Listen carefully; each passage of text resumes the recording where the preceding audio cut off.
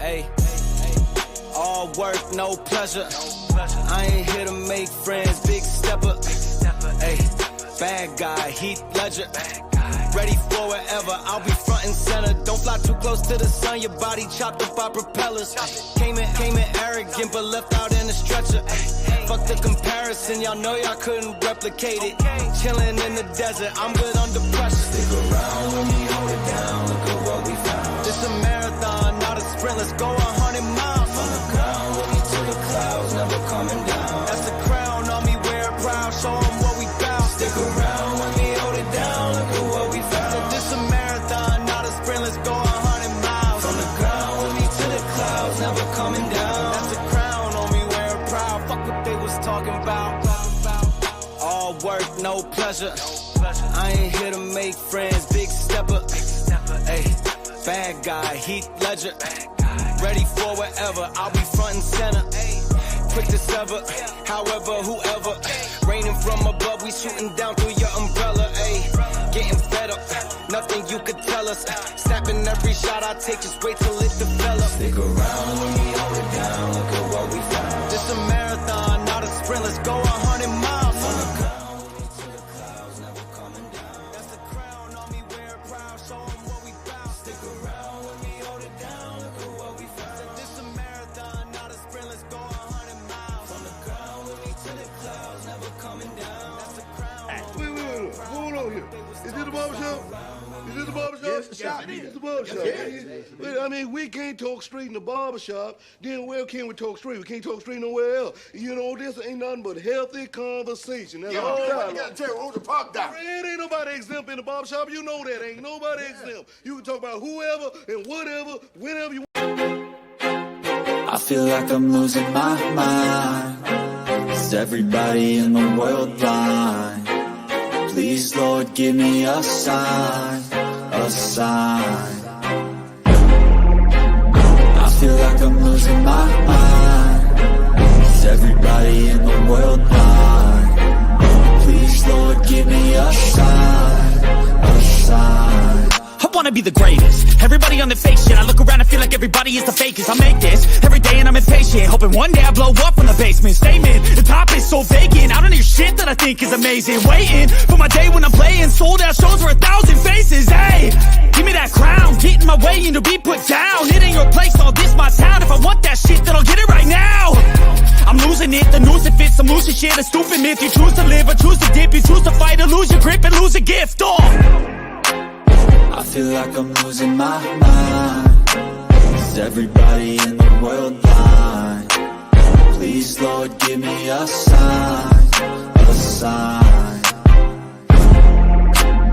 I feel like I'm losing my mind. Is everybody in the world blind? Please, Lord, give me a sign, a sign. Yeah. There's no mercy in this world, just hunger-thirsty persons in different versions. Each new update, that shit worsens. Why?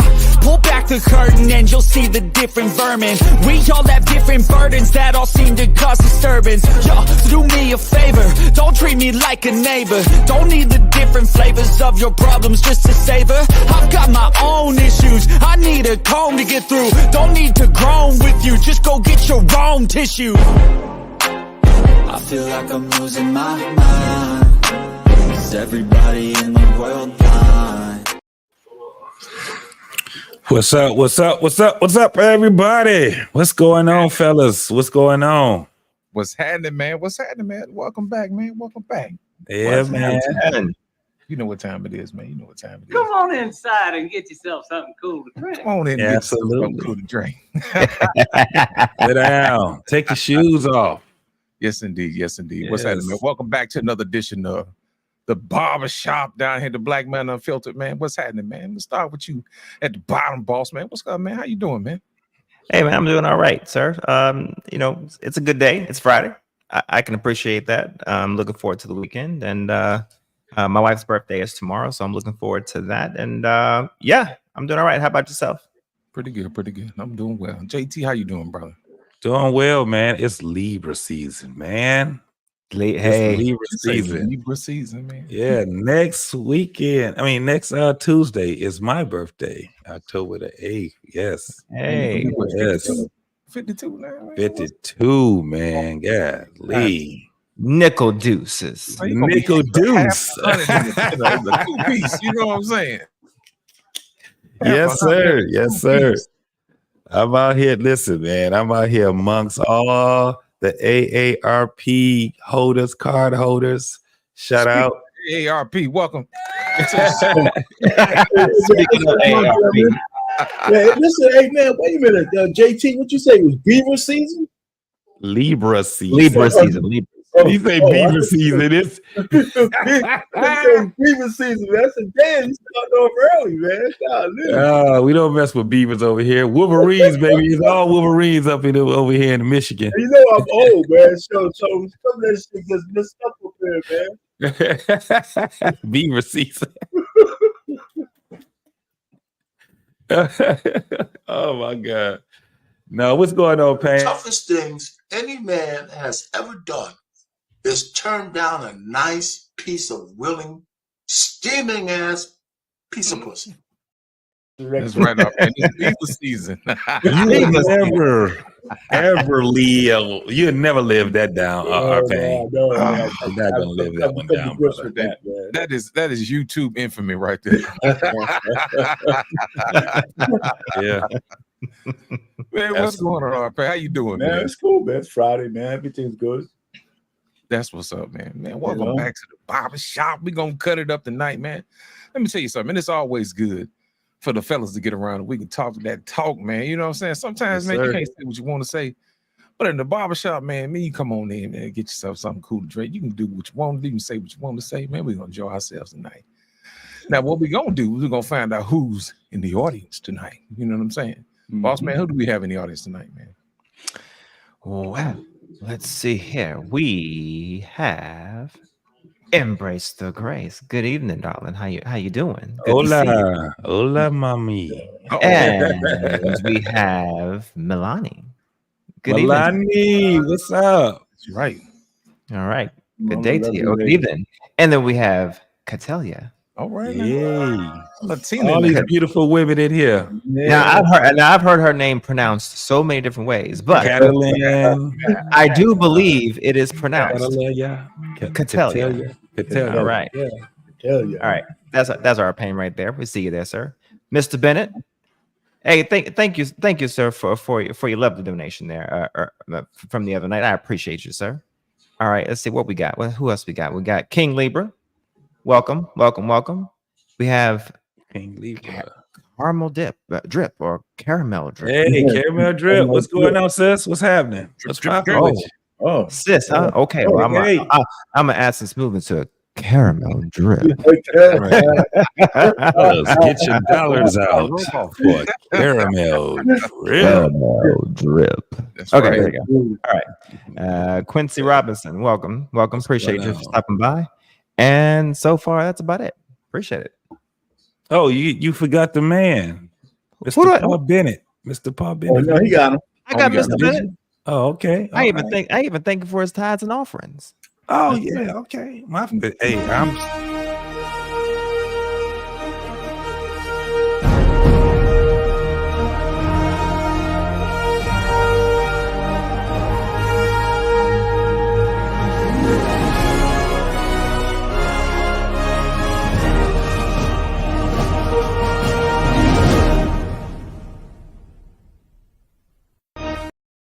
That's a kind of All right. Ladies and gentlemen, what's up? What's up? Look at him. Black man and filters in the building. Mr. Fuck you in the building today. I'm here tonight. Got here just in time. I seen you guys doing the greeting, and Mr. Fuck you is here tonight. Yes.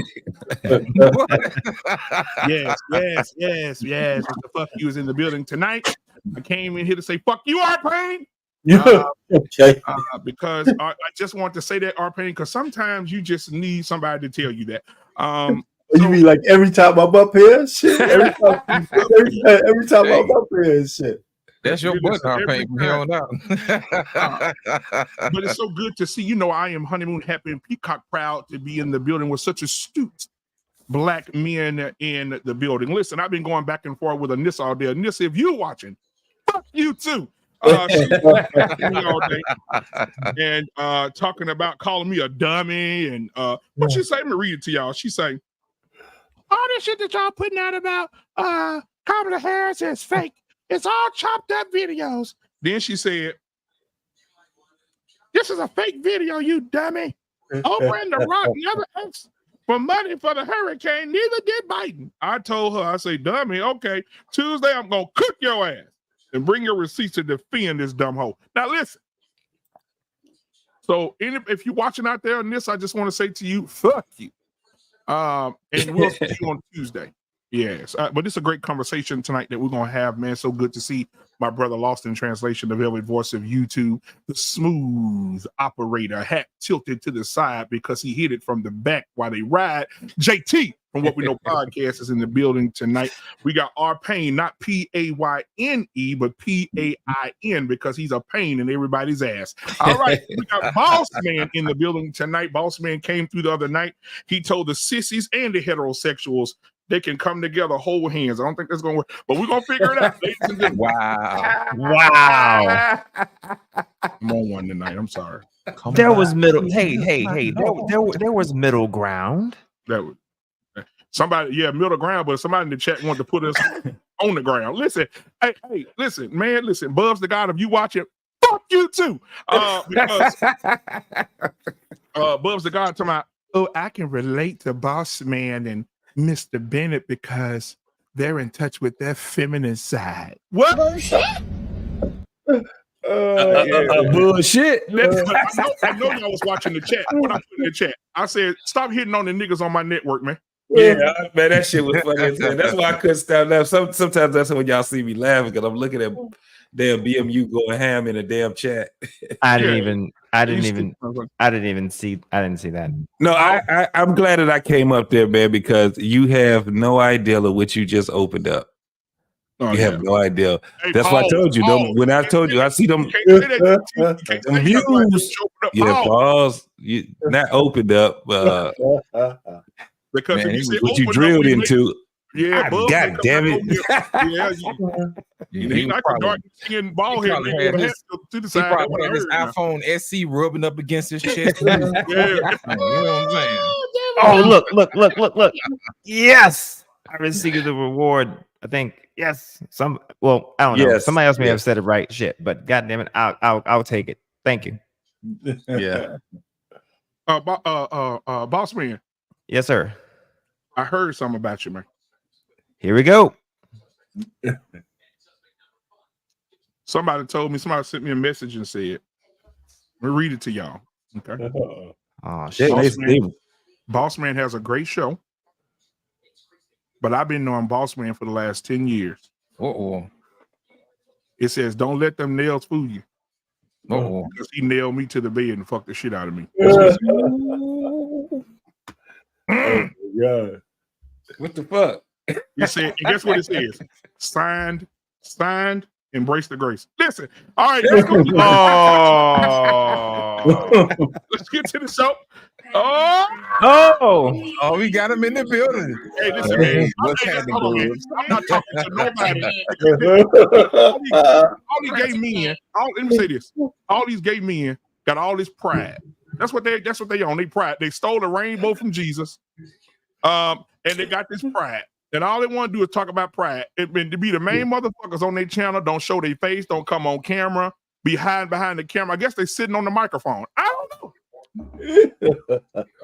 But Bubs the God, bring your ass on over here. I'm sorry. No, pause. No, pause again. Bring your what? Say it again. No, fuck you. Hey, listen, pause again. No, we're not making anything gay, Bubs. Okay, we didn't do that to you. You did it to yourself. Listen, if you want to come up, Bubs, come on up. This is the barbershop. We can talk about anything, anybody, anything you want to talk about. Listen, we let our 5 niggas and up in here. all day. That's what I'm talking about. Like, I don't know what he's scared of. He's scared. You know what I believe? I think Bub's scared to come to the barbershop, man. He done been on the panel a couple of times. We didn't do nothing to you. Ain't nobody go. Wait a minute. I know. Wait. I gotta do it. I gotta do it. Hey, Hang on. Said, whoa. We gotta read this. Velvet voice. Can you read that for us? She said, "Why you always put me in shit? There's only one man I got my eye on." Whoa! My God. Oh, really? Oh, really? My God. Is that right? Hey. That's what she I heard she like Hershey's Kisses. Is that right? Where'd he go? Oh, BMU, where'd you put it?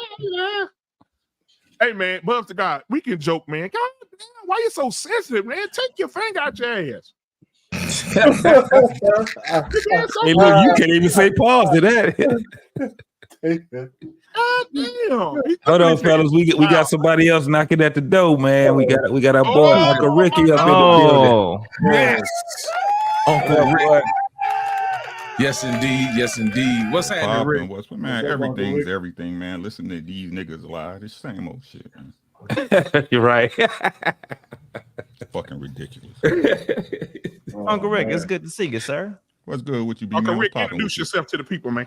Y'all know who it is. We got the soundbite. Allow me to reintroduce myself. My name is Happy Friday, everybody. Y'all that made it through the Bitcoin crash, a goddamn port closing, and a hurricane this week. What's popping with y'all? Hey, man, we out here still living amongst the living. Shit. You still made it, bro. You still made it. We here. I'm crying about that report, talking about some bring me the Batman. Put down all your ports.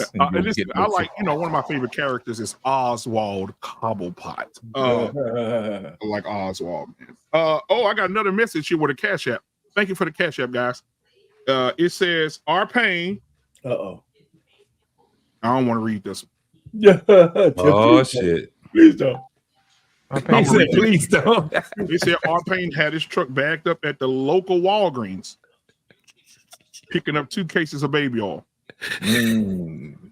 Signed Diddy's manager. I don't know what's happening with crazy. these people. Well, first of all, that shit don't even sound funny. all these messages.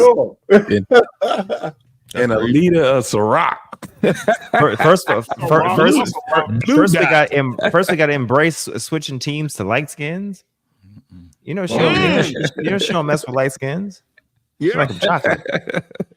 They say R Payne ate so much pussy. They said pollution went down 13% when he was eating. Listen. Look at R Payne. Look at him. Man, what y'all talking about? Y'all bullshitting, man. Get to the conversation. Y'all real bullshitting, man. Sometimes you can't react. You can't react. I'm sorry, Uncle Rick. I'm sorry. He said R Payne over. Damn, R Payne, shit. R Payne got the big old shots over there. Man, listen, while we talk, I got a video for y'all ass right now because this is especially for my brothers, man, because we going through a lot, man, this week.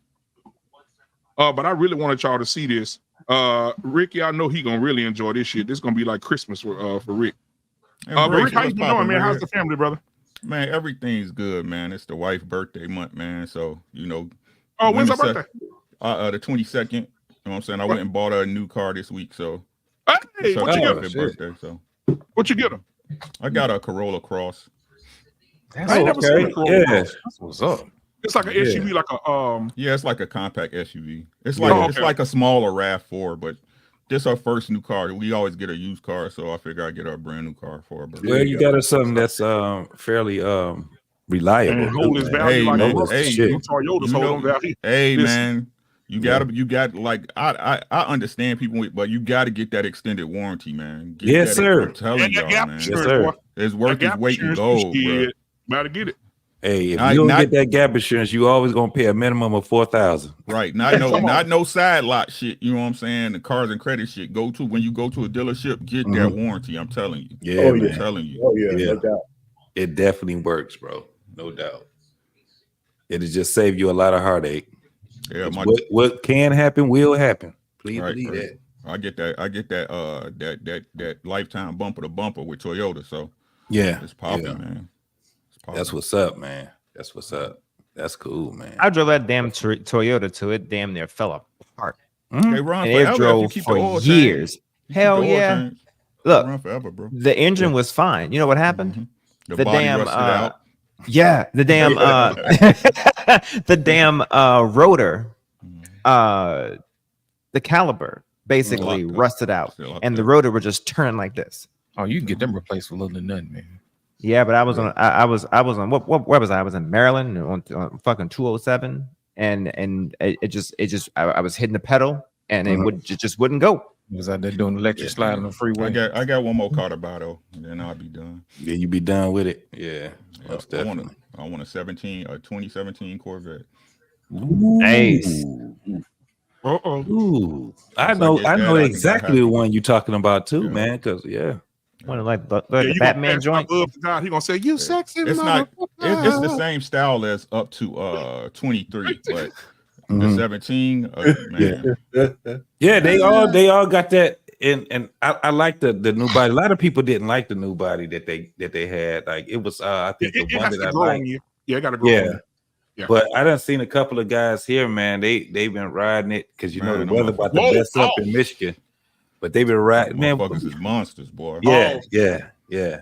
One guy, I saw him. He had the top down and everything, bro. He was like, "Yes, sir." If I don't get it before I die, I'm coming back and fucking everybody up. Everybody getting haunted. I'm taking all y'all the change out of y'all. Lord. That's all I got. I didn't get everything else I wanted to do. So yeah, buddy, most definitely. You got it loaded up, black man? Yes, sir. I'm finna play it right now. Listen, again, Rick, this is for you. I wanted to say this is. I wouldn't buy shit from Brownsville. No. Brownsville and retired. I think he got caught up in a fishnet while he was whale hunting with that shit on his head. Yeah, Brownsville retired. He won't come back over here because last time he came back over here, he was WWE on his trust. He's untrustworthy. I mean, they goofy, you know. I'm trying to be better, man. Like they just weird. That's what I'm keep saying. Right. That's it. Right. Now listen to this. Yeah. I believe before this gets started, I believe that nature has a way of teaching us a lesson. And with this video, I want to see what you guys think. I don't want to spoil it for anybody, so I'm just gonna play it. Here we go.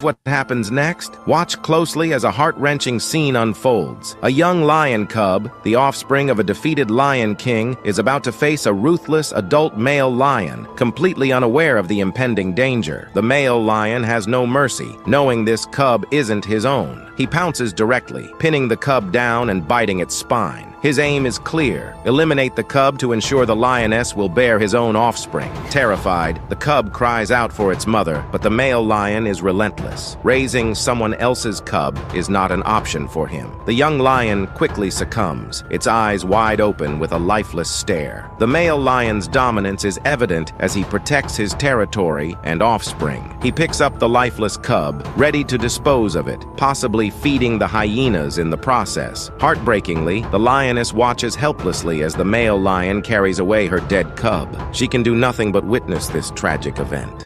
Can you believe what happens? Damn. I keep trying to tell y'all, y'all don't, man. Fuck y'all, man. Fuck y'all. Yep. Real, bro. Yeah. I keep trying to tell y'all have no idea of human nature, nature of a man, none whatsoever. You have no idea. I always tell my daughters, the reason why I would tell you to stay the hell out of a man's face is because you have no idea of how dangerous he has the potential to be, and there's nothing you can do about it. Bro, JT, they had. I'm telling y'all. Did you see? He said the lion don't want to be he don't want no children. That's the nature of all from males. Man That's the nature of all males, Period. bro. Yes. I don't know why y'all lie about that shit. Yeah. That's the fucking truth. If it was legal, if we was in a non-lecture, you do it in a heartbeat. Don't lie. Yep. Don't fucking lie, bro. That's what's wrong with black. All y'all do is lie to y'all selves, bro. Yep. And look, and how dark it is. This is the thing. A lot of people don't understand. That's why I tell a lot of people, take your ass camping sometimes. Disconnect from this bullshit here. Disconnect from this bullshit here. Go somewhere where motherfuckers is indifferent, right? Go somewhere where you have to depend on your own self when it comes down to your wits and all of these different things when it comes out. Get out of your comfort zone sometimes, right? Because what a lot of people, even what we just witnessed and we saw, I watched that shit, man, for 4 or 5 hours, bro. You will see how the world really is and how indifferent that different species are. But the motherfuckers that's the most indifferent than all the motherfuckers is the ones that got the frontal lobe. Us. We're the most dangerous fucking animals on this fucking planet, and we're proving it every day. However, the way that people have been, in this world, they have no idea that things just get to be in life. Because life, there's not this thing called fair. Ain't no fair. Ain't no fair in real life. This is why when people go through the shit they go through, they want to sit back and self-delete. They want to sit back and be all disgruntled, have issues, and they want to be mad all day. Man, we ain't got no time to be mad all goddamn day. Life is just what it is. You gotta eat. You gotta eat. I keep trying to tell y'all. Survival of the fittest. But a lot of people think that all this shit just can stay the way it is.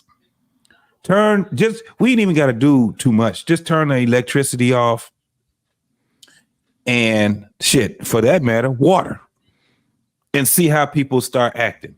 You want to see who gonna be the real savages? Look how they act when toilet tissue run out. Man, look at that. What? Look how they was acting with toilet tissue run out. Yeah. Yeah. I'm trying to, man, like I said, man, you're soft. You will revert all soft with the hard T, because people don't realize how fast we will revert to our primitive state. I don't get this. Like, do y'all understand the strength it takes for a man to be civil? Bro, I heard somebody, Rick, say this before. I heard a professor say, I was listening to a dissertation. He said, the only thing keeping men from being who they were created to be, who to keep men from becoming savages, who they already are, is laws. I'm trying and even with laws, to go to jail. But even with laws, you still got some motherfuckers that say, fuck it. What? How many motherfuckers be dead right now, JT, in your life if it wasn't no laws that put you in jail? It's why the few can rule the many. Yeah. That's why people don't understand that. Like, I don't get what y'all talk like this. All this, like, y'all expect men not to be aggressive. Yeah. People give a dude that's stoic more credit than a dude that's really about his business. Right. Yep. Right. Because y'all been taught and conditioned that stoicism means strength. That don't mean shit. What it comes down to is when we out in this street, what's popping? It's going down. Yeah.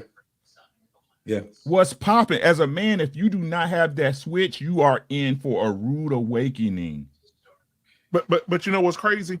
My sister just texted me just now. Her name is Kim. Shout out to Kim. Thank you for watching, baby. She said that's just a one-off with the lions. She said lions are like the only creature that you'll find to do that is lions. Oh, negative. Well, watch this. The only creature you'll find to do that is lion. No, you're lying. Because watch this. I have another one, and we're going to discuss both right after this. Zebra tries to kill a foal by drowning it in the river. The adult stallion believes the young one is not his, and therefore, it must die. While standing in the water, the aggressor presses the young zebra down to the riverbed, but he's unable to submerge the foal's head beneath the surface. The mother, frantic with fear, rushes to her offspring's aid, but the stallion is relentless. He fiercely kicks her away, determined to carry out his brutal task.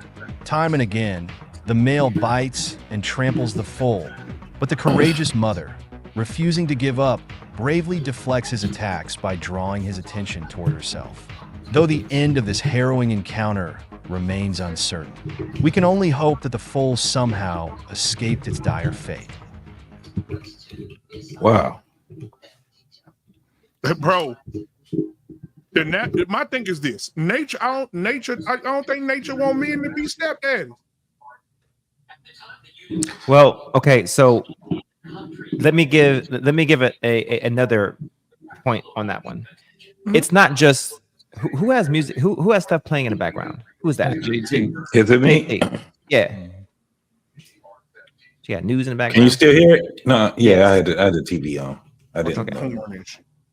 So female either leopards or panthers do this too, but they don't do it with like others' offspring.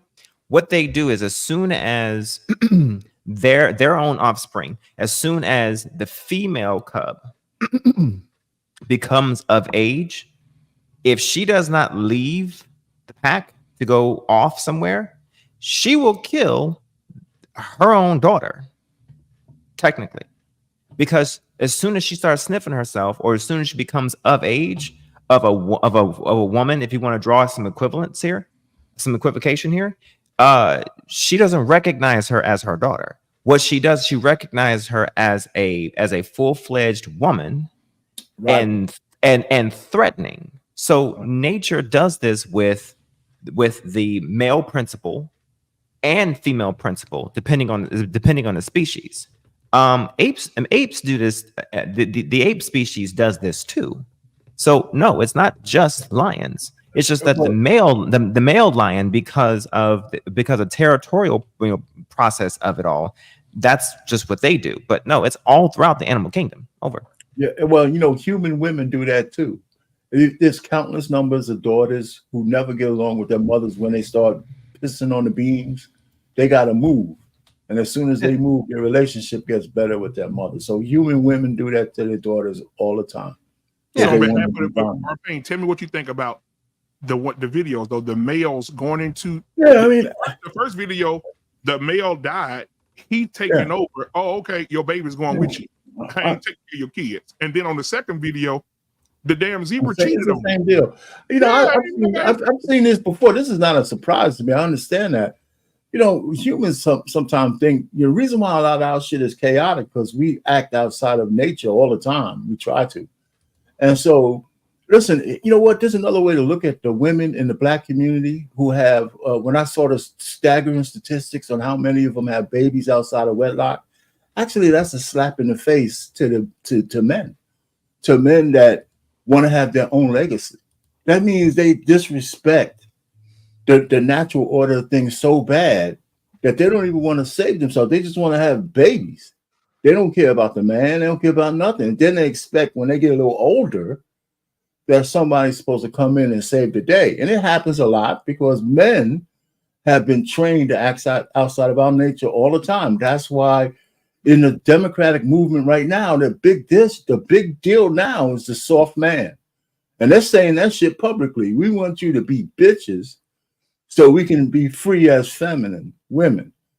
I mean, they're saying it all over the place. I mean, it's not even hitting no more. We want you to be cockholes or whatever the hell they are, so we can thrive. A lot of guys don't peep that shit. They want men to deny their nature so they can live in theirs. Absolutely. Yep, that's perfect. Correct. Absolutely. I want to go ahead. I'm sorry. No, go ahead. Finish, and then Lost. I want to hear what Lost got to say. Uncle Rick, I wanted to touch on something you had said, which was something about the fact that stoicism is oftentimes looked at as a strength, which you from your perspective, you said that it looks like we're almost denied what is primitive to us or what is almost a nature to us. I oftentimes look at stoicism in a sense that it almost demonstrates strength not to revert back to what is natural to us, or not to allow what is natural to us to control us. So you're saying that stoicism is actually a dampening effect to what is natural to us. Stoicism is a facade, right? What stoicism is used as is to keep your enemy off guard. Okay. That's it. Right. That's it. Okay. Yeah, I agree. You tell me what stoicism when two people are about to get it popping for real. There is no stoicism. There is none whatsoever, right? Because like I keep trying to tell you, there is no politics amongst honorable men. If I got a problem with you, I got a problem with you.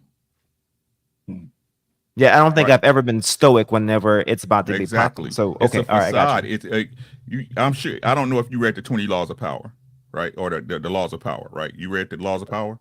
No, I haven't, but I can. Right. Make sure you check it out. It's a book everybody should read, not just men, right? Right. You keep your enemy confused. You keep them off guard. That's what stoicism is, right?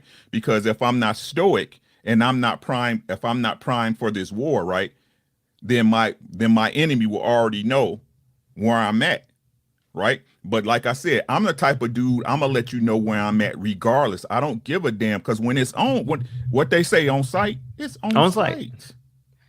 Okay. Right? That's how men were supposed to operate. Right? I'm not talking about politicians.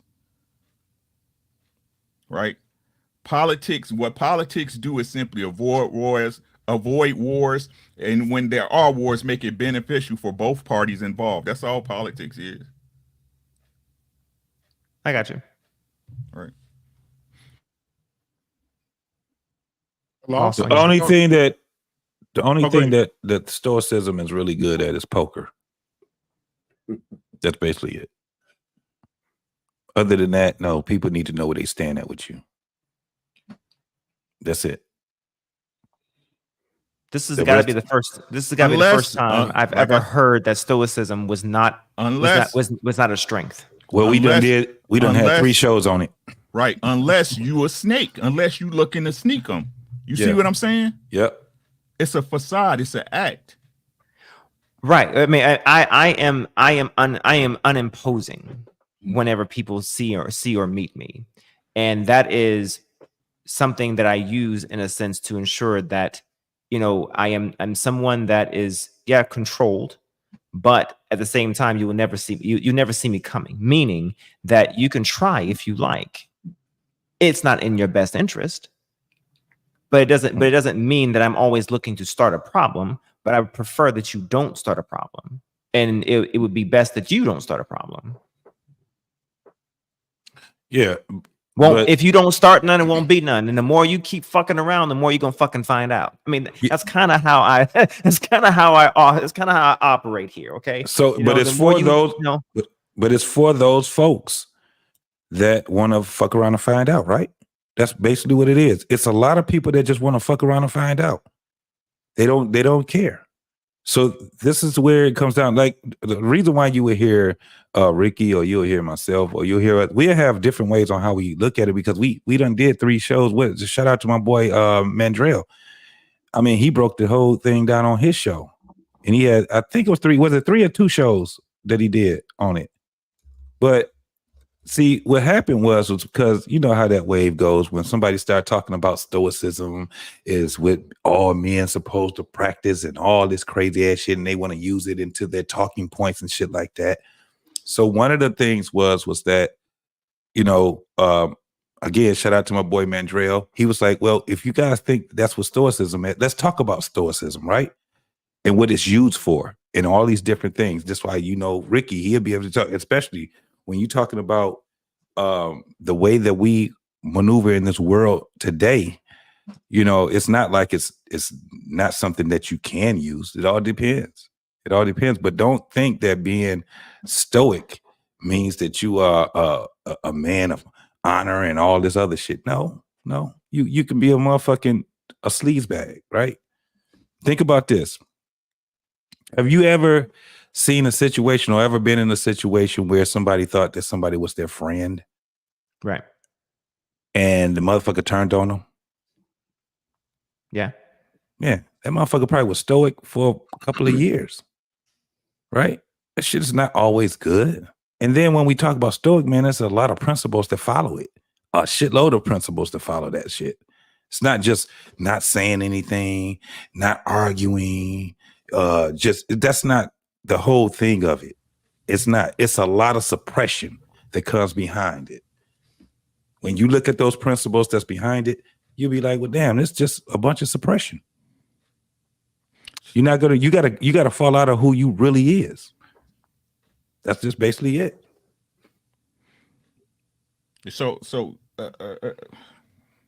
this is what I'm saying, right? And again, everybody can take it how they want it. You live your own life. I don't pay your bills, right? What I'm saying is, again, is that it's simply a tool. A person being stoic, to me, I don't give a damn, right? A person sitting up there trying to fake, because that's what it is. I don't care what you say, faking your composure, right? When somebody being, and to me, to me personally, this is my experience. I might be wrong for everybody else. You know, everybody's special on YouTube, right? Nobody think like I do or move like I move. No, right? Everybody got money, man. What you talking about? Everybody rich. You know what I'm saying? Listen, right?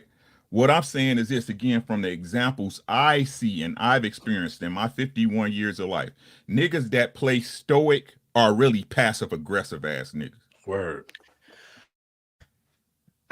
Yeah, go ahead. Right? Passive aggressive, right? So this is how it go. Y'all tell me if I'm wrong. I seen it tonight. I see it all the time. Y'all tell me if I'm wrong. A guy that plays stoic and supposedly not emotional or say some shit off the cuff. Right? And then when you get mad, it's he being stoic and you flying off the handle. Right. Yep. I see it I see it on YouTube a lot. Right? What's that guy's name? Yep. Right. And let me show you how it works. This is how it works, right? It's been taught and conditioned for even our women, right, to see stoicism as being the bigger man. Boy, you better preach. I've heard it out their mouths. Right? No, you can't. Look, I don't give a damn how nice you say it. You calling me a motherfucker is still calling me a motherfucker. Yep. Right? Again, I keep trying to tell you, I don't play politics with grown men. I'm going to talk to you as a man. I'm going to treat you like a man. But if you want to play me like a bitch, I'm going to treat you like a bitch. Yep. Y'all done seen me do it up here before. I don't disrespect nobody till they disrespect me. Then you're going to be all types of bitches and hoes and whatever, because I'm not going to sit up there and, just I got fucking feelings. I'm a grown ass man. I done been through more than half these motherfuckers on here and shit. I'm just being honest. Word. Right? You ain't going to talk to me nice and call me out my name. Fuck you, bitch.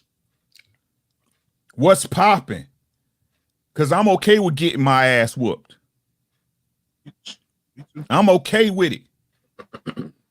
You understand what I'm saying?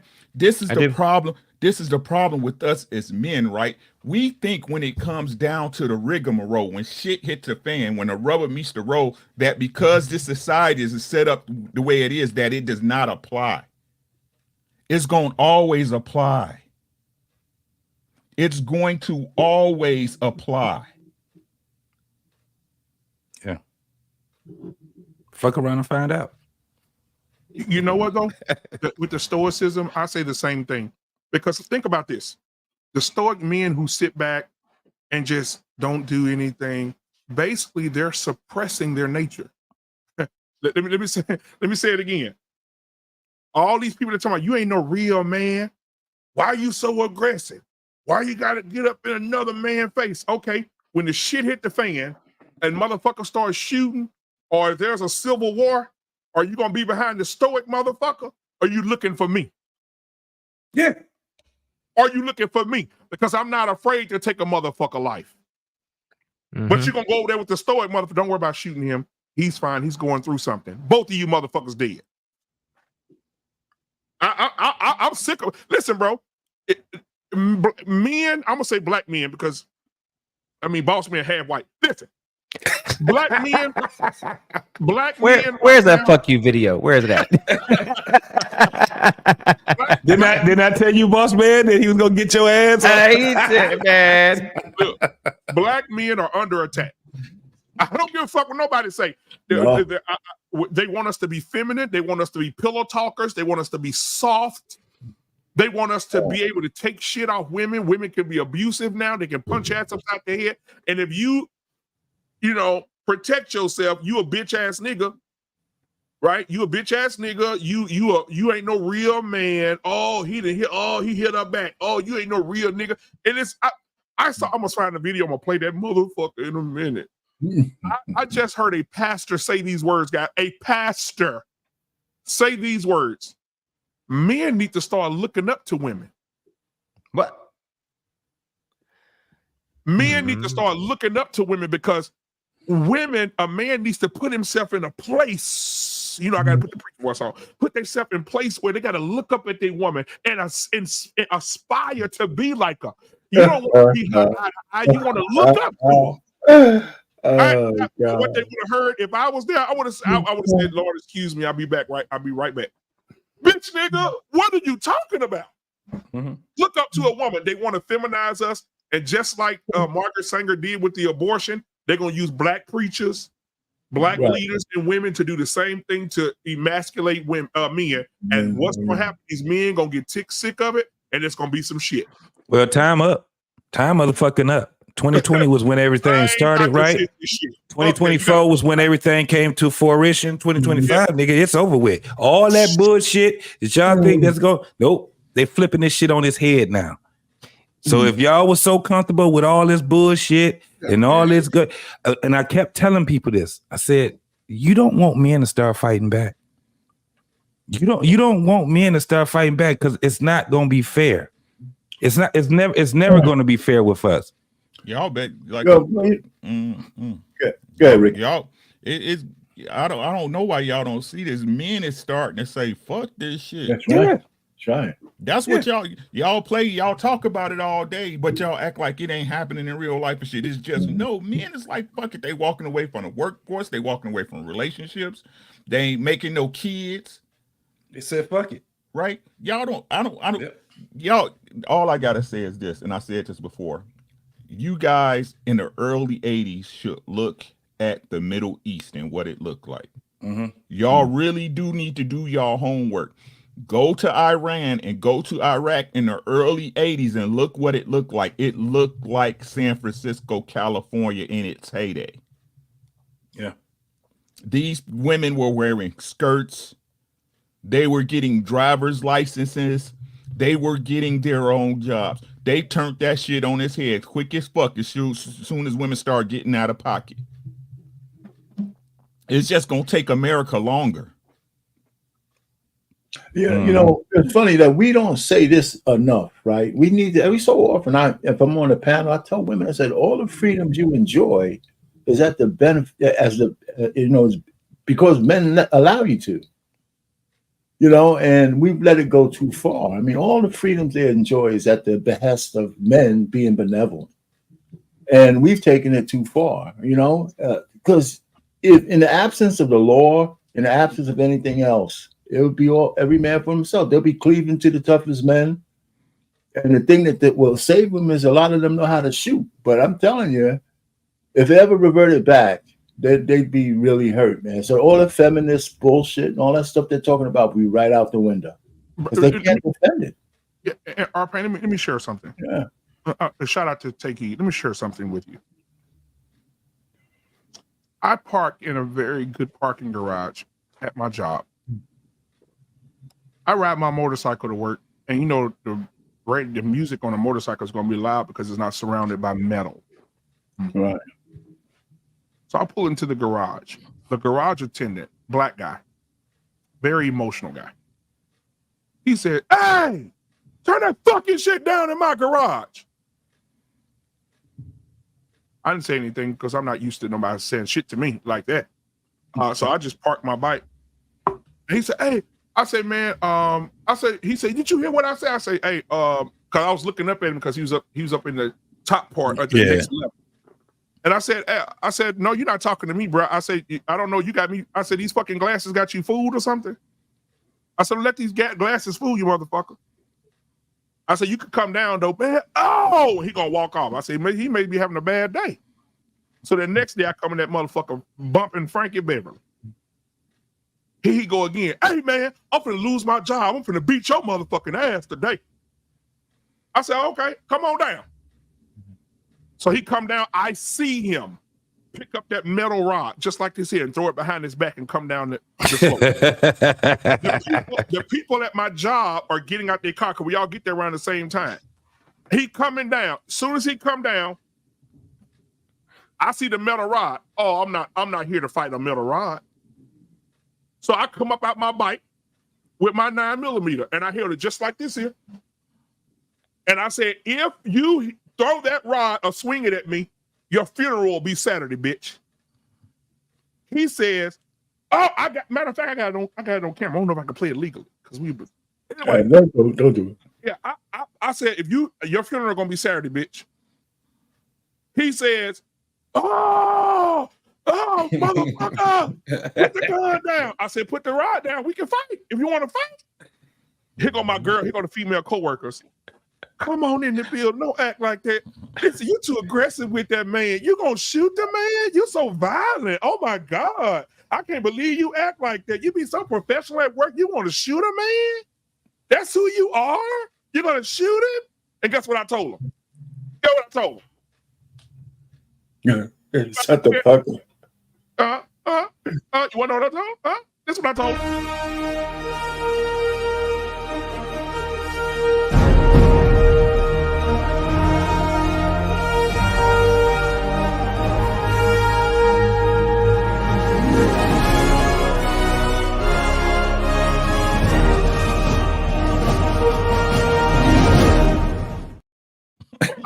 Bro, I'm not, dude. I am not in the business of being professional 24 hours a day. When a motherfucker threatening my life or coming at me, what if and then one of the girls said, well, what if he would have hit you with the rod? You would just went to the hospital, you were recovered. But if you shoot that man, he's dead. He's no longer alive. You're gonna take him from his family. You should be telling that to. You should be telling that to him. Like the and there are other places to shoot him besides lethally. I mean, come on. No, I don't train like that. You understand? You gone. Like you gone. I'm center mass. I'm a center mass guy. I'm not trying to hit a leg or nothing. I ain't trying to pop nothing in the leg at the range. Nah, I'm a center mass guy. I don't shoot no deer in the leg. I ain't shooting him in the leg. And I group my shots. Group them, right? I group my shots, goddammit. So you know it's gonna be more than one. But like I said again, these are the rules. They got men playing jumping jacks. You know what I'm saying? Yeah. Hopping from one foot to the next, right? It's don't be stoic, right? Avoid confrontation. But then a woman will tell you, if you can't tell me what to do, you can't tell me what to do. Yeah. Yeah. I need what they say, BMU. I need a man that can handle me. Handle me. But then Susan hit you in the top of the head with the butt of that gun because you won't get down because somebody shoot. Right. See, look, bro, listen, bro. When I smack the shit out you, is that handling you? Shooting. Bitch, you talking too loud. Your volume too loud. Well, get shot, bitch. I mean, it is what it is. You can't tell her nothing. You can't tell a woman shit. You can't shoot with me or get out the way. Yeah, but you damn if you do and you damn if you don't. You know what I'm saying? It's kind of like for instance, I was gonna say, Rick, I think when you were on Risky for a minute, was you on Risky? Mm-hmm. Yeah, and my man Hink, shout out to my man Hink, and I'm just listening to these back and forth bullshits, man. When I'm like, and I understand, like when you speak and you say, I got my woman.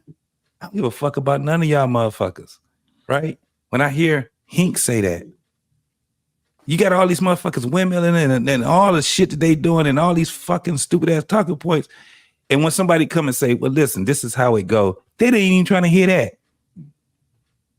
That's why I give. That's why a lot of times I'd be like, I'm not even about to go up there, man, because that's why. Bro, you got men who gonna cradle over women and cry like bitches when the shit hit the fan, and you got men that's gonna take guard. No, but we have women. We have women that actually look up to us, right?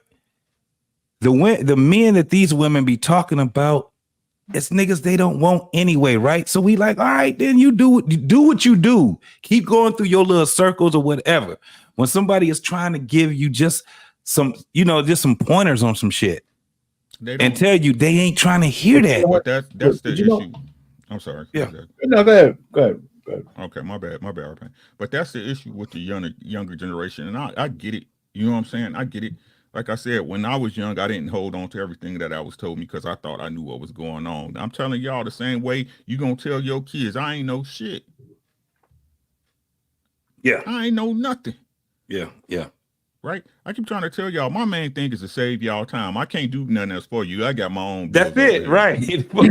for conversation's sake. That's right? I'm trying to save y'all time.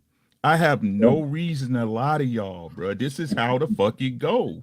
Now, there's nuances. Shit changes depending on your personality and what you into and what you will and won't allow. But this is how shit really goes down.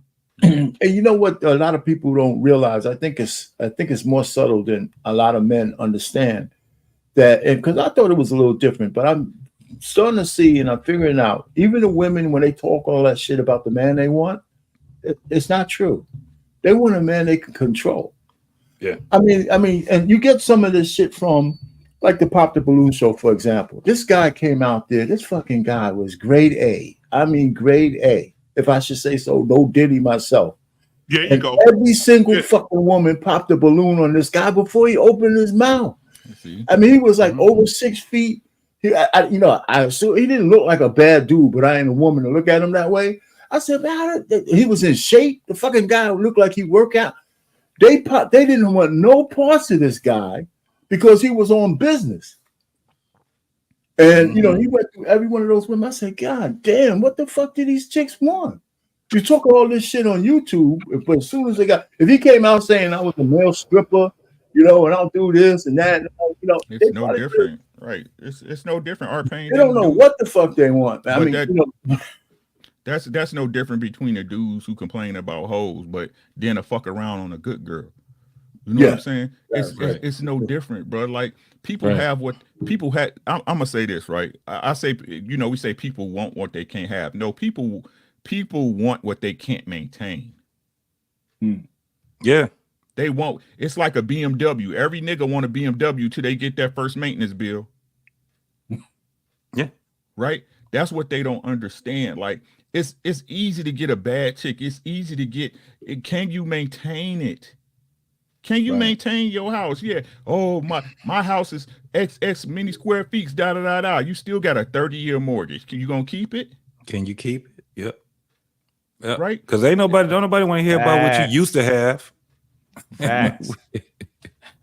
Yeah. So it's crazy, man. Like it's just the hypocrisy is crazy. Like and I, just to hit our pain, what our pay says, like they want a dude to tell them what they want to tell them what to do, but they want it in the package they want it in. And I keep trying to tell y'all, men don't move like that. Right. Men don't move. Any woman that say I got a man that do what I say all the time, that's not your man. That's your child. Yeah, most definitely. Men don't. That's why I don't get equally yoked. Ain't no. You supposed to be yoked to me. I'm not yoked to you. You, right? I am not yoked to you. You were supposed to be moving to my drummer, not the other way around. I'm going to support you. You my girl. That's the burden of a husband. That's a burden of a man. I got to take care of you because it ain't even about you, to be honest. It is, but it ain't, because I don't want to look bad. You understand what I'm saying? Mm-hmm.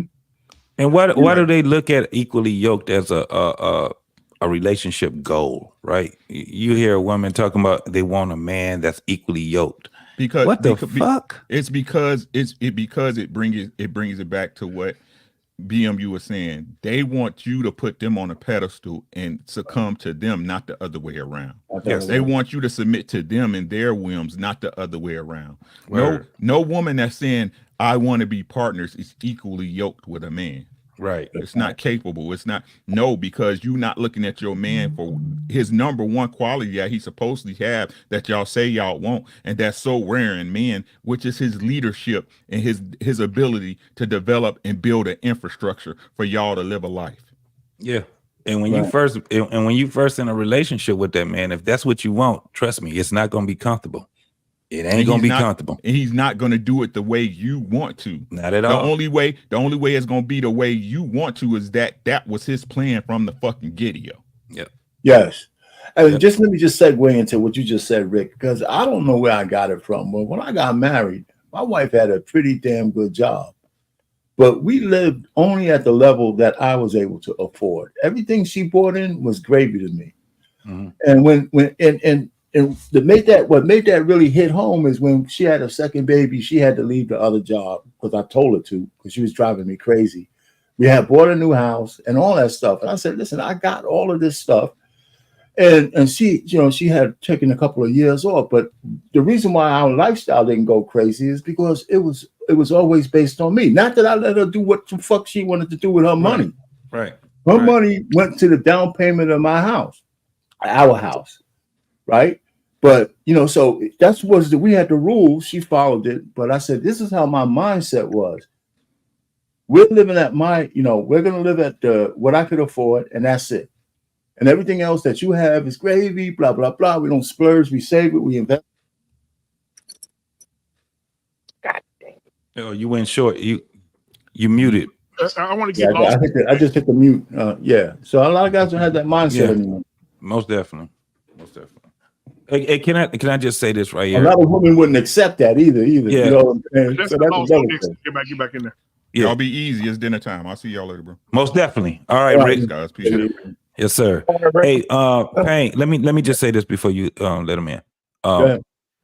So one of the things, like just listening to you, and let's do a lot of other brothers, man, when it comes down to it, the way that we actually look at women, I don't think it's the way that or the way that these guys look at women now is not the way that we looked at women back then. Because like you said, your girl already had money. She already had, some things that was good when y'all first started.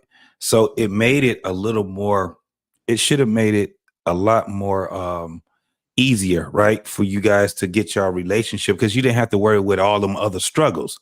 How we gonna get money? Who's gonna get money? And things like that. So when you say, no, we're gonna live based off of this right here with me, man, that's some smart shit for a man to do. There's very few men that would take on that thing that you took on, and there are very few women that even go the way that your wife went, right? Oh, yeah. But if they actually makes a lot of sense, because guess what she can do? She can multiply all of the things that you want out, and she probably wanted more out of y'all, whatever y'all gonna build together than you did. You like, shit, I just want this right here. This is what I want. I want some stuff for myself. And then most of it is her out here saying what she wants. So guess what she gonna end up doing?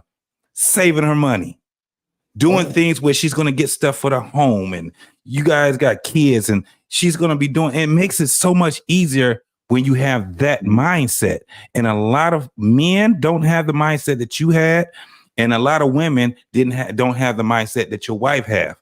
That's why a lot of these relationships is messed up, because they put so much emphasis on this bio life ticket called money, other than saying this shit is a lubricant in life. This is something that we can collect, and it's our money, right?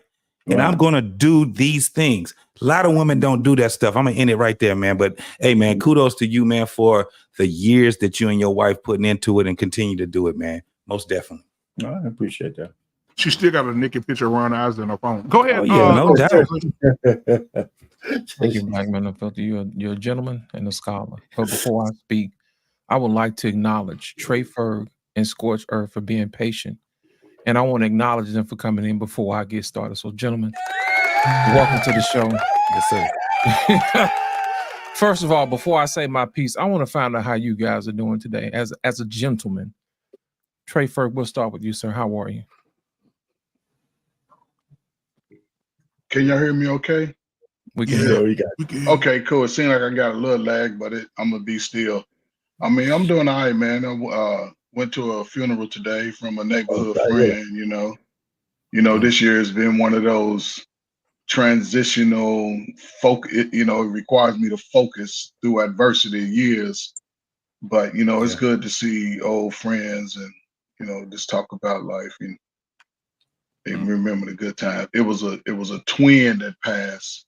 He had a twin and he was in good shape, man. So, October is health month, particularly Cancer Month, but it's Black Men's Health Month too, man. Get y'all checkups, man. This guy was in his 50s, man, like 52. He worked out, you know, refereeing, man. Listen, man, get in shape, fellas. All the brothers that can hear my voice, the Olympics is here in 4 years. I don't care if you're in South Beach, fucking Oregon. Let's start getting in shape, and everybody show up in California and make them women have to make a decision. Either us or they be by themselves. But yeah, bro, I'm good, man. How you doing, man? I'm doing pretty good, man. Just okay, good, man. You, man, because it's been a minute, man. I appreciate you. I just had to get that rant, man. Just, you know, we here, man. So take care of yourself, man, you know. All right. Right. Yeah. I appreciate it, man. Sorry for your loss, man. I appreciate it, man. Coming through. Scorch Earth, how are you, sir? Everything's good. How you brothers doing tonight? Pretty good. How you going on your end, man? Fuck you. Hey, you know what, JT? See, I was gonna be nice to you. But see, you know, hey, all I'm gonna say is this. I just came in to say hi to you brothers, man. See how everybody was doing, man. And it's just good still. It's good to see y'all. Now, JT, with your goddamn white tooth, snagging tooth looking self, man, talking all that mess. See, I was trying to be nice. You know, and see, BMU, Boss Man got something for you, man, because we know you remedial like the rest of us. So when he starts talking them extracurricular activity of words, I don't want don't get your brains twisted up, okay? Now, see, you done brought your dirty ass up here looking like a Morgan Freeman stunt double. See, anything he say, I can articulate. Hey, you know what? Hey, okay, articulate this. Yeah. Morgan Freeman stunt double. What you need? Lean on me. Love you, boy. I love you, man. Hey, it's all love. Hey, Trey Ferd. Yes, I only sir. got one thing to say. Bull jive. Don't bring y'all butts out here to goddamn California during the Olympics, because half of us gonna be gone. You know how much traffic is gonna be around there? Hey, man, look, and we can get out and walk, man. We can get out and walk. We're gonna take over. Okay, you all think the so? strong brother. Yeah. Hey, man, it could change your life, man. Trey Ferd, that brother that had your ass walking all through goddamn LA. Hey, come on, we can do it. hey, you might find a woman. You might find that woman that's willing to be submissive to old funny looking Scorch Earth. LA?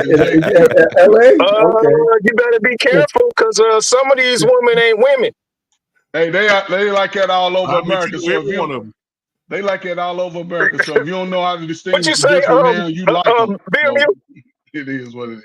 Oh, excuse me?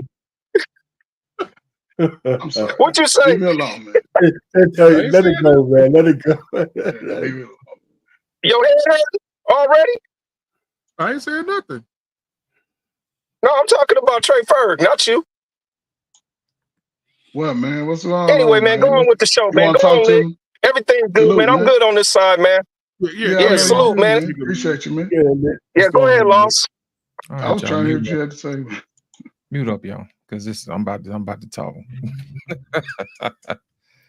Listen, the real reason why people don't respect men is because they've never seen the real version of us. They have never, ever seen the savage that is us. They've seen the version of us who's afraid of the law. They've seen the version of us who's been muted, you know what I'm saying, by the media, that type of thing. You know what I'm saying? They've gotten that version, you know. And the problem is that when you don't understand exactly what you're dealing with, you underestimate us and you overestimate your situation. So that's the problem. Y'all appeal to our better nature for a reason. I think that's the issue. Because if you really understood exactly who we are, you would give reverence. You would give reverence. Think about it, man. The only thing that's usually stopping us is the conscience, and that's it. That's the only thing that's separating us. Because I'll assure you, if you've ever seen someone tear somebody apart with their bare hands, that's a difference. Just like we sat here and watched this lion break the back of this young cub, that's nothing. That's just a lion. You see what I'm saying? And then on top of that, the zebra came through and it showed you exactly what's in it. There's a reason why the man is usually the stronger of the sex. It's built into him to defend what's theirs. And the killing part about it is that the media has painted us as a picture of bumbling oafs and goofs. You see what I'm saying? They always say that, oh, he's so dumb and all this other stuff. Look how they painted Al Bundy. You know what I'm saying? Homer Simpson. People like that, they always try to paint them as lesser men. They never, I think the last person who probably was closer to us as a real man was probably James Evans. You know what I'm saying? James Evans was probably closer to a real man because James wasn't afraid to raise his kids. He wasn't afraid to talk to his woman. You see what I'm saying? He wasn't afraid of no bookman or nobody else. Whatever James said goes. Even when it comes to the kids' friends, when they came over, when they didn't want to do their homework, guess what? If you in James' house, you under James' authority. And if you break James' rules, you got James' consequences. You know what I'm saying? When he took that little boy in the back, and Michael was like, yeah, it sounds like he got the Big Mac. You know what I'm saying? He got the real deal Holyfield. But my thing is this, man, there's a reason why men are in charge. There's a reason why. And the thing about it is most people don't understand it. Think about it. Media has had a 60-year head start with telling women who men are. And men have really never shown you who they are. They haven't. Once you think about it, you can't put all of us in jail. You see what I'm saying? You're gonna have to apply to men's better nature. You know, there's plenty of men who went out there trying to defend the honor of some woman and have paid the ultimate price because they didn't do the calculus. They sat up there and said, you know, I can take him out. No, you couldn't. You didn't know who you was dealing with. You know, and the worst thing that they can do is they give us a voice, man. When we start picking up these microphones and they started listening to what's really going on, it was foreign to them. You know, when Kevin started talking, it was like, oh, he's this and he's that. You know, I've never heard a man talk like to us. It was no big deal because we had our own language.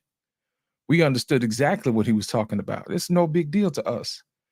But if somebody has fed you a diet of sugar and spice and everything nice, then when somebody gives you the medicine that you need to correct yourself, it's going to be better. If you ever notice, medicine is never tasty. There's a reason for that, because it doesn't want you to rely on it all the time and build a crutch to it. It's designed to do what it needs to do when you put it away. But the problem is once you've decided to build your whole diet up on sugar and spice and everything nice, you don't see the world for what it really is. The world is a jungle. It's a bad place. You know, we're the ones that make it a better place. We're the ones that make it a safer place. We're the ones who make sure that you're protected, even though you don't see our protection from time to time. We don't announce our protection. We just do it. We don't announce our provision. We just do it. And the killing part about it is most men are not even appreciated for the things that they do. And women, I'm going to tell you like this. You better start appreciating your men. And not only that, you better start telling your children to start appreciating men. Because the last thing you want is for men to walk away. In a world full of other men who don't care. Just like that main lion that was in there. Everybody was talking about how mean the lion was for breaking the back of the cub. I'm going to tell you who the real culprit is.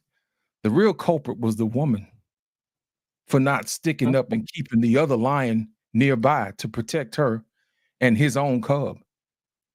He had a baby and walked away and didn't protect his own pride.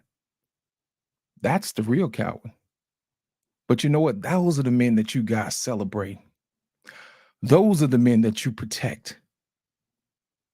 And as a result, that lineage has been cut off.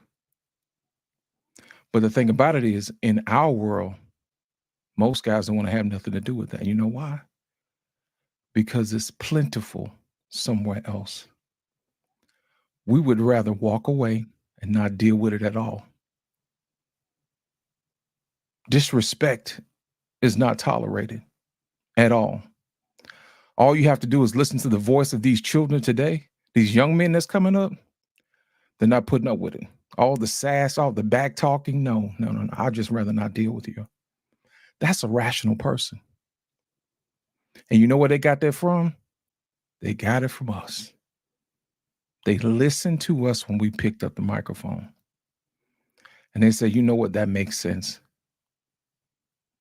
Now, we can do it this way, or we can do it another way. Either you can start showing men respect and understanding exactly what you're dealing with, or you can continue down the road to get what you've gotten. But I assure you, when you get down the other road, you're going to find out there's nothing there for you. There's no protection at all.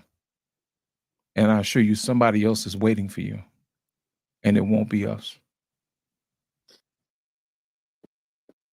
I want to say this real quick. I'm going to play another video so we can get everybody involved in the video. Guys, if you want to come up, the moderators, you guys can keep putting that link in the chat. It's at the top, but for those who can't see it, you can keep putting the link in, guys. If you want to come have a conversation, turn your camera on and come on up. If you can't turn your camera on, just sit on the front pew and watch. But I want to play this video. The one I was talking about earlier. JT, you there? Okay, yeah. His shipment of baby oil just came in. But I want to play this so you guys can see it, and we'll talk about it. This is why pastors today need to be corrected. And I'm telling you, Mr. Bennett said this a long time ago. What would the world look like if Lost in Translation and BMU were preachers? It'll look a little different. Be a lot more men in present. That's for damn sure. Absolutely. But I want to show you this pastor who has a church of 19,380 people. Yeah, he does. His wife and him. It's just listen to it. Just listen.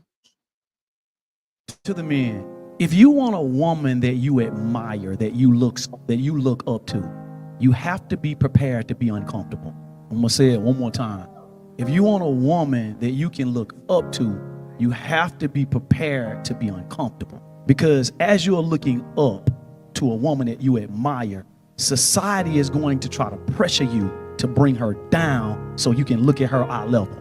And when you bring her down, at this point, you're going to minimize, you're going to downplay, you're going to suffocate the gifts, the talents, and the abilities on the inside of her. When God brought her into your life for you to look up, for her to sharpen you, and for you to start coming up in your maturity, for you to start coming up in your identity.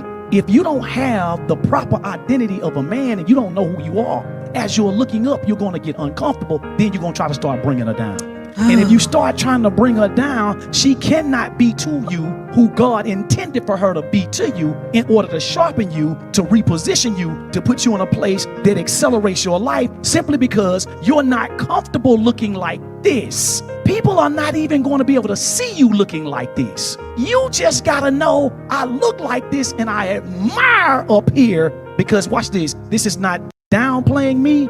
This is uplifting me. Oh, Jesus. Here we go. Another one. Allow me to retort. Please, sir. I don't have no words for this bitch nigga. Well, go ahead. What you've heard is what I just said a few minutes ago. You have men who take an opportunity to take shots at men's leadership. These are the men who make it hard for women. How is it that a woman could look up to her husband as her protector and her provider if he's looking up to her? Looking up to her. I don't understand that. I don't. He used God as a weapon against the man to elevate the woman. That was his issue. I hate to see what the ratio between men and women is in his church. I assure you, by listening to him talking, it's probably way more women than there are men. This is the subversion I was telling y'all about how people taking every opportunity to downplay the man. My thing is how do you assume that the man is not good enough? Why do we always start at the lowest bottom denominator? Why do we always say that the man is always on the ground? They never start with the man is standing on his feet, standing on his purpose, doing exactly what he's supposed to do. They don't never talk about that man. Because that man is a threat to their pockets, Slit. It ain't got nothing to do with threat to pockets. I'm gonna tell you what it is. It's about control. Absolutely. Of the minds of other people's purse strings. They will tell these women whatever they need to hear to get the money out of the pocket. They don't care about these women, man. They don't. If they did, they wouldn't be getting evicted. These women wouldn't be having 2 and 3 baby daddies. You know what I'm saying? They'll be in marriage counseling. They'll be coupled up with young men who would actually be great leaders. They would be developing the men. See, that's the difference between real leadership and fake leadership. Fake leadership creates a problem that does not exist and then doesn't even try to address it. Instead of saying, hey, you know what? I'm going to be a leader. I'm going to go out. I'm going to develop men so these guys could be the leaders of their households. And then that the women will have someone that they can look up to, someone that they can admire. But oh no, he took the opportunity to cut men down with his words. And then they put soft piano music behind it. And he talked real slow, made you feel all tingly inside. And you know what's going to happen? You're going to be single another 20 years, and you're going to be left alone with no retirement. Your kids going to be probably trying to take care of you, and they're going to be tired of you, and they're going to resent you when you leave this earth. How is that going to help you, ladies? Because I've seen that happen more times than what this gentleman is talking about. Go ahead, Black man. I'm done. I'm as I watch the video, we got to start calling a spade, guys. And I know sometimes we up here, we being funny, we tell jokes, you know, we say crazy stuff, man. But at the end of the day, men got to start being men. And in a situation like that, Mr. Bennett alluded to this a few months ago, a situation like that, he needs to be checked by a man. Right. He needs to be checked. He is not beyond approach. He needs to be checked. And I can't be a member of a church like that. I'll pull him. Hey, now that your people, now that your pastor. Hey, what's that? What you was talking about today? Looking up to a woman. I would like to have a seat. Let's sit down and talk about it. Show me scripture that backs that up, sir. And if you can't, you need to get up there next Sunday and fix it. Get up there next Sunday and fix it, or we out. I'm out. And if you want to get any kind of funny way with it, sir, you know, or you want to go back and forth, we can do that. If, you know, some preachers want to get giddy and think they can just whoop on you, okay, we can do that too. Don't get embarrassed and have to retract your statement. But you need to get up there next Sunday and retract that shit you just said about a man needs to look up to a woman. And if he brings her down to eye level, he's hurting her somehow by bringing her down. So basically all the women who got degrees and got these PhDs, oh, he just gaslit the shit out of them. My pastor told me that you got to look up to me, bitch nigga. How many wives went home that day and told their husbands, oh, you've been lying to me for years, you lying motherfucker. My pastor told me today, you look up to me. I'm a PhD. So that segues into the title of this show today. Yeah, right? that's what I did it for, our pain. Watch this. The people I know, you know, I'm in and out of funny and serious here, but most of the women at these churches, did you hear the woman while he was talking? She said, oh, yeah, oh. I think that was his wife. That's his right. I think that was his right. That was Well, saying, hold on, Sports. What they want is that they want soft men who look up to women, and this is why you have all the praise teams and the deacons now, and all the men in the church like this every Sunday. Break the dawn, I go on and on until the break of dawn, I go.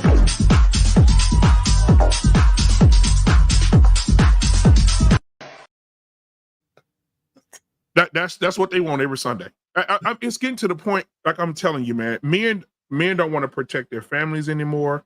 Men don't want to hold other men accountable who preach the word of God and it's untruth. This man is a liar. This man has no biblical backing to anything he just said. He's just a liar. And women are going to take this. They're going to fill themselves up. They're going to fill themselves up with what this man just said, and they're going to go out into the world expecting a man to look up to them. I want to welcome Mr. Bennett to the show.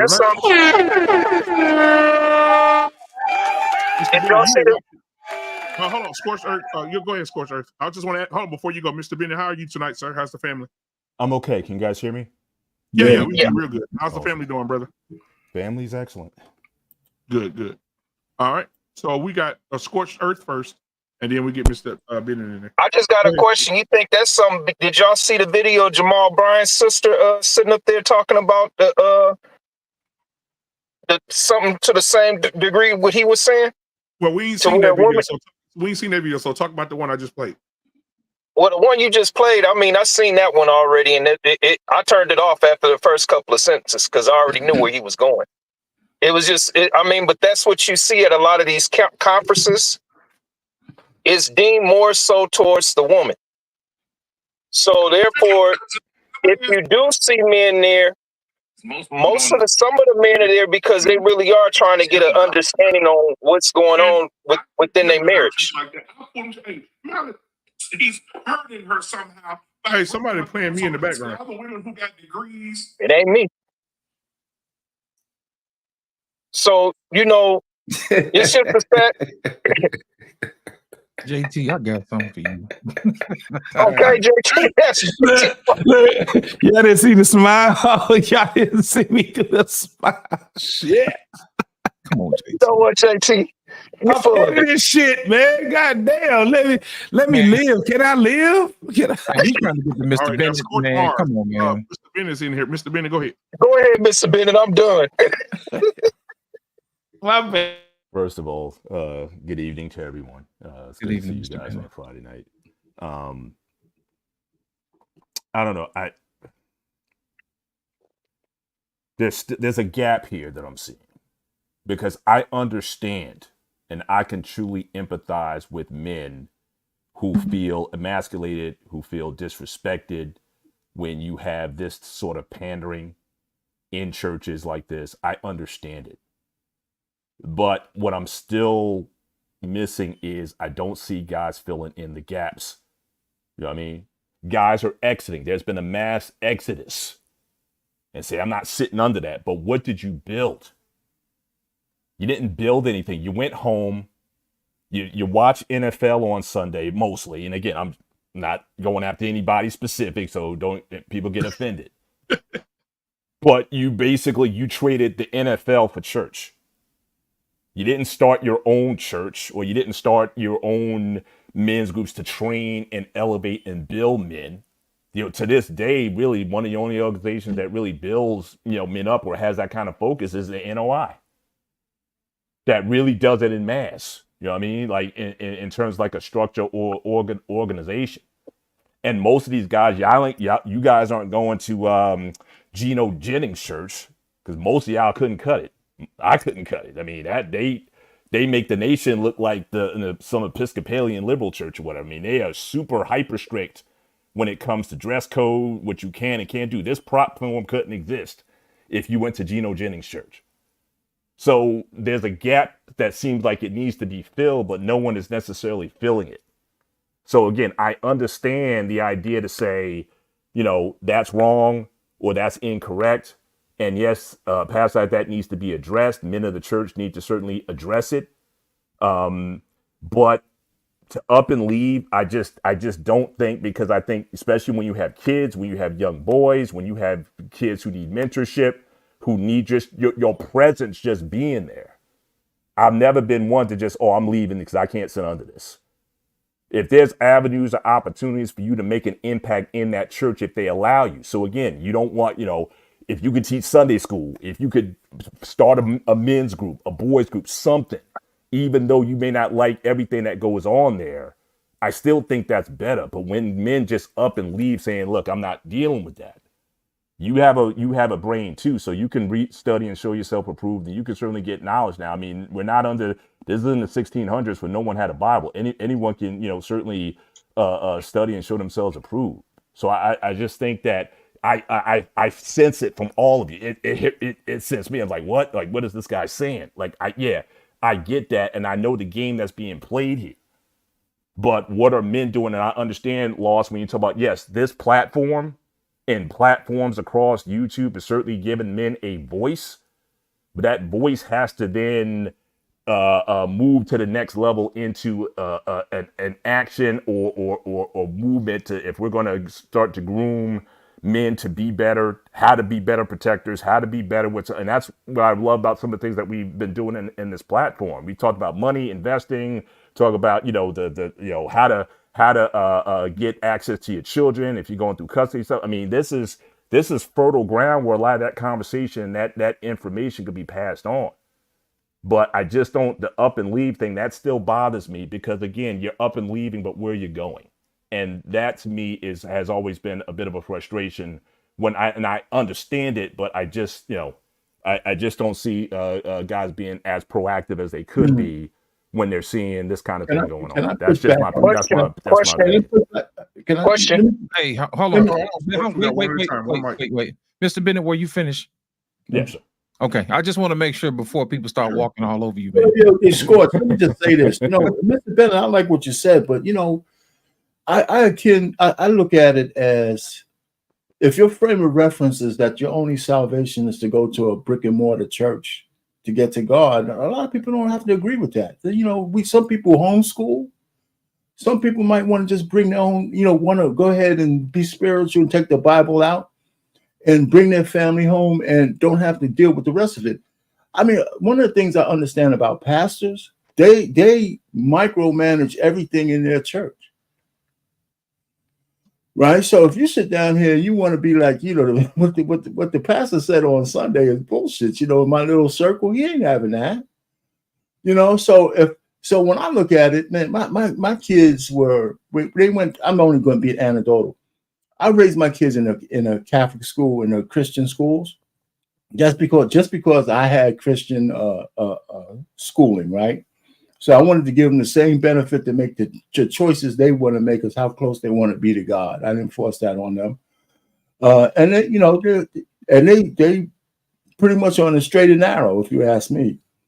So I mean, me and the wife and the kids, we get down and do our thing here, and my church ain't that bad, but my pastor did say, I champion female pastors, but that didn't turn me off that much.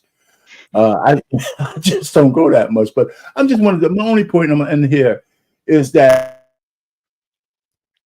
if your focus is that's the only one way to get to God is to be a part of somebody's church, then what you're saying is absolutely right. If you just walk away, I believe that if you can homeschool, you can home church, and maybe some people won't agree with that, but some people might.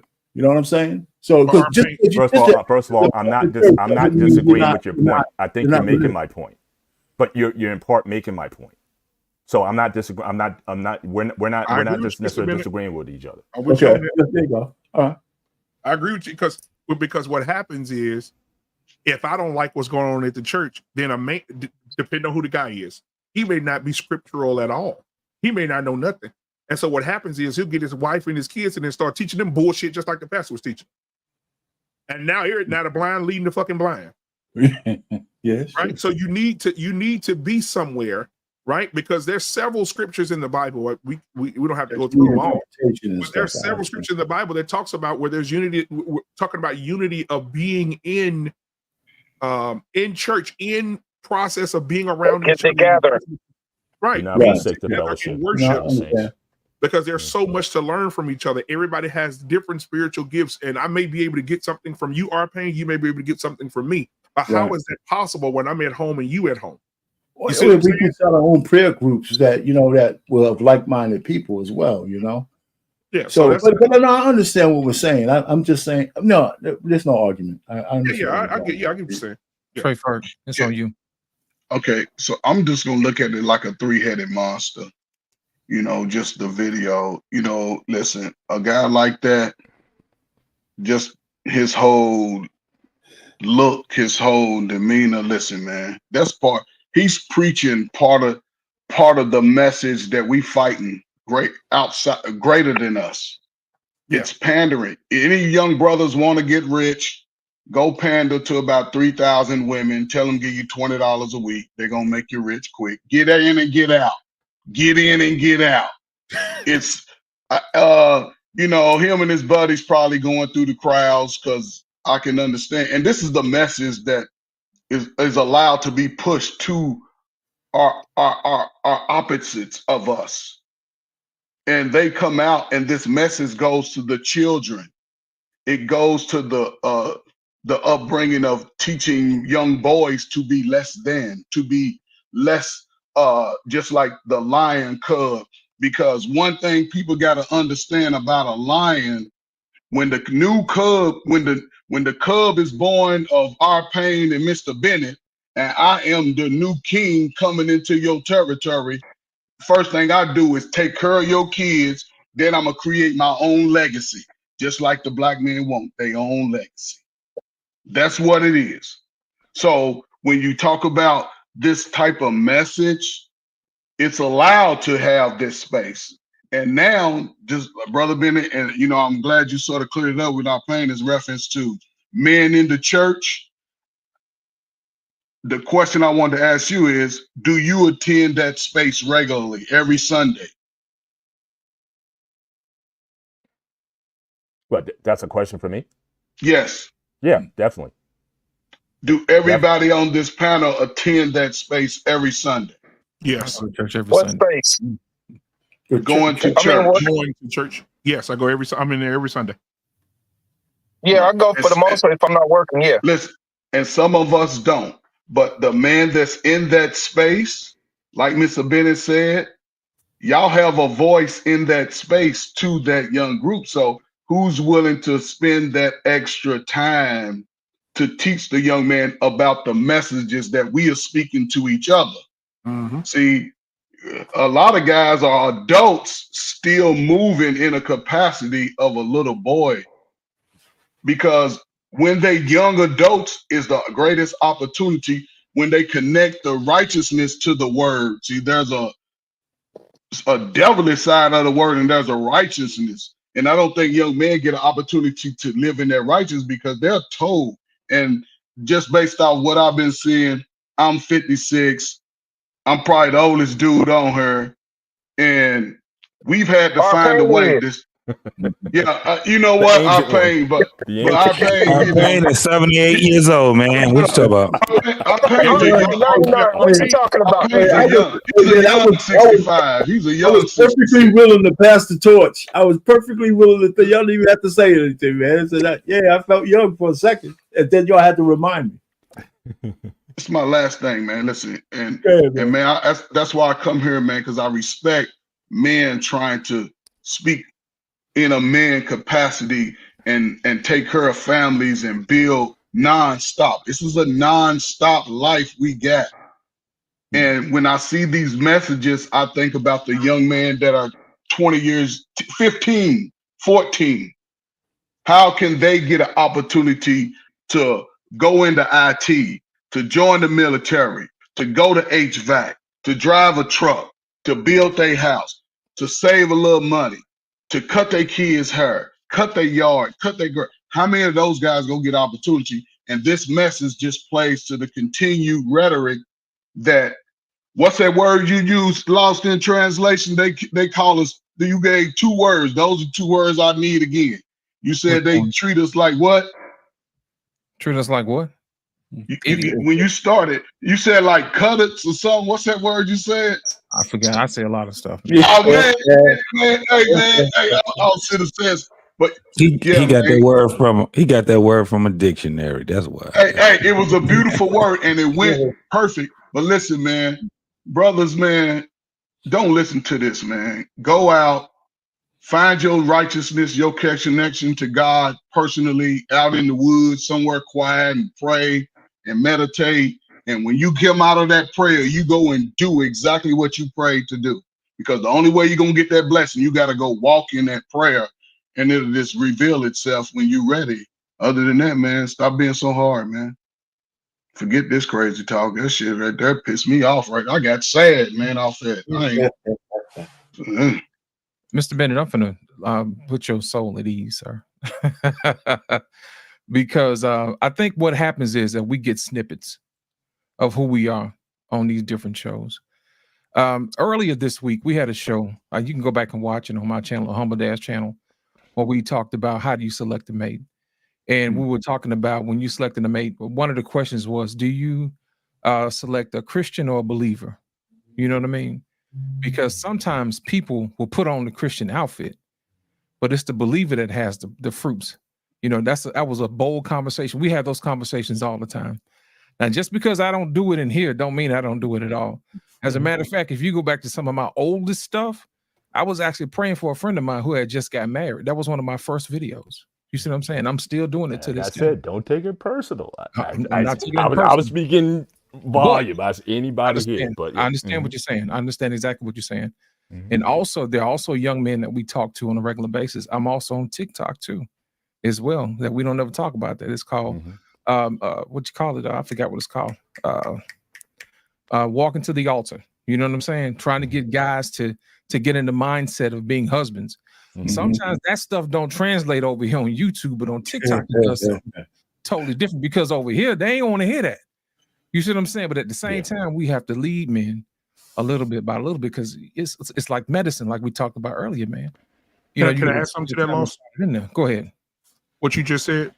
Go ahead. Leading the men and teaching the men how to be leaders. One of the things that traditionally men were taught to do is be leaders. My grandfather could slap the table with his hand and the entire house would be quiet. The thing, and the women respected the men. I grew up watching that, and then got older and was kind of upset with the elders in my family. I was kind of upset with them because I feel like they set us up for failure. And I said, when I started dating and I asked my grandma, I said, Grandma, baby, the way you did Granddad, that's not out there. I can't find her. Where's she at?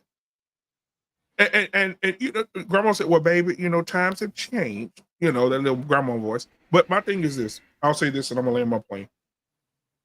Train the men to be leaders. Train the men to be husbands. Right. I can train my son to be a airplane engine mechanic. As soon as he graduates, there's no planes to work on. You see what I'm saying? We're training the men, but it's not being reciprocated on the other side. Because biblically, Lost, we know what the scripture says, that the older women are to teach the younger women not how to be drunken with wine, but also how to treat their husbands and to serve, correct? There's no women. The children. I can't see it. I don't see it on YouTube. I don't see it in real life out here in the streets. I don't see women pulling young women to the side who are wearing short skirts and their asses out when they're bent over and they're 13, 14 years old. You don't see women pulling little girls to the side in church who come to church dressed promiscuously, right? Or they're talking or snapping their fingers or cussing and being loud and being ratchet. You don't see what the men, like you said, the men are teaching, right? That's why you're seeing a drop in prison, right? Black men in prison. You're seeing more men go to college, right? The statistics show more black men are going to college now, and the prison rate is dropping because men are becoming more. They looking at more of the value in themselves. So I don't think the other side is reciprocating that, Lost, and everybody on the panel. I don't think they're reciprocating that. Well, I don't know. It goes back to what we talked about earlier: respecting men and respecting leadership. And if you have a group of people who are taught to subvert leadership, then you can't expect to be protected if you don't respect leadership. There was this thing that we had back in the day called respect your elders. Yes, I don't sir. see that. I don't either. I just don't see that. It's- You know what I it's mean?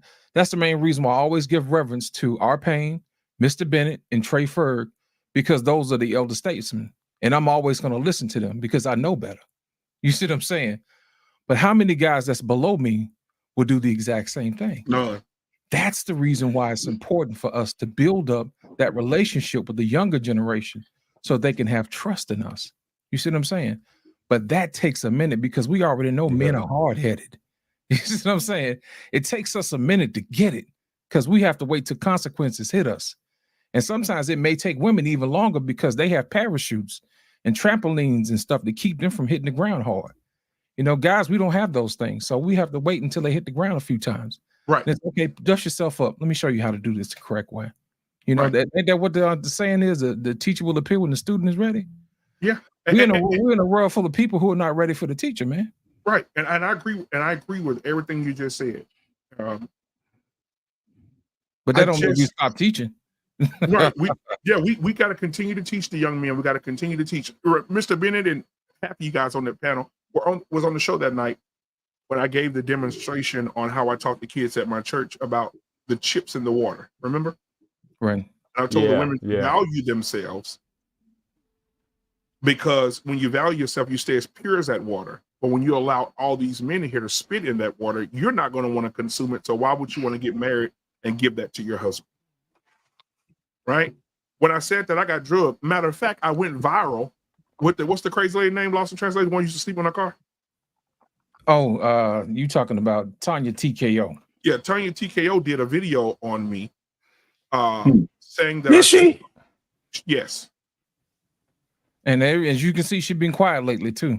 Yeah, and I sent her a nice little inbox, and I hadn't heard from her since. But I think she was on one of the Diddy free costs.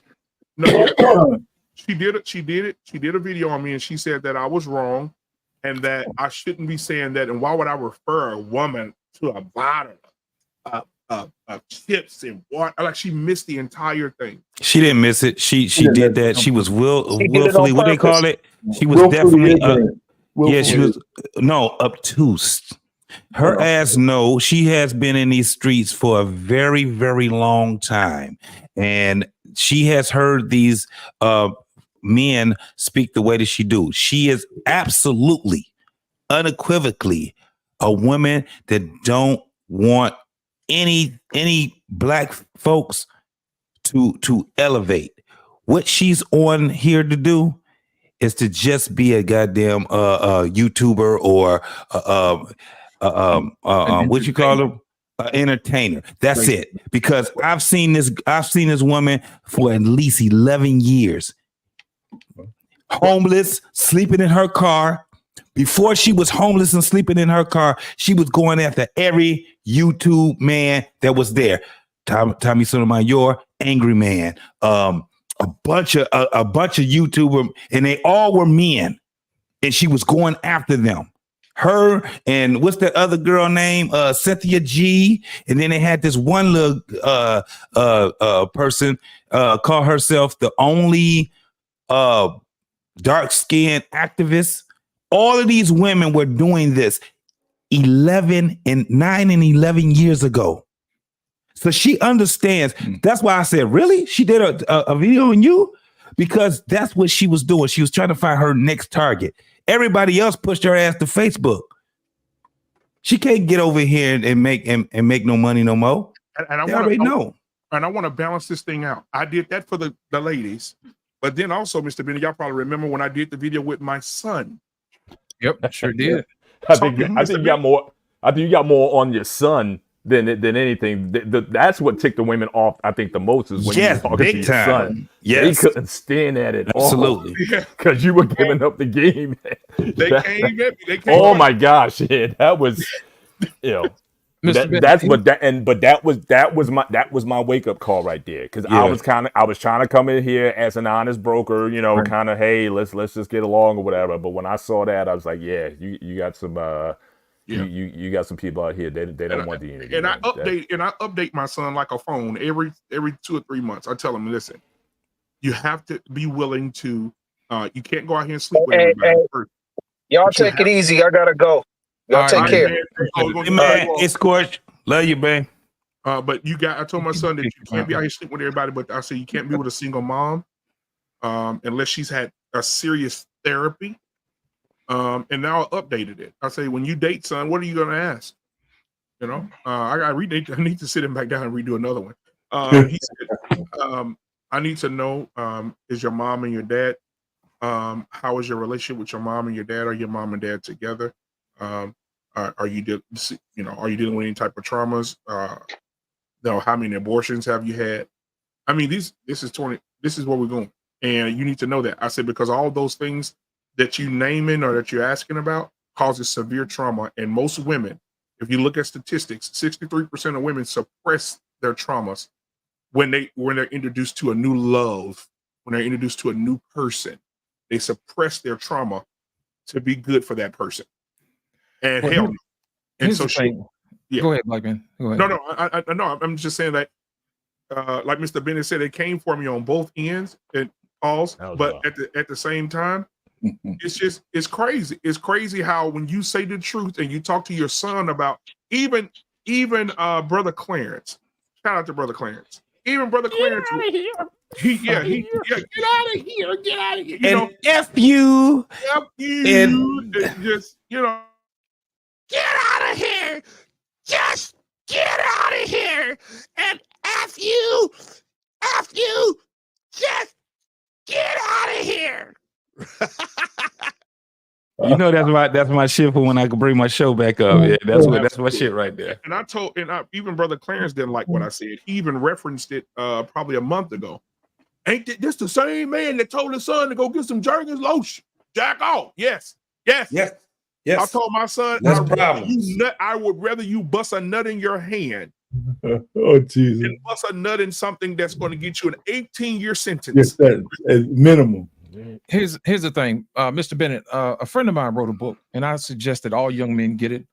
It's called "The Sexual Miseducation of the Black Man in America." Right here, you can get it on Amazon. I highly recommend that all men get this book. You know what I'm saying? Because it's gonna take reprogramming. It's one thing to tell the women, hey, body count, this, that, and other. It's another thing for men to have discipline over their own bodies. You see what I'm saying? And how to reframe it. We have been programmed to have our sexuality just run willy-nilly and to do whatever. But if you take the time out to read this book, I assure you, this is mandatory reading for all young men to make sure that you protect yourself, because you need to know how people operate, and you also need to know how you operate. So this is required reading for guys in our group. They have to read this book, because if you're not disciplined with your seed, you're not going to be disciplined with nothing else. Hey, so let me ask you a question about that book, right? Hold on. I'm just going to ask. No. I'm gonna let you ask. I promise. One thing I want to say real quick, Lost. Man, I need to order that book. As a matter of fact, I'm gonna order it tonight before we get off here. But let me say, however, ain't no but. All the men need to have discipline. And I remember back in the 90s, you guys probably remember this too, because I know our pain was there when music was invented. But back in the 90s, they had a song called Never Going to Get It. You remember that, Loss? Yeah. You remember back in the day, Vogue, women right? Was that work for the Vogue? right? In Vogue.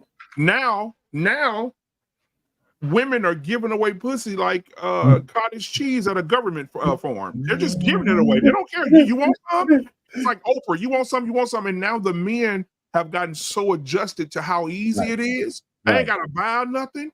I ain't got to tell her she cute. I ain't got to take on 3 dates. Nothing. I can hit her tonight in the backseat of my car. But that's even more reason to be disciplined. When somebody give it to agree. You. That's what I'm saying. Dealing with the chokehold of it, where women are approached, because, like I said, in them HR meetings now, when they're asking questions, who do you think who had the most HR accounts last year for sexual harassment, men or women? I'm like, shit, man. No, sir. Women have become more aggressive, and there have been more HR issues with women than it's ever been with men in the last 5 years. Wow. So the women are more aggressive. They walking up to you when we fucking. I had a girl at my job look at me. She said, "You've been looking at me for a minute." I said, "Not like that." I said, "I'll be looking at you because you dress inappropriately. I don't want to have to tell you to come into work dressed." But she said, "Can I ask you a question? What's the question? Is we fucking, or you want to be my sugar dad? What we doing?" That's what I swear to God on my kids. She asked me, "You gonna be my sugar dad? We fucking, what we doing?" It's just stupid to say. It's just stupid. Go ahead, Arpain, because I don't want to. I want to come. I got something to say, but I want Arpain to go ahead. The only thing I was going to say with that book, when we talk about discipline, I bet you the underlying theme of that book is understanding the consequences of your actions. Absolutely. So because my whole thing is that discipline, whether you're a man or a woman, and when you open that sexual window, the thing that needs to come in your head first is, what's the consequence of that new law? What's the consequence of opening that door? And I think we bypass that. Now, for men, we kind of know what the punishment is. And so do the women, right? So because they're hit or miss with the women. They don't get pregnant. They get trauma because they have too many dicks. But when a man hits the bullseye and he ain't ready for a kid, you got a sentence. Your sentence is coming. It's going to be 18 to 21 years. But, if you're 18, can you imagine paying somebody you don't even like money until you're 36, 40 years old? I mean, it's absolutely crazy. So I wrote the book down. So I think I read that book too. But yeah, it's always good to have a copy. Yeah, it's by A.B. Brace. Was a friend of mine. I suggest y'all get it. He's up there from Pennsylvania. Yeah, y'all should get that book, man. I'm gonna look that up too. One of the things that I think that it's not really it's not drilled into the young men is that we're not telling them that it's not an easy win, right? We ain't telling them that. It's not an easy win. It ain't an easy win. What I mean by that is to find that woman that is absolutely is going to be the one that balance in your life. It's not an easy win. See, the thing is that when people say anything about difficult or hard or something that's not easy, people shun away from it. No, if you want something that's going to be worth the salt or worth the squeeze, it's not going to be easy win. We don't really tell them that. We don't really let them know that. We allow too many women with their ideology that everybody and nobody is the thing. Everybody deserves somebody. Nobody deserves to be treated that way. We already understand. See, it got to the boys now. It ain't got to the boys now. You know why? Because the number one parent that's in front of them, that's influencing them, is mama. So when we say, it ain't going to be an easy win for you, homie. You're going to be going through them. And you do have to have discipline. Guess what we also have right now that goes against what we just said when we talk about big discipline and having discipline in life? People, other YouTubers and other people, influencers that's sitting back saying what we saying is bullshit. How you going to tell somebody dig discipline? It's their nature, right?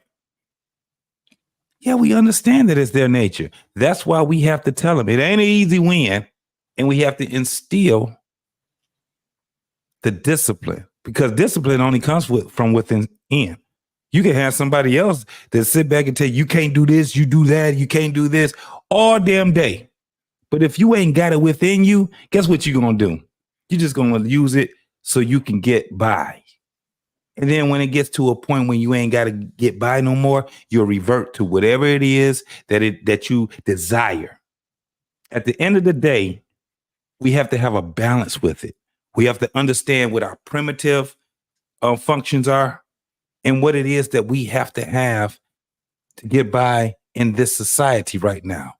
And when we get in this society and we tell our youngins to go by it the way we went by it, I think we do a disservice to them, right?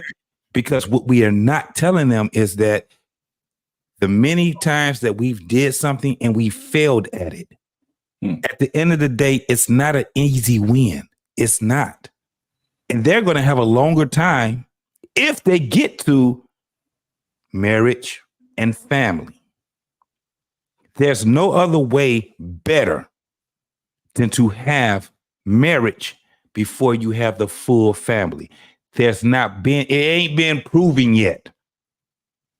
What's been proven is that when you have a broken family, you end up raising broken people that end up raising broken people that end up raising broken people. And then you get to 2024, and guess what? Nobody knows what happened. I end it there, y'all.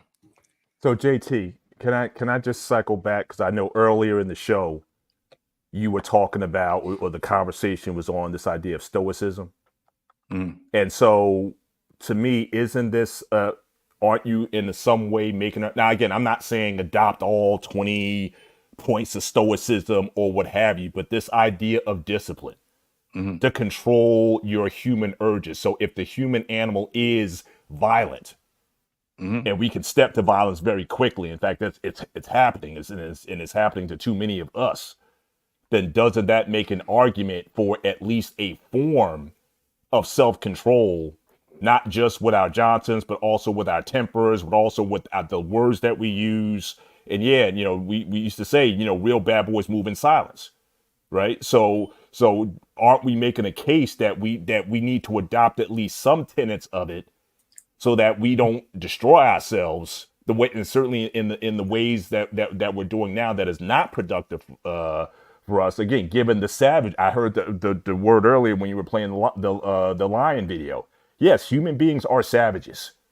There's nothing good in us. Anything that is constructive in us has to be built. It has to be groomed. It has to be taught. It has to be reinforced.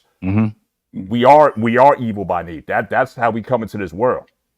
So again, aren't we talking about then adopting if stoicism or aspects of it gives some discipline to some guys, then isn't that a good thing? And we shouldn't just throw it away saying, oh, well, it's nonsense, it's not whatever. I mean, aren't there some benefits that we need to incorporate, if not buy it, fully?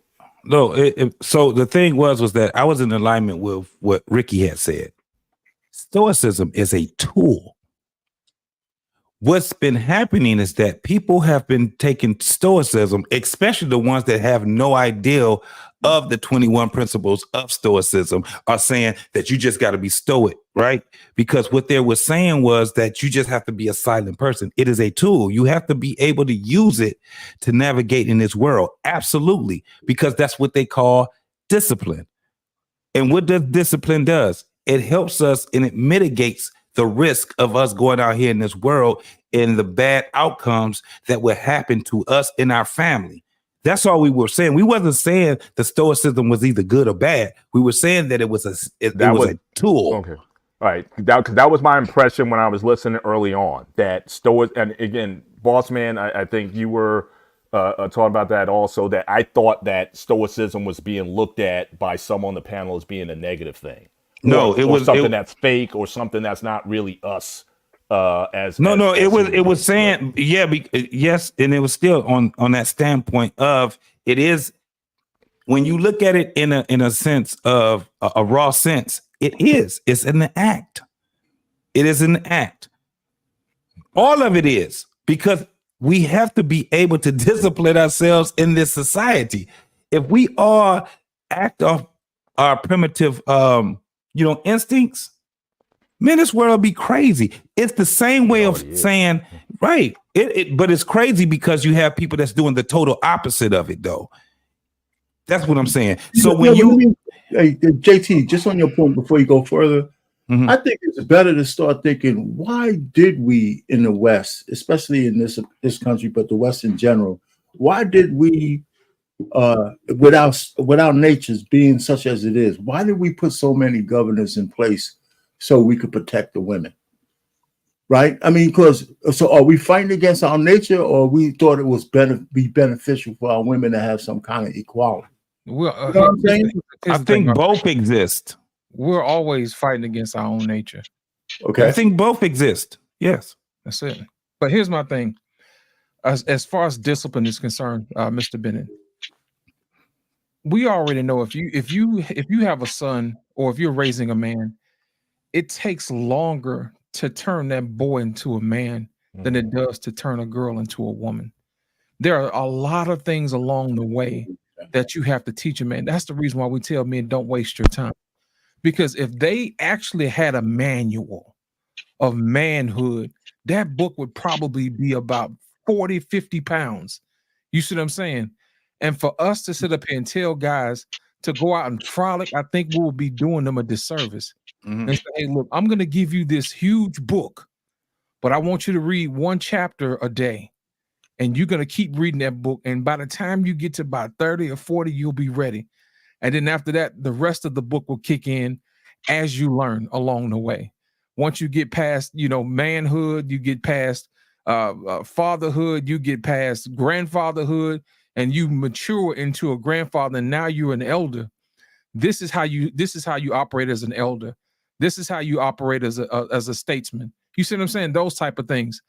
And I don't think that we actually take time out to teach our young boys how to go into that. We talked about civics yesterday and how we should be pushing our younger generation to have a more intricate understanding of politics. You see what I'm saying? So that way they can take on the reins when it's time for them to take on the reins, instead of having these old heads that's been in office for 50 and 60 and 70 years in the government. Absolutely. With these old ideas. You see what I'm saying? I'm with you on that one. You should be better. And I'm curious. I think I always thought that it should be a requirement for graduation. Like your senior year, you need a class in civics that you must pass. Right. So imagine that you're 17, 18 years old, you graduate, but you go into if you choose to vote, you go in as an informed voter. Most folks in this country, Schoolhouse Rock was the only thing that really taught you about civics. Right. But I think it did. BMU.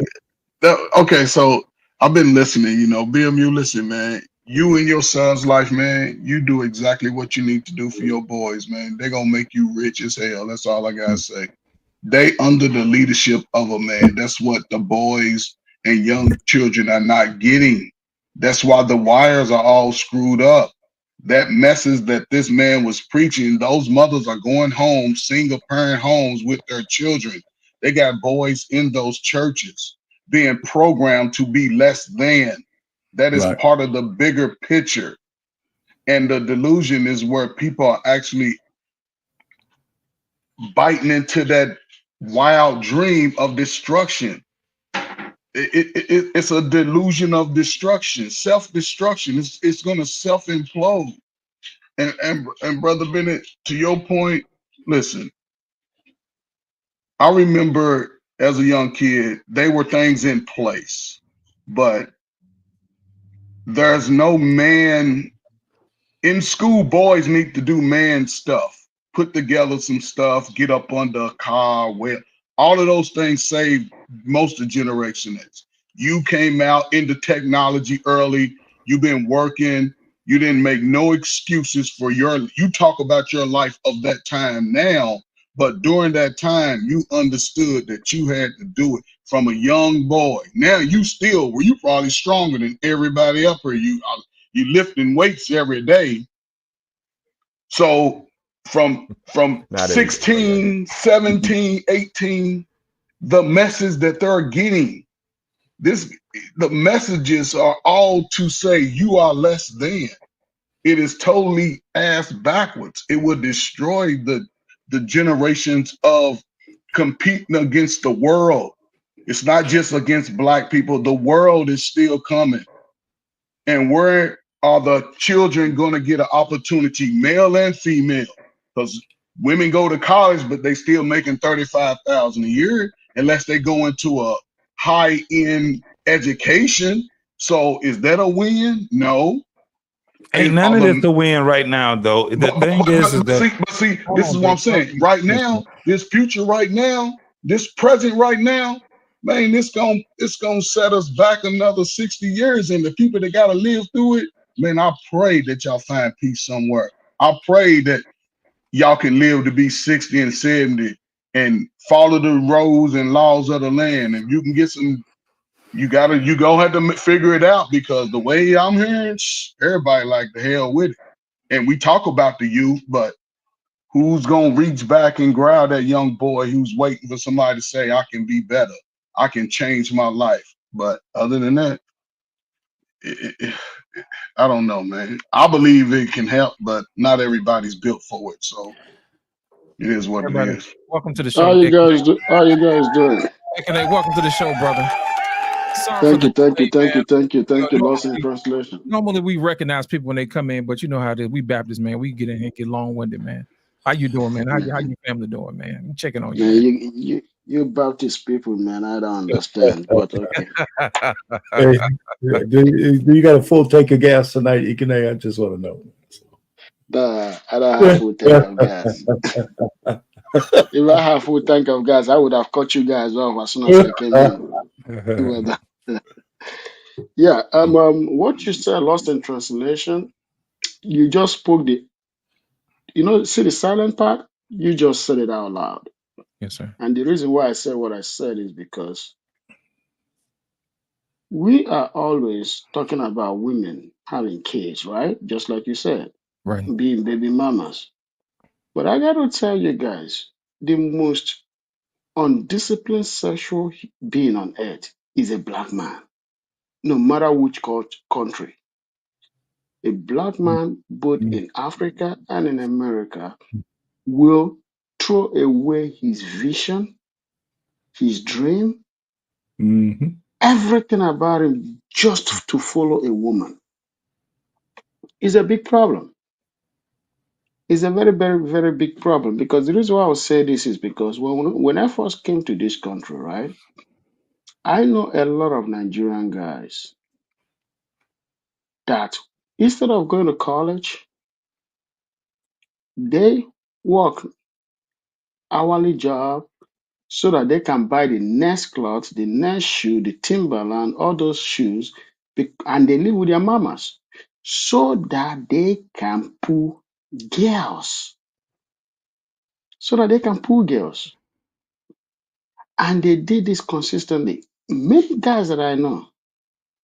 So when you see, that's why you have, when Africans that come here, half of them, or a little bit more than half, went to school, went to college, and then maybe another half of the half end up going to college later on in life. Later on in life. So that's, if you want to find out how problematic it is, right? Just look into this system. Most people that are in America either are born here, I'm talking about black men of every race, both Americans and non-Americans, right? That went to college very early is because of the discipline that came from their parents. The ones that went to college later on in life, usually one problem: sex. Having kids too early, or running away from the house because nobody can tell me shit. You see what I'm saying? Right. It's a big problem. That is why I keep saying that we have to find a way to talk to the black man and talk to them young, because attacking women, saying that women are the problem on podcast is not really, it's 50% of the truth. The other 50% is that most of these women are messed up. This is the thing that we don't say out loud. Are messed up because of black men. They deceive these girls young, they impregnate them young, they prey on them young, and it happens mostly between men of their age. Men of their age, yes, people do say that, oh, a man doesn't grow until he's 25. No, a man also is manipulative at the age of 11, at the age of 10, at the age of 12. Many of you here knew that when we were growing up as kids, even at the age of 10, we were thinking how to manipulate a girl 10, 15, 10, 11 years old. How some of us haven't even had sex, but we perfecting ourselves on how to manipulate women. Maybe by the time we turn 14, 15, we end up having sex. But most women are naive at that age. So that's why when people tell me, oh, women are more mature than men, I say, you don't know what you're talking about. Men are far mature than women, even at the same age. The thing is that women are more calm. They don't want to get in trouble. But a boy at the age of 6 already getting in trouble already. At the age of 7, 8, 9, 10, he's already getting in trouble. How many women are caught out there causing trouble at the age of 10? Very few women, almost none. But how many boys are out there getting caught at the age of 9, 10? A lot. So Yeah, we have but to to. say that, but to say that their counterpart is the problem that they have, that how why these women act the way that they act, man, that's unfair. It's I got to. 100% No, unfair. no. I got to say, JT. The reason why it's not unfair is this, right? I grew up as a young kid, and I know how me and my friends run the street. We started running the street very young. You feel me, right? And I know what we did running the street. So that's why I tell you, most men make women what they are. But they're Because not I even. know, But they're not but the even problem men. is, See, eh? this is the thing, and this is where I have a point of contention to this. Mm-hmm. I've seen it in, my family and everything around me, where I've seen my uncle. One of my uncles had a child at 14 with a 14-year-old. He had twins, had children with a 14-year-old. She, in return, was coddled and everything. It was like everybody helped her and did everything, gave her everything. They were like, well, you a man now.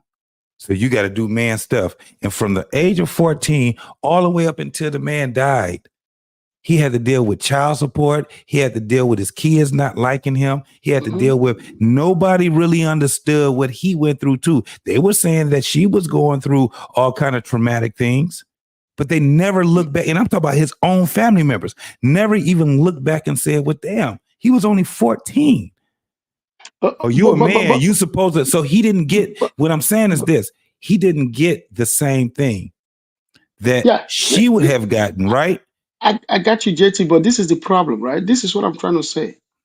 Men are manipulative to get sex. Yes. Women are manipulative to be taken care of. Yes. Yes. So you see what I'm saying? Yeah. So So that is therefore, why what I'm saying is this.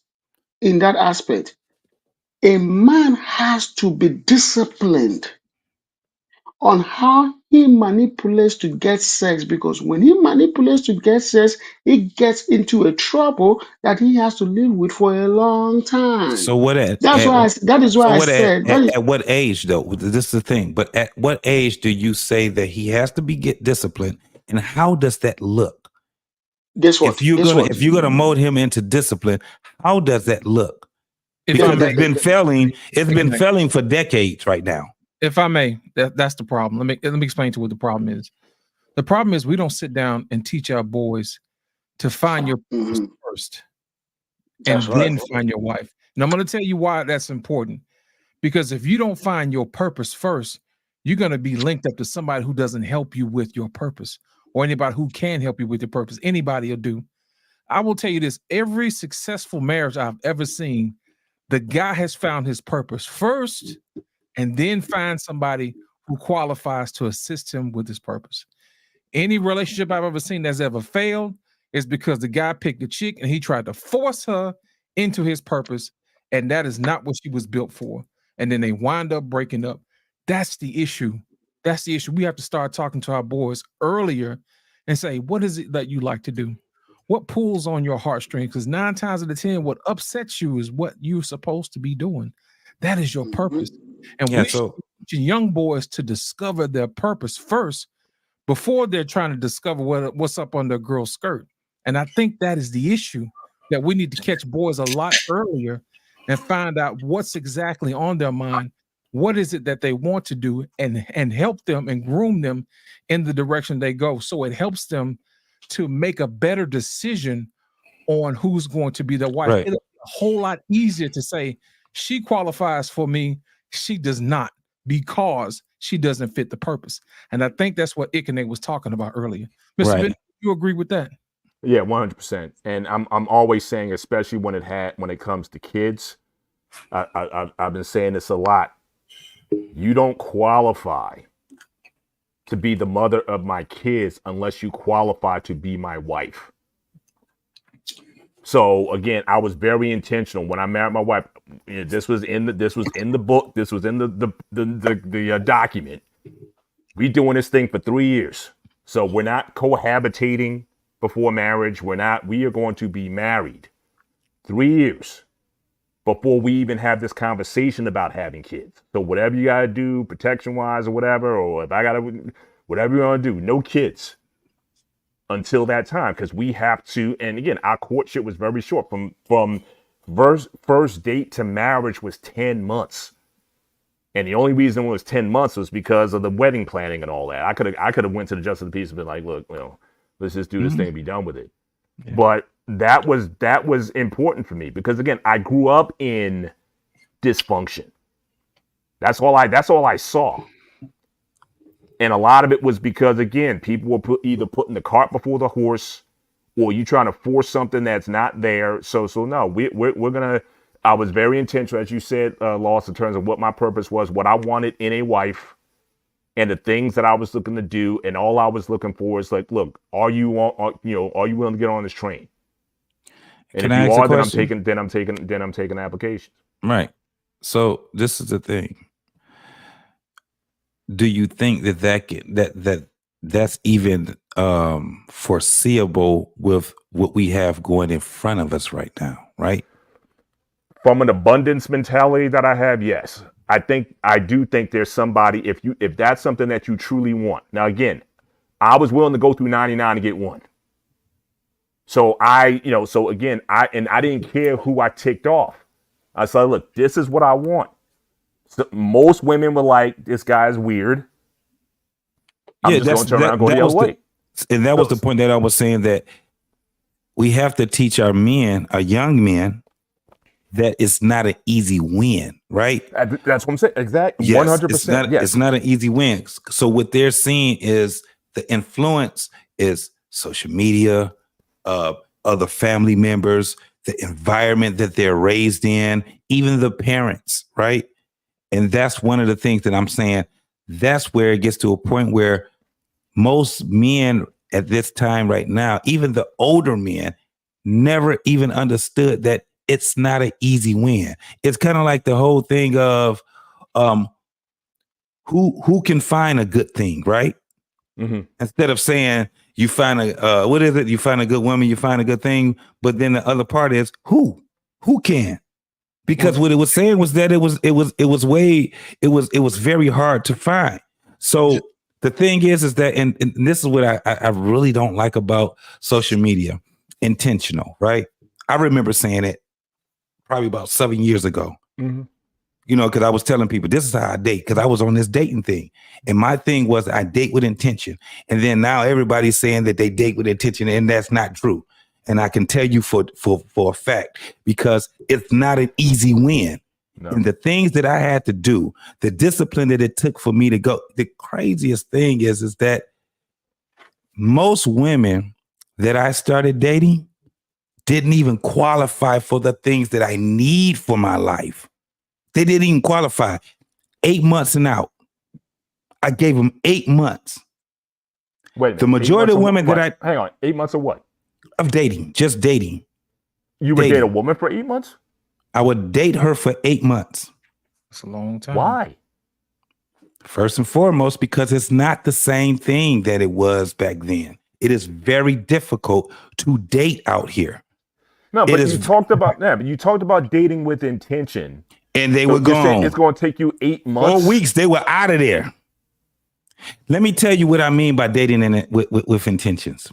Remember, JT is telling the truth. What JT is, if you guys listen to what JT is saying, he's telling you guys something very serious because that eight It is months very is serious. actually what it takes I'm to date a confused. No, I'm woman that you confused. really, really want. If it's a woman No, that you I'm want to hit confused. and You're quit or saying maybe one date you and dealt maybe with one woman for 8 months, or you saying you went through 8 months No, of dating various women?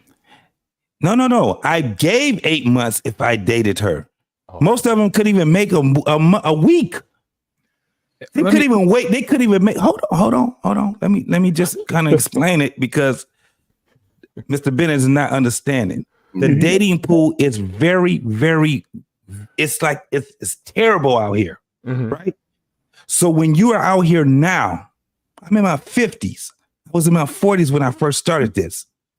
You have to have intentions. And you got to let them know right off the back what your intentions are. And you got to follow through with your intentions. Right. It is not an easy thing to do out here now in the dating world. Now we're clear on that. Yes.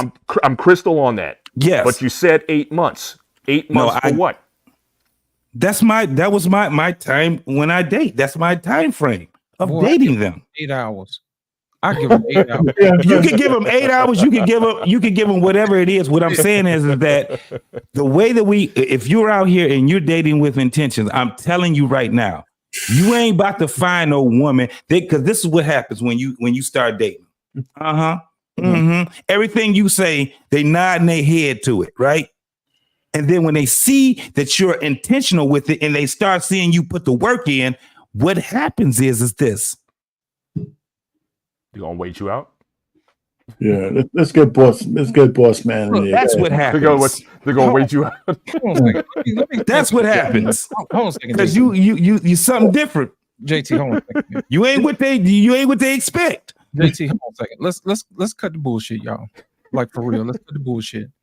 Here's what we have to do. You know what the problem with social media is? This social media tells people how to think, tells them what to think. We should be telling people how to think. I got 3 questions that I tell my guys. A, when you coming up against a particular situation, has it served you in the past? Is it serving you today? And will it serve you tomorrow? That's all you got to remember, those 3 things. That's it. And if any one of those are no, you got to let it go. That's why I told you, Mr. Bennett, I needed to talk to you. Listen, you have to be. I'll tell you the rest later. Listen, You never called me though, man. I told you I was here, man. Where were you? Listen, you have to be decisive. You have to be decisive. My whole thing is this: we can sit up here, man, and chew the fat, but at the end of the day, it comes down to 3 questions, and that's it. Teach people how to think for themselves; they will be fine. The problem is everybody wants to listen and get a shortcut, and that ain't gonna help you out. What do you think I should do? Hey, listen, what have you done? Has it served you in the past? Is it serving you today? And will it serve you in the future? And that's it. That's all you got to ask. We complicate this thing, man. Teach people how to think for themselves. We wasting too much time. I told you, we got a book, a 50-pound book of manhood. We don't have time to waffle. We don't have time to waffle. My thing is this: if you educate yourself, you'll start to get wiser and wiser and wiser, and that book is going to get bigger and bigger, bigger, because you're going to discover there are things that you do not know that are there now. Each chapter reveals itself the more intelligent you get. That's the go ahead, Nick. I gotta say this to you guys, right? So when I look at the African ancestral teaching, like which your ancestors went through, our ancestors never wrote anything down. They taught it from generation to generation. It was written on the table of your heart, generation to generation. So every child that grows becomes an adult and then teaches the next generation. So they've been doing it for thousands of years. But guess what? The white man showed up, right? And then wrote it down into what is called a Bible. And that became far more effective than what our ancestors did. Just under 2,000 years, right? Well, no, under 400, 600 years of writing the Bible, right? They've done far more, colonized far more, conquered far more. Because what? What Dustin Translation just said, Don't let them think. Make them think. And if you make them think, you manipulate them. And if you can manipulate them, you can control them.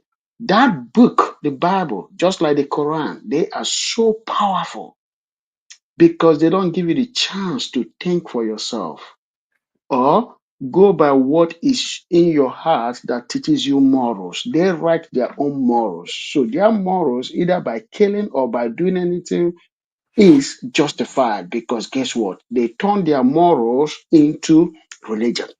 Mhm. And that religion, they turn it into a test. So that test, which is the Bible, right, is that powerful. So if a man wants to do evil, he can manipulate you as long as he can get your heart. Hey, do you guys think that people are afraid to believe? Do you think that people are afraid to People believe? are not afraid to believe. People are afraid to act. They're afraid of action. That's the problem. But JT, what is the belief? What are they to believe in, though? I don't Okay, think that people are so afraid to believe. no. Right. I don't think, Okay. Jesse, I don't think people are afraid to believe. In This is what what? people are afraid. This is what. No. I know what he's talking. He's talking about religion and No. beliefs. Belief. I'm You're just talking saying. about. I'm sorry. You're talking about belief in general, I'm right? talking about belief. I'm talking about In faith. general. I'm talking about Yes. are they afraid to do these things now? Yeah. Because I got to tell you because before it gets out of my thought, I yeah. was talking about religion one time. I was speaking about African religion because I'm a traditionalist, right? And so I was countering the Christianity religion. And then somebody told me, if you want to turn people away from Christianity to back to African religion, it's going to be tough. I said, why? I asked him why. He said, because people are scared to believe what they don't know. So they would rather believe what they are told and stick to their belief. That change is difficult for people, especially when it comes to religion. Yeah, I think black people are the most gullible people on the face of the earth. See, so that's what I was asked. That's why I asked the panel because it's kind of like me. I'm on. Let me be very transparent. I'm on the fence of it because this is the thing. People say they don't believe in all these different things, but then you got people going on planes. Got people getting on roller coasters. You got people that's going out there putting their money in banks. So got people drinking Kool-Aid. Oh man, all of this. But at the same time, it's certain things they don't want to believe. And the number one thing that they don't want to believe is in themselves. Right? They don't believe that they can do certain things. They don't believe that they can actually be great in this world. But they will believe everything else. They will believe that they're gonna be all right tomorrow. And it's so funny where when I hear people speak that's older than me, right? And that's so much style because they're just older. But I remember the boomers, and not you. You a young boomer, E-Pain, R-Pain. You a young boomer. I'm talking about the older boomers, right? All of them had this one dream that they were going to get rich. All of them. They all said the same thing. But when I get this money, they all believed that. And I remember seeing them young, saying what they were saying and believing what they were believing. But about time they got to be about 50 and 60 years old, they don't have that belief anymore. And then you see them act a whole different route, a whole different way. However, look at the generation we have now. One of the things that I do understand is that we all get old. We all do. The reason why I was saying the things that I was saying about the whole thing of belief, right, was because I think if you really think about it, I know myself, I'm on the fence with that. I don't know. So, and y'all can enlighten me a little bit more. I think that's boss man. You got something to say, man? You've been quiet, man. No, yes, maybe. I do have something to say. I've just been so sometimes what I do is because I'm the youngest individual, especially in topics like this, I do take a moment to sit back sometimes. Hey, And boss man, can I just ask you a question real quick? Sure. Are you an objectivist, like as far as like Ayn Rand and Atlas Shrugged type of objectivist, or that's just another meaning? I'm just curious. That's a good question. I don't know how to answer the question. Okay. Did you read those books? No, I did not read the book. So Okay, I guess then- I then- guess the okay, latter. doesn't apply then. The latter then. I was just curious. I would say I Hey, would I would suggest I would man, describe. Atlas Shrugged is a decent book to read. Okay. It is- Ayn Rand was a little off her rocker though, man. She was off her rocker, but it wasn't a bad book to read. The story behind it, whether you agree with her philosophy or not, it was a decent book to read. Yeah. So look, when I am trying to advise anyone on what road they should take, what path they should take, I don't tell them what they should think or what they should do. I ask them what do they want first, because I don't want to steer them in the wrong direction past the point of where their capabilities are in that moment. But I also want to prepare them for the next step that they are capable of in that moment. So that way it doesn't seem as though the next step they need next in their life is insurmountable, if that makes any sense, especially for today's generation of young people. When it relates to, because I've been taking notes here for a minute, so I got a second. When it relates to men or young men, as far as what, why they are different, I think that they are raised to think as women instead of raised to think as men. Instead of thinking on developing their purpose and then finding their mate to help their purpose, I think it's reversed. I think that they think in the mindset of, I have to find a mate first, in the mindset of how women are supposed to think. Women are supposed to think of, I have to find a mate fast as possible, so that way I can have a purpose and develop my life or develop my purpose or develop what I'm supposed to do or have meaning or whatever the case may be. But then women, on the other hand, are completely flipped. They develop their purpose, their life and whatever, and then try to find someone. So the whole roles are completely switched, if you really think about it. Okay, so men now, or at least maybe not right now, maybe slightly before, maybe it's like half a generation before, are trained under the tutelage of women to think like, you gotta find your woman, baby. You gotta hurry up and find it. It's that mindset of basically finding a mate first, and I'm going to tell you, I was a product of that. I'm just going to tell you, I was a product of that. And versus finding your purpose first. So I think that's why we're seeing that. As far as the video earlier that BMU showed, the words that I could think of were pernicious and insidious. As far as talk about the pastor. The pastor. Okay. Pernicious and insidious. And I say that because, wrapping it into my previous statement, men who are not on their purpose are going to start off in life thinking as though, or start off in life with from this climbing the hill mindset, where they're not on their purpose, they don't have anything to offer. So what are they doing? They're finding someone to help them man up, to help them, gain resources, to help them, become something better. We all know that women challenge us. I don't think there's ever been a woman that you've come across, that you've engaged with, that doesn't purposely pick and prod or test your manhood for the most part. At least I haven't. Okay. I think as a woman's full-time fucking job is to basically test your fucking manhood. Okay. All right. And you better pass that fucking test every time. Okay. At least that's been my experience. All right.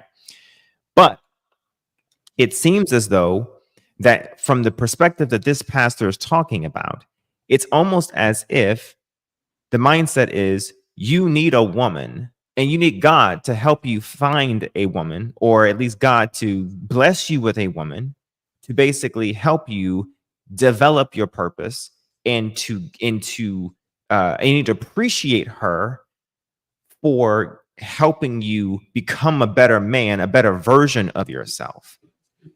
Because it's impossible for you to become a better version of yourself without her. Right? That's interesting. That's an interesting.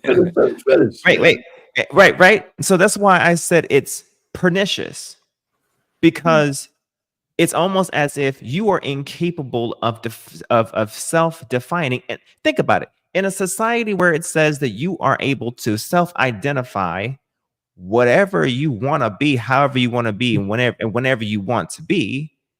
But the same man is telling a group of people, and maybe some men, maybe there are men in there, but maybe men will listen to that. This same man is telling men that you are incapable perniciously, and the insidious part is that it's hidden between the lines. It's hidden, okay? And then the third word I'll add before I continue the point is perfidiously, meaning that it is wrapped around kind of sort of sideways, hitting you with a side hook, okay, but softly, a soft jab here, where it's told in such a way to make you feel as though it's something to be sad about, right? So here we go. In a world where you are able to identify with whatever you want to identify as and whenever you want to, and whatever the case may be, you are unable to make of yourself what you want to without somebody else's ability to, provide that God sees fit to provide that to you as a man. You're stupid. Did I break that down right? No, you did very well. No, it's your point. I certainly the first part of what you said I agree with 100%. The second part was interesting. The second part, one mic, man. Go ahead, Mr. Bennett. No, go ahead, Bennett. No, go ahead. No, just the only thing I'll say, I can understand where you're coming from as far as when he goes to the point, or if you took what he was saying, that a man is incapable of becoming his best without her. I could certainly understand how that would, certainly flick a guy off. I will say from experience, though, having the right woman makes you as a man want to do better. That if the right woman can and will bring structure to your life, that then that can certainly be a major fuel for you to be a better man. I know that was my case, because that's true. He didn't, but I'm just saying. But the way Boss Man took it, I didn't want to necessarily say, because he said he used the word pernicious. I didn't take it necessarily to that degree, because I do understand what the value of a. He was pernicious. Damn that, because y'all said it twice. He was pernicious. Please define what pernicious is. Go ahead, boy, man. It's Friday, and this is my drink night, and I'm not about to. I ain't googling shit tonight. What is pernicious? JP's known for this. So the word tonight, boys and girls, is pernicious. So okay, so damaging or bad or hurtful. I'm gonna use the shit out that Monday. Come Monday, write this shit down. I ain't playing. I got 3 words that I'm gonna be out here practicing before, and I'm gonna use it back on you, boss man. Okay, insidious is hidden. Okay, and then I will help you with the perfidiousness. Okay, so here I'll give you perfidiousness. There we go. Okay, and that is treacherous, okay, or deceitful, with deceit, okay? Now, insidious, I knew about that because if y'all know who the comedian Lil Rel is, he had a word that was close to it. He was saying residious, and he was saying that he had a gym teacher that used to use that word all the time. I looked up residious, and every time I typed in residious, it came up with insidious. So that is not a word, but the man he was like, everything that y'all say is insidious. You know, if y'all ain't never seen Lil Rel, his first stand-up was funny as hell, and he used that word insidious, and so that's what I knew with insidious. That's the only word out of 3. But that's so okay. That was a good one, boss, man. That's good. That was a good thing about that preacher. I agree with everything you said about that dude. But I hear where Mr. Bennett's coming from, but you're giving that preacher a little bit more benefit of the doubt than I would. I think he was. Yeah, I didn't take it to like off the but I'm saying if a guy's took it that way, I understand a guy seeing it that way, especially the whole looking up thing. Because that's why I was really rocking what Boss Man was saying earlier when he said that again, you're talking about men, right? I'm saying, but I think his first point was spot on. That you're talking about men who are at such a low point. Yeah. Because they haven't been trained and groomed as men. Yeah. That they have to look at a woman to be their savior to an extent. So Correct. again, my wife didn't save me, but she inspired me. And I think that's a loss. We talked about that on a panel one night. We were talking, there's a difference. Correct. Between seduction or versus like inspiration. Like women are to be inspirational to us. Correct. Not manipulative, not like I said, all the things that pernicious and insidious and all those kind of things, but inspiring. And I'm so just being with my wife, she inspired me and said, look, I need to step my game up. Because again, I didn't get married because I had these ideas that I wanted to be this man and whatnot. I'm straight up with everybody. I wanted sex. Bottom line. And so but I didn't marry the first woman that came to me. I still went through the process, but my end goal was that need. But I didn't have all that other stuff figured out. But being married to her certainly helped me form to be a better husband. And that's another reason why I wanted that 3 years. Because I knew I wasn't necessarily of the maturity to even like kids wasn't even on my radar. Yeah. So I'm like, I'm not gonna bring a kid into this world. My primary thing with kids, and I know we've been debating a lot in the space about kids and the leash and all that. My foremost thing, kids should always be wanted. And if you're not there yet as a man, that's why I said, how many young men that you hear about talking about they want to be fathers? Not many. And I don't think.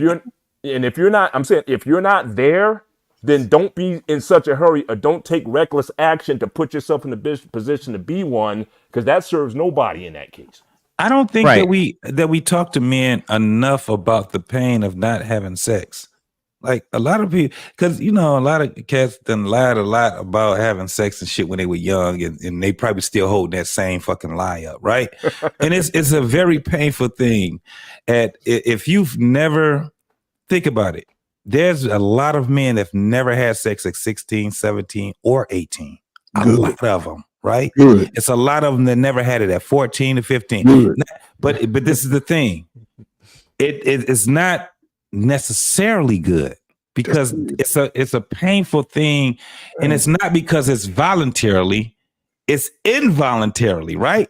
So when they finally get a chance to not only get sex, but when they finally get a chance to get the access, right? Think about how we all were when we came up, right? I didn't start really growing, and my voice didn't get deep until I was in the 9th grade, 10th grade, 11th grade, right? So with us as men, when we develop, it's funny, it's like a superpower. We talked about this before, right? It's like a superpower. You probably was the ugly duckling all the way until you got into probably the 10th and 11th grade, right? Little bitty dude, you probably scrawny or whatever the hell it was. You probably was fat, but you wasn't desirable in high school or junior high school or high school to the women that you went to school with, right? But you see that you got counterparts that are in all these different. It's a painful thing not to have women that is actually looking at you as a man that they want to have either boyfriend or somebody they're having sex with or whatever it is, right? You finally get that fucking that superpower. Not only did you have sex once, but you had sex twice. And now you're starting to see that girls are liking you now. Okay. Guess what we end up doing? JT, before you go all the way out, because you're making some points that we should be able to talk about. Like what Lit said about purpose, what we talk about purpose for young men, and we talk about the sexual desire that's natural to us because like it's God-given. You got to tell both parts of the story, right? A young man growing up has got to be on his purpose, but we can't do them a disservice. But we never talked about. Let me just say this. Let me say this. We will do them a disservice to ever think that they're not going to want to have sex and still be. You got to do both. I'm not saying that you got to do both. That's not what I'm saying, Arpain. No, I'm not talking against you. I'm just saying you're talking about this story. The point I'm trying to get is in the middle, right? I'm saying that we should be talking. Not we should be talking about. I think the conversation needs to be geared towards purpose and being able to satisfy your natural urges without breaking your plan. You know why it's so hard for a man? Why it's so hard for a young man to take to be able to study in school? Because they ain't never figured out how to get his ass to be able to study in school. This is what I'm trying to tell you. We sit back, look at what we have in front of us, Arpain. You're on panels right now. Hold on. You're on panels right now with 30-year-olds that's telling you that you don't know what you're talking about, old nigga. But you got 30-year-olds that's saying that. I'm not arguing against what you're saying. I'm saying, I'm not saying forget what you said. I'm not arguing against you. I'm saying if we're going to tell a young dude something about purpose when they're young, we got to also recognize that they're going to have a sexual urge that's going to be out of control. So what I'm saying, what you act like you don't understand what I'm trying to say because I'm acting like it, but I didn't never finish what I was getting to. You was making like 100 points in that stuff. I'm just trying to get on the point. I'm just trying to say, but go ahead, man. So only thing I was going to say is that we don't listen to them. What I'm telling you is that no, we don't. We forget that we forget that we were teenagers. And we'll go right over their head. I'm telling you right now, Arpain, those teenagers are now in their 30s and we're talking to them. Right. And I'm sitting here talking to these guys. They used to be teenagers and now they're 30 and they're sitting here having fucked up fucking conversations about relationships. And then when we come in here and try to talk to them, they say, you don't know what you talk about, old nigga. Your time is up. All I'm saying is that what we have to understand is that there is a pain that they have to suffer. That's what I just said. So before we can tell them about discipline, this is why they keep telling us. And you've been on the same panels I be on, Arpain. Don't act like you don't hear them say it. When we tell them about dick discipline, what's the first thing they tell us? About dick discipline. I didn't tell you something. But listen, you're yelling at me, and I'm saying that I don't. You don't get passionate, bro. Don't do me like that. You don't get passionate, man. Okay, I'm saying yelling. I'm saying y'all know you're passionate. The point I'm saying is, I'm not disagreeing with you. I'm saying this, when we talk to a young guy, I don't necessarily take because I don't agree with the fucking word salad they give to me. That doesn't mean I'm not listening to them. No, I know you listen. It's got to be a dual message. One, you got to have some kind of purpose in life. And two, I recognize your urge for sex. Right. And so what I would tell you is you got to be able to do both. You got to be able to find a purpose that drives you through high school, drives you through college. And I know along the way, you're going to want to bust down some chicks. But if you do, here's the thing you need to do while you're going in on purpose. There's a consequence for every sexual door you open. So once you understand those consequences, you'll make better decisions. And so, because I'm not going to tell a guy not to have sex because you be on your purpose. I'm not going to tell somebody like that. Mr. Bennett is like a unique guy, no matter what time period we're in. Because forget about his age. How many guys have a notebook on how they're going to get married? I mean, that's the dopest thing in the world, right? And it should be. And that's the thing. It's very unique. What Mr. Bennett said is very unique. However, most men look at that as unattainable. That's all I'm saying. They look at it as unattainable. I don't give a damn what we say. And I can sit back and tell them how I did whatever and I became successful. But if they can't see it, they see it as unattainable. And most of these guys, they see relationships as unattainable. Most of these women, they see relationships as unattainable. This is the reason why they're changing. They like, well, fuck it. I'm not about to try to do no relationship shit. And they starting to make this shit up on their own now. But and when we come and say some shit, they look at us like, man, that Mandarin shit y'all talking about, man. Y'all take that shit on Black Man Unfiltered channel. We gonna stay on over here. This is what they're saying, and you guys know I'm telling the truth, man. But let me just say something real quick, and this is a salute to Boss Man's current position in life, because all of these messages that we're talking about, if the father don't give it to the son, we're going to continue to go around this circle. He's in the greatest time. Every ounce, inch, quarter inch, 3/4 inch of confidence that's going to be instilled in that child, it will get it from Boss Man.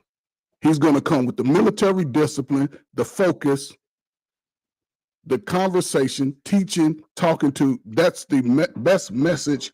Now, when we talk about 30-something-year-old man, they're going to have to make a decision to listen, take bits and pieces from JT, Mr. Bennett, our pain, Boss Man, Lost in Translation, my stupid big head, Incarnate. They're going to have to piece it all together and find something that works. What they cannot do is go around complaining for the next 25 years of their strongest part of their life.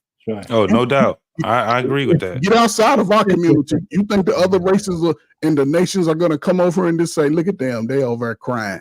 What we going to do with them? Well, they can't build nothing because nobody want to go into the skill trade. Yeah, that's true. Hold up. They're already separated from the fathers and the sons. That's right. So what I'm saying, and this is my biggest point, and it goes back to right now, the message that is being spewed to us as a nation is separation from the top to the bottom. That's right. That's the message. And the opportunity of young men being raised by a father, you see what it's doing. We got young 25, 35, 45, 15, 16-year-olds strong, probably would be muscle bound and everything, turning into women. Whew. Take it and look, they living worse than somebody. Most of them are gonna live poor. Don't get it twisted, but they're gonna. And listen, I can go all around the world with this. And when it comes to a young man, and this is why I say, because JT, everybody's different. My son is 21. He ain't got no problem with the ladies, and he make about $42,000. Yeah, he's following the message that I gave to him. My father didn't give me that message. My mother gave me the message. You go out here willy-nilly, you're going to be responsible for all yours. I ain't never had to ask my parents for nothing because they told me I must be a hard worker. I cannot complain about life. Treat people with respect. Demand respect. And the way I'm a damn man respect with people that bring nothing to me, I'm going to avoid you like you never existed. I don't even get caught, and that's what I'm saying. Our youngest and strongest generation right now, y'all know my favorite generation. They in the prime of their life, not taking advantage of the opportunities that are here. You have a child, try to fight. Listen, I know the women, they tripping, don't want us to be with our sons because they understand that boy would be one of the strongest men. But a part of the system tells the sisters, make him look up to you. Make a strong man look up to you. You can be 200 pounds, girl. You is sexy. You right. You can not teach your kids how to read. Because I know some brothers can read. The way they be yapping on YouTube, I know they can read. Let the man read to the son. So let me ask the question. So listen, JT, listen, man. The young man, I understand. But here's the thing. Those young men have children. They're teaching the defeaters mindset to those children. So this is what I'm about to add. This is why I'm asking what I'm asking. So it's 1, 2, 3. We are 4. It's 4 of us. You muted. Muted. How many of us are planning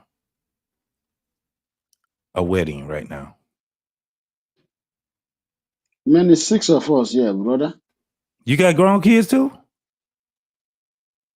Oh, my bad. My daughter is I was about to saying be grown one. kids. No, I was just saying Okay. with grown kids. And I'm asking how many of us is planning a wedding, right? Active planning, no, but Are prayerfully we looking even for. in the ball? It's It's in in the the future. ballpark. It's in the Yeah. ballpark, right? So that makes Hey, us. JT, when you say I want to quantify something, when you say planning one, are you saying that we are actively in the works, or am I looking forward Yeah, to one?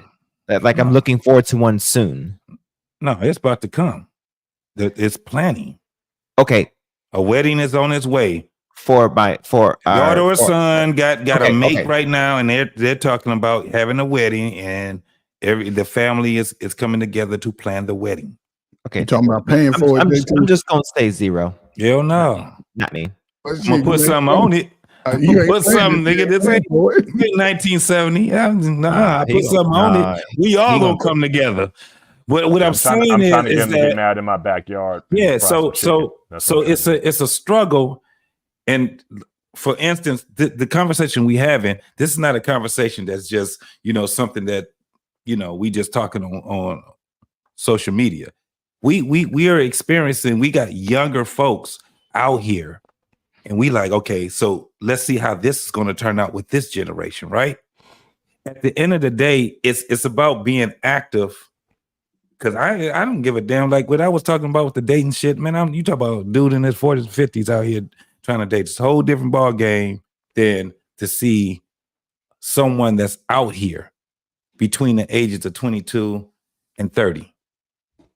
Right? It's a whole different ball game because what's the number one thing that we need to have? Community, right? But before we can have community, we have to have family. Before we have family, we got to have two people that like each other to be able to build that shit. And this is where we have where it comes down to us talking to either our daughters, sons, or daughters and sons, not just them, nieces, nephews, little cousins, whatever the hell we have, because they're part of our community. If people, and it's funny because when I say community and people say we have a community, and y'all, Mr. Payne, you've been here long enough, Mr. Benny, you've been here long enough. We didn't have the argument on there's no community, there is a community. We didn't had a whole lot of a lot of conversations. We're getting older. And we're getting ready. We have to be able at some point to pass the torch, baton, or whatever to our kids. But we have to have real conversation with them. And a lot of times it's not about us just teaching them. We got to first find out how to get the prognosis, right? Before we can even diagnose the shit. And right now it's terrible. Our kids are in a terrible time right now. That's just what it is. So yeah, our conversations. That's why. Remember when we first started with you guys bringing your kids, or we was talking about bringing the younger generation onto the panel and things like that. Because talking to each other is one thing, but no, you guys are married.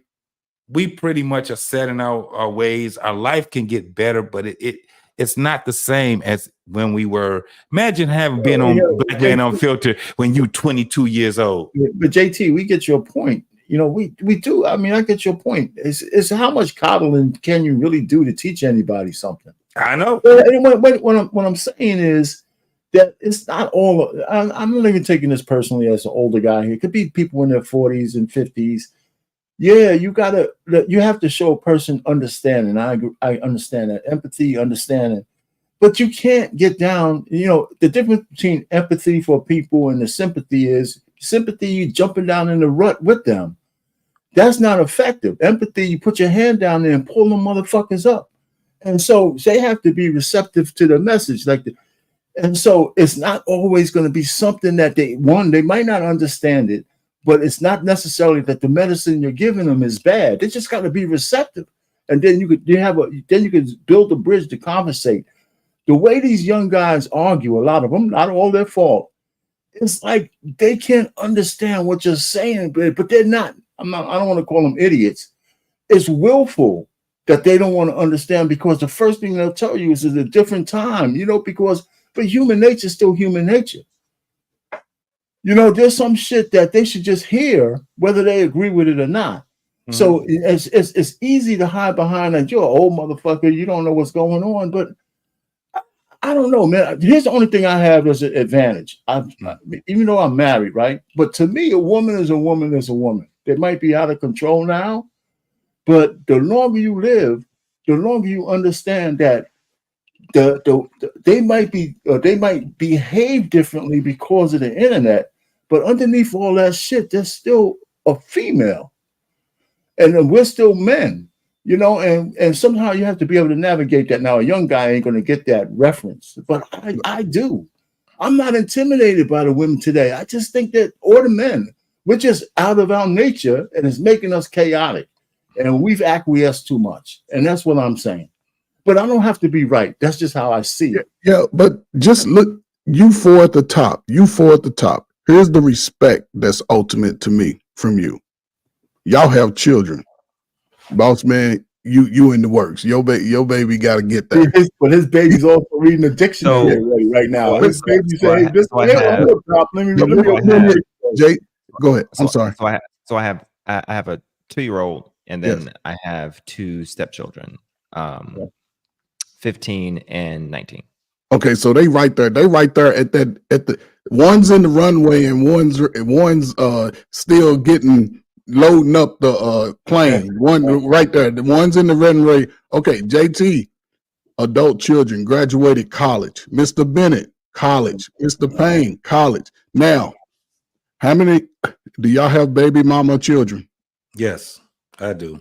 Okay, so JT, here's the thing. You spoke about this. It wasn't always under your leadership.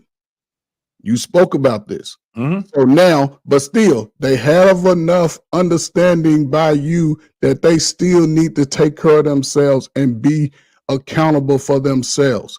The understanding is there that you provided, Mr. Bennett, our paint. And that's the message that the young man did not get. They've been told since they was 7, 8 that you ain't shit. Your daddy ain't shit. His granddaddy ain't shit. And granddaddy lived 2 blocks away, drove a cab, drove a school bus every day, got home before 6 o'clock. And now here we are in that dope atmosphere. And these same guys are complaining about the women who are their age. The women that they go to the club with, they went to school with, they go to church, the women that's in the neighborhoods. And that's the scary part. These guys have been conditioned to be think less than, and the women, just like it's been still going on, are still being told, make him look up to you. Facts. That makes no, but see, that message right there is an allowed message beyond our control. It's an allowed message because this is a church. You try to run a church and tell men and women to work together and be equal. You're going to have all men, 2 women, and they're going to be married to the man on the thing. But that's the message. So, brothers, man, don't be so hard on yourself, man. Don't be so hard on yourself, man, for real. Just hang in there, man. And this is why I understand, because my father, he told me work hard, respect people. My mother told me don't take no mess from no woman. I got it from both sides. And the message is important to come from both sides. That's why we don't see it like that. That's why a high number are born out of that well. But that's a part of the programming. Yeah. But for a man today, he can live in the world. The world is going to open up. He can live in the world. And they're going to see that the brothers, whether you're light skin, dark skin, whatever skin complexion you are, if you're on your P's and Q's, you can get a woman from across the world. And the sisters are going to have to fall in line.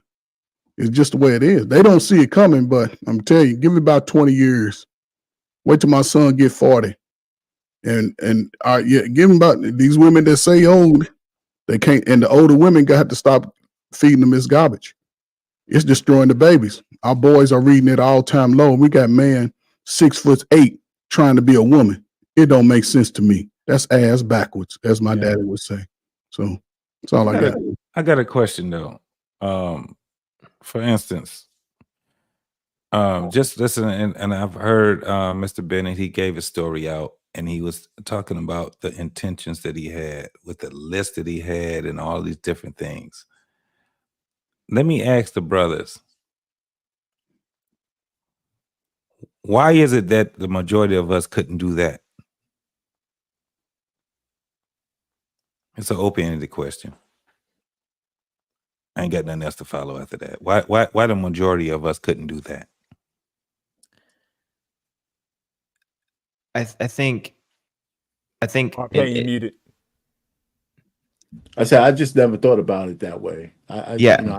I never thought about it that way. I think if I could, I think from Mr. Bennett's perspective, I think some of that may have come from either a cultural background, or just what was set from either upbringing. Because this came up with that. No, Oh, it all right, came, good. I was. The Oh, yeah, simple you don't know answer, the story. JT. Damn, my I'm bad. just saying. He didn't know the story. I'm just saying it was. I was taught. Yeah. I got around some mentors, some men who had basically what I wanted, and they told me, you know, the guy told me out of Habakkuk chapter 2 verse 2, write down your vision on tablets so that the herald may run with it. That was like the motivation for it. There you go. And so if you want what you want, it doesn't matter, goal setting in general, whatever you want, financial goals, what you want, health goals, exercise, whatever that was, just write all that stuff down. So I've always been kind of like that kind of person. But he said, even with the woman that you want, write down what you want. Now, I took it another level because I couldn't operate off a list. It didn't make necessarily for conversation because I knew that if I was going to be sharing this, I needed to make it more conversational. So that's when it started with a list. It started with an outline. It's like anything. It's like how you taught to write an essay, right? You start with an outline, your main idea, your outline points, your bullet points, and then you go back and then you fill it in. So I took it one more level and I filled it in and made it. And when it became apparent that I may be giving this to people, then I made it more like a conversation. Like, this is what I'm looking for, but at the same time, this is also who I am and what I'm about and what I'm looking for. So it evolved into that based on the experiences that then happened out there. But I was taught. I mean, bottom line, someone put it in my spirit that, look, this is what you need to do, and I just took it and I just ran with it. It's a great idea, though. Right. Yeah, that's why I just asked it. I got my answer, but I wanted to hear the brothers on the panel. If you guys, and like Mr. Payne said, he didn't really think of it, but Boss Man, go ahead. No, I was trying to allude to it was something that was influenced to him for the most part.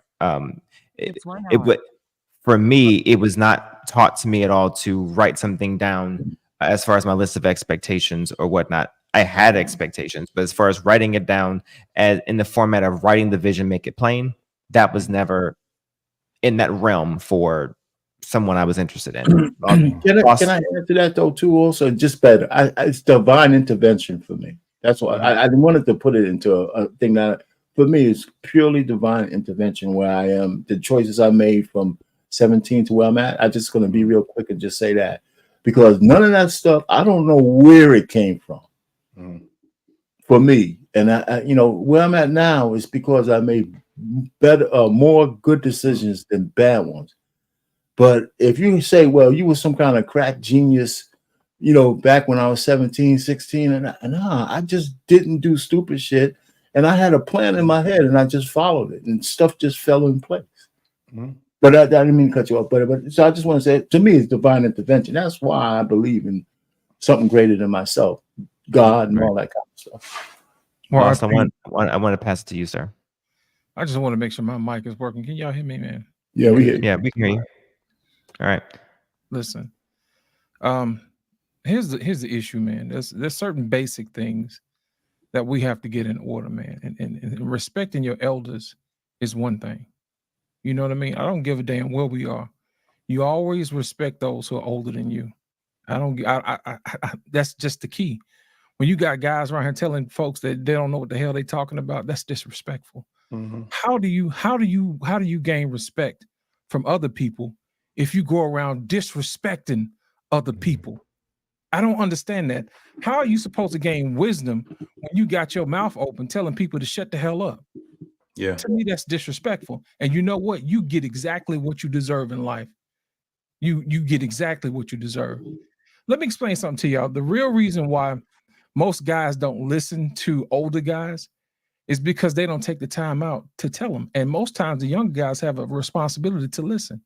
You know, I remember a long time ago when I had a conversation about having kids with my dad, and it wasn't even that deep.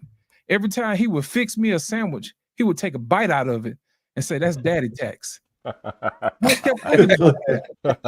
old bite. Damn. Half of the damn sandwich gone. Hey, let me tell you what that did. That to me, it taught me many lessons with just one bite. The first thing it taught me was to be independent. You know what I'm saying? Yeah. If I'm gonna wait till somebody else fix my sandwich, they're gonna take a piece of it. You know what I'm saying? Also, what it taught me to go, if you're gonna have kids, they're gonna take a bite out of your sandwich. You know what I'm saying? They're gonna eat the whole thing. It taught me to not be selfish. And then it also taught me, hey, if you're not generous enough or unselfish enough, then you don't deserve to be a father. Because part of fatherhood is to make sure that your kids are taken care of and you feel proud to do it. Mm-hmm. You see what I'm saying? So those are the little tiny conversations that we should have. It doesn't have to be overcomplicated, but at the same time, you should still also teach your boys, yeah, man, when you get to a certain age, you're going to start smelling yourself. But let me tell you something. There's some consequences that come with that. Mm-hmm. Yeah, I know. Let me tell you what you're going to feel. You're going to start feeling stronger because that's what testosterone does. Every now and then, you're going to want to smell yourself. You want to test me. I'm going to tell you right now, don't do that. You're going to hurt yourself. Don't do it. You know what I'm saying? Don't do that. I don't know. I keep vacillating on that, Loss, because again, I think that is a norm. Just like that lion video that you guys played at the beginning. It's a normative thing. It's natural. Right. Like you want to kind of test them out a little bit. Say, oh, okay, I see you got a little something. Mr. Bennett, I'm gonna let you know a little secret. I tried my dad one time. Don't do that. That's all it took for me. I had one time, and that was it. Out of love, gentlemen, I'm telling you, teach your boys respect first. You know what I'm saying? And then you let them test somebody else. You don't test your creator. Man, I was out at strike one. You already know how strong you are. And we got nowhere else to say. Strike one, you out of there. Hey, you got to teach them. It's over with. Ain't no strike threes. Teaching a child authority is a good thing. Yes, man. You know what I'm saying? It keeps them out of trouble. Yeah. So here's the thing: there will come a time in the day when he's the king of his castle, but he has to earn that. You know what I mean? You can't come in and expect to take over my throne that I've built. I'm going to show you how to build your own kingdom, son. That's the key. We've talked about that. Yes. Yeah, a lot of these dudes, you're not teaching your kids everything that you know. Right. So you're replicating an inferior product. Correct. And again, law in nature says you always want to produce a smarter, bigger, faster, stronger, just like $6 Million Man. Better, stronger, faster. Right. So it should come to a point. I never had sons, so I can't speak to this. Right. But my thing is, it should come to a point. Well, coach, you got sons, so your son should be able to challenge, y'all can be play wrestling, fighting or whatever. Don't get out of whack with it. But I'm just saying, your son should be such where it's like, oh, okay, you might be becoming that dude. You should want that, I think, at least in a son. You should want that. I mean, he should be a better version of you in all aspects. He should be smarter because he has more access to information. But he should be healthier because, again, the better diet choices because we grew up on Kool-Aid and fried bologna sandwich and stuff like that. He's got choice. He can eat lean chicken breasts and broccoli and stuff like that. So I just think that, we need to have a mindset that I want to not only pass on my DNA, I want to improve it in a lot of ways. But if I keep my thumb on him all the time, then how can he possibly be that dude? Be inferior. No, I'm telling you, you're looking at it wrong. Because being a son and having sons I can understand completely. Like Lost to say, his father didn't cut no shorts with him. He took a bite out of his sandwich in front of his face to let him know, I am the head macho. But coming from his daddy, it's a whole different meaning and whole different upper, because you have daughters. Would you have allowed your daughters to challenge you? No, Well, they couldn't. but they could have. But I'm saying, but they, but it would. I'm saying, but No, but no, I'm no, not, no. but I'm not raising them to step like was said earlier to step in a dude's face. That's No, not the. Mr. Benny, you missed not that point. Not about stepping in a dude's face. I'm talking about to challenge you. And the reason why they wouldn't challenge you because they understood you as a father. You gave them the message like Laos got the message from day one. You gave them consistent, be respectful, respect yourself, hard work. Everything that you did, they saw you doing it. So now they're going to emulate that. And that's what fathers do. Now, today, a young man with a child out of wedlock, the system is already separating that lineage building.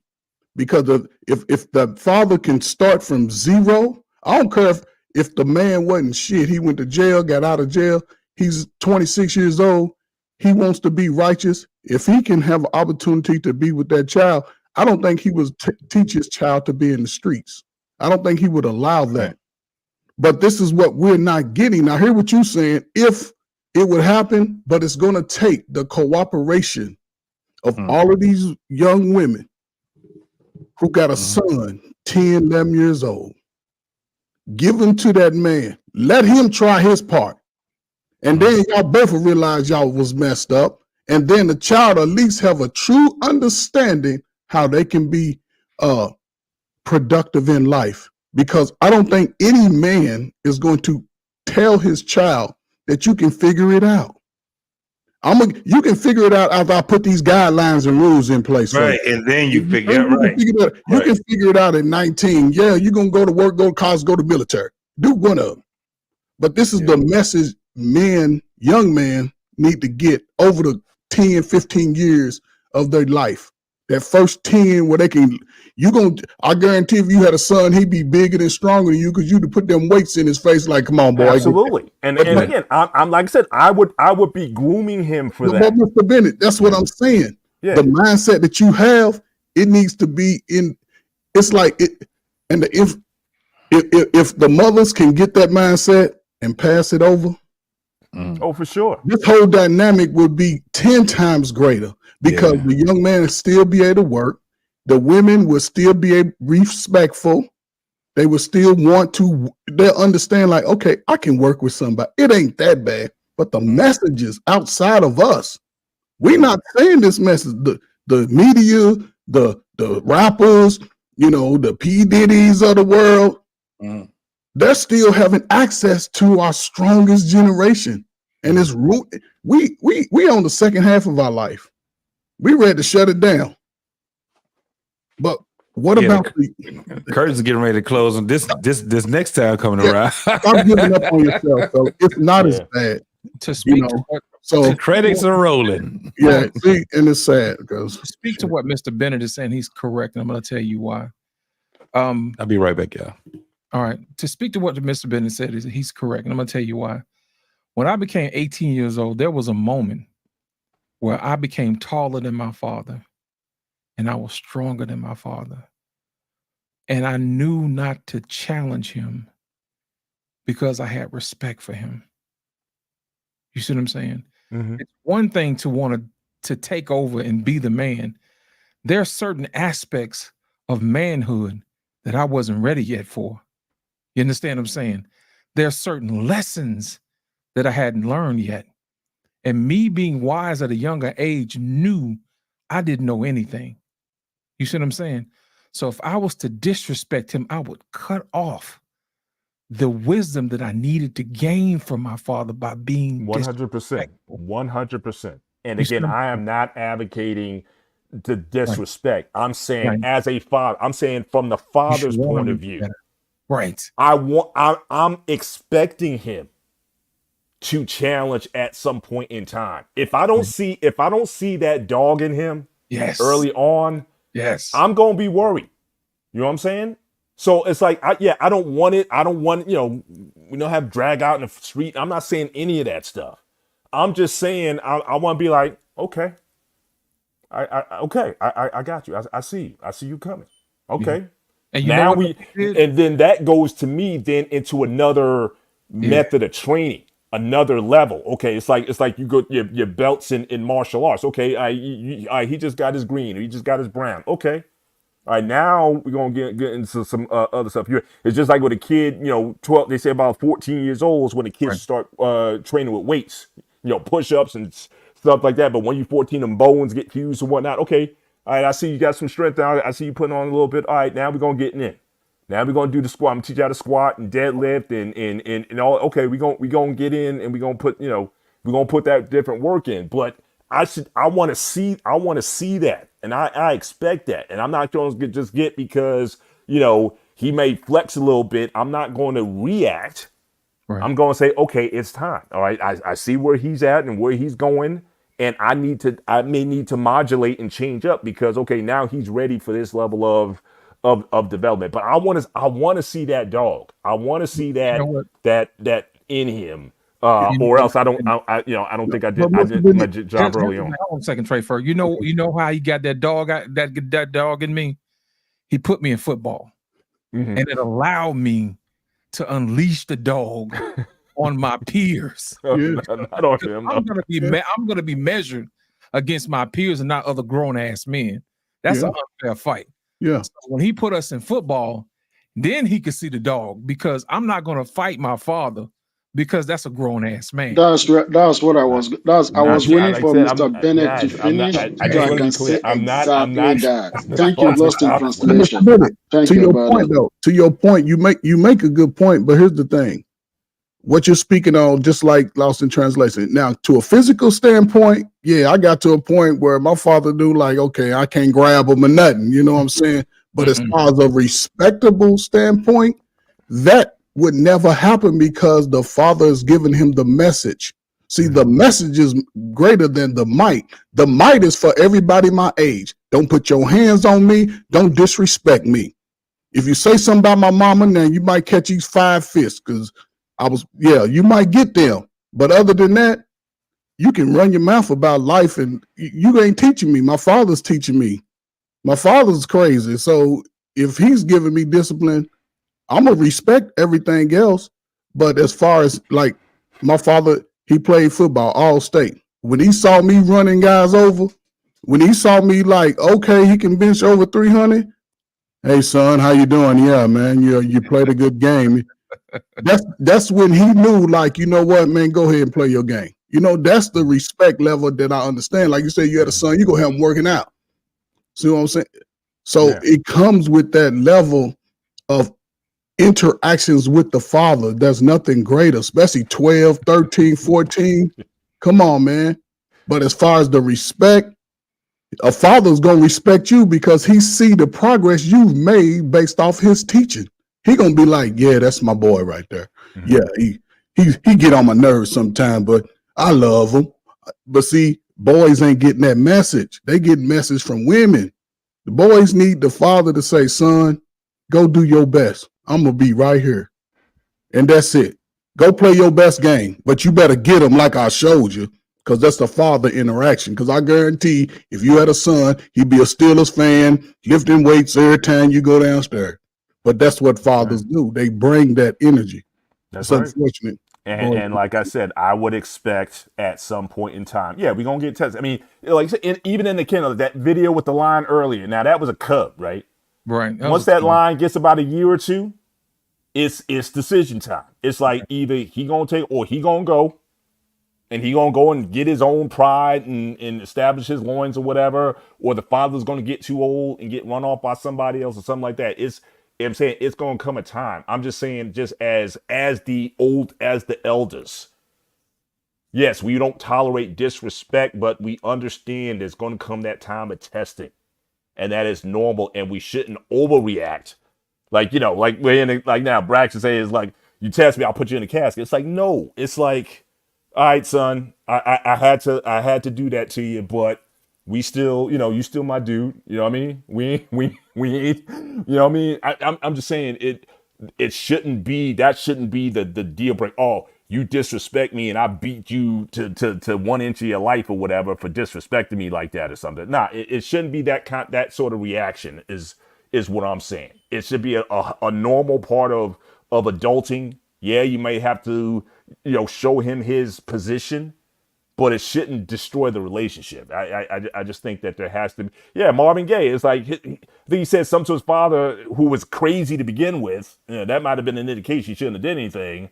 But yeah, I think his father said something to him, or he said something to his father, and his father comes in and deletes him. I mean, that's ridiculous.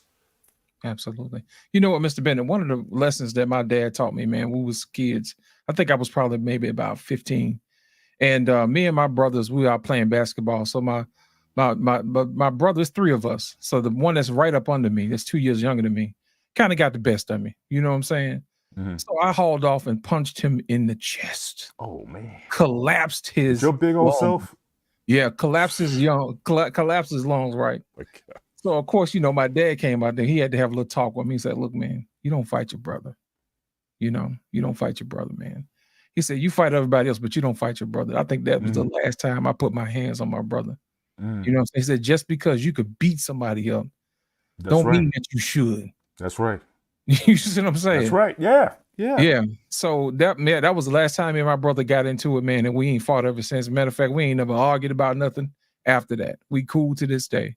You know what I'm saying? But at the same time, we have to teach each other those lessons. Those are some of those man lessons I was telling y'all about. 100%. Yeah. You know what I mean? Even though sometimes your brother may be out of place, sometimes you want to pull them to the side or whatever. But sometimes if they get the best of you, hey, you just took an L that day, buddy. You got to work a little bit harder. You know what I'm saying? That was like my brother. He was coming along. He wanted to test his big brother. You know what I'm saying? And I was like, I got you, boy. You know what I'm saying? But at the same time, man, we have to make sure that those are lessons that we have to teach our young men. Sometimes it could be a complicated message, but sometimes we got to teach on the level that they can understand. Like I was talking about that daddy tax. You know what I'm saying? That was a powerful lesson for a young man. And that kept me from having kids out of wedlock. You know what I'm saying? I said, I want my whole sandwich. You know what I'm saying? So one day, if anything, you start making your sandwiches way earlier. Hey, So I'm 8 years old. I'll make my own sandwich. Right. You know Hey, what I'm saying? I give my son dad tax now. There you go. Daddy tax, baby. Yeah. I think every father has got a little daddy tax. You know what I'm saying? Yeah. He comes to me, he says, snack. I said, cool. Open up the snack. And I'm like, dad tax, bite it and give it to him. So before we leave this stream, right? Are we going to actually touch on, does it actually mean if you're vulnerable, you're a bitch? Are we going to actually even talk about that a little bit? You know what I'm saying? Wait, say it again. The title of the stream. It says if a vulnerable man is a bitch. Is that true or not? And what kind of vulnerability are we talking about? I'll tell you what, Payne, I'll go ahead. I'll go ahead and I'll answer that for you. The type of man that pastor was talking about, most definitely, because if you are looking up to your wife in any mindset, in the mindset that he was talking about, then yes, you are. Now, I'm not talking about adoring your wife. I'm not talking about relying on your wife for every so often for encouragement or for any type of uplifting, because my wife can look at me and tell, even when I'm trying to hide it, because that's our natural inclination, is to hide when we are not at our best. We don't want our wives to see us at our best, but if your wife is really in tune with you, she can tell that you're not okay, and she'll pull it out of you.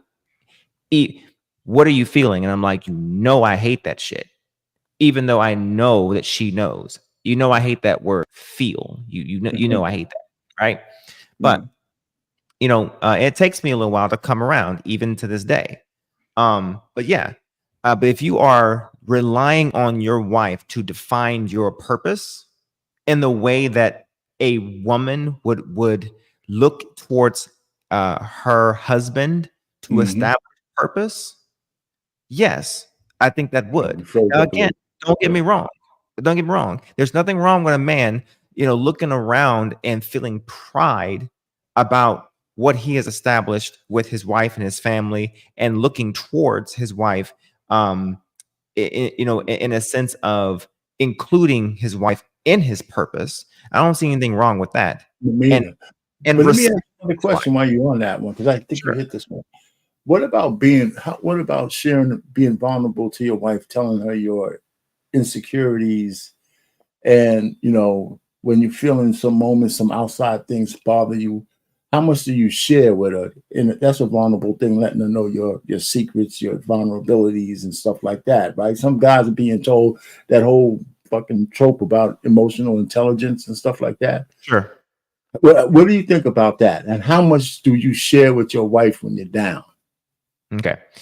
All right. Not just So you, but I'm talking in general. What do you think about that situation? So I'm lost if you allow me. I'm gonna answer this from a personal note. Okay. And this may be contrary to personal opinion. Okay. With my wife, I actually am pretty open with her. All right. Okay. However, I do not tell her everything. All right. And if when I tell her something that is so vulnerable that it puts me in a light of being completely broken down, one, I try to do it when I'm able to present it in a way that isn't so destructive. Okay. One. Okay. So I'm able to present it in a way that doesn't put me, so if you can't be emotional and distraught at the emotional and disassembled at the same time. You got to pick one. It's wise to do that. Okay. But there are moments and times when both just happen to come out at the same time unintentionally. And those happen very rarely. Okay. With her, she does not ever make me feel as though one thing she doesn't do is that she doesn't ever look back and pinpoint that moment and use it against me. So here is where I would offer any type of advice to anyone who's ever watching this or who's watching it now. I would never advise doing that with someone who would ever use it as ammunition or use it as a weapon to disassemble you or break you down or demean you. Okay. Because women will do that. So if you are going to do that, it needs to be with someone who would never weaponize it. I will never not say, don't confide in your wife. Right. Or don't be vulnerable with your wife. I didn't say girlfriend. I didn't say significant other. I said your wife. If you cannot be vulnerable with your wife, then who are you to be vulnerable But with? you still say, even with your wife, there's some limitations you still set as well. I still do, because women in general have limits to, I don't care. Women in general have limits to how often they want to see their men at their weakest. You have to pick, you have to spread that shit out. A woman understands, a good woman understands that a man isn't strong all the time. But you cannot present weakness, or I wouldn't say weakness, but you can't present folly all the time, because it puts them in a position where they feel as though they have to constantly build you up when you're supposed to be that person in retrospect. Does that make sense? So no, it makes sense to me. I just want to hear what I think you're hitting on all the things I was saying. Anybody else wants to go too is good too. Yeah. So me personally, I'm sparing with it, but I don't shy away from it when need be. Gotcha. Let me go ahead and retort, and I'm gonna Go let ahead. I'm gonna go ahead and let Ekene go after me. Okay. When we played football, man, we were pretty damn good, and when I had a guy in front of me, I would tell him, "Hey, we coming your way, and ain't a damn thing you can do about it." You know what I'm saying? I don't care. You can bring all the linebackers, you can stack everybody over here. Ain't nothing you can do about it. We coming through. And I think men need to get to the point where you should be able to say, "Hey, look, this is where I'm vulnerable. However, there ain't nothing you can do about it, because your insecurities are your insecurities. So that means you manage those. You don't crumble under it. You don't folly. You know what I'm saying? You take care of you. You see what I'm saying? But at the same time, if you give somebody and say, "Hey, look, this is what I'm vulnerable at," and they take advantage of that, that's when you have to let them go, because they were looking to take advantage and they wanted to find out where the chinks in the armor was. But my thing is this: I trust somebody way more if I tell you where I'm vulnerable at, and you don't go there. To me, that's somebody I can trust. You see what I'm saying? Mhm. So my thing is we have to spend way more time finding out whether or not this somebody is somebody I can trust versus somebody I got to hide something of myself or my being from them. You see what I'm saying? And I always tell men, make sure that you face your own insecurities. That's yours, not hers. You see what I'm saying? You can only Man control needs to know his own limitations. The man's got to know his limitations. you have to know your own limitations. You got to know what you can take. But at the same time, the part about being a man is learning how to overcome obstacles. Right. Whether it be in life or also what other people think about you and what your woman thinks about you.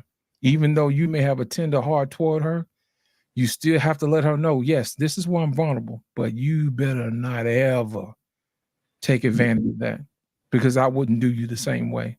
And there's that equal mutual understanding that you have between each other. But she has to know that there are consequences to pressing that button.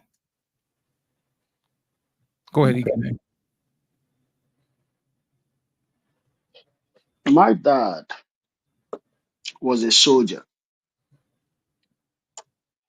The only time I saw my dad, like I saw tears flow out of my dad's eyes down his cheek, was when his best friend died of a motorcycle accident, 1984,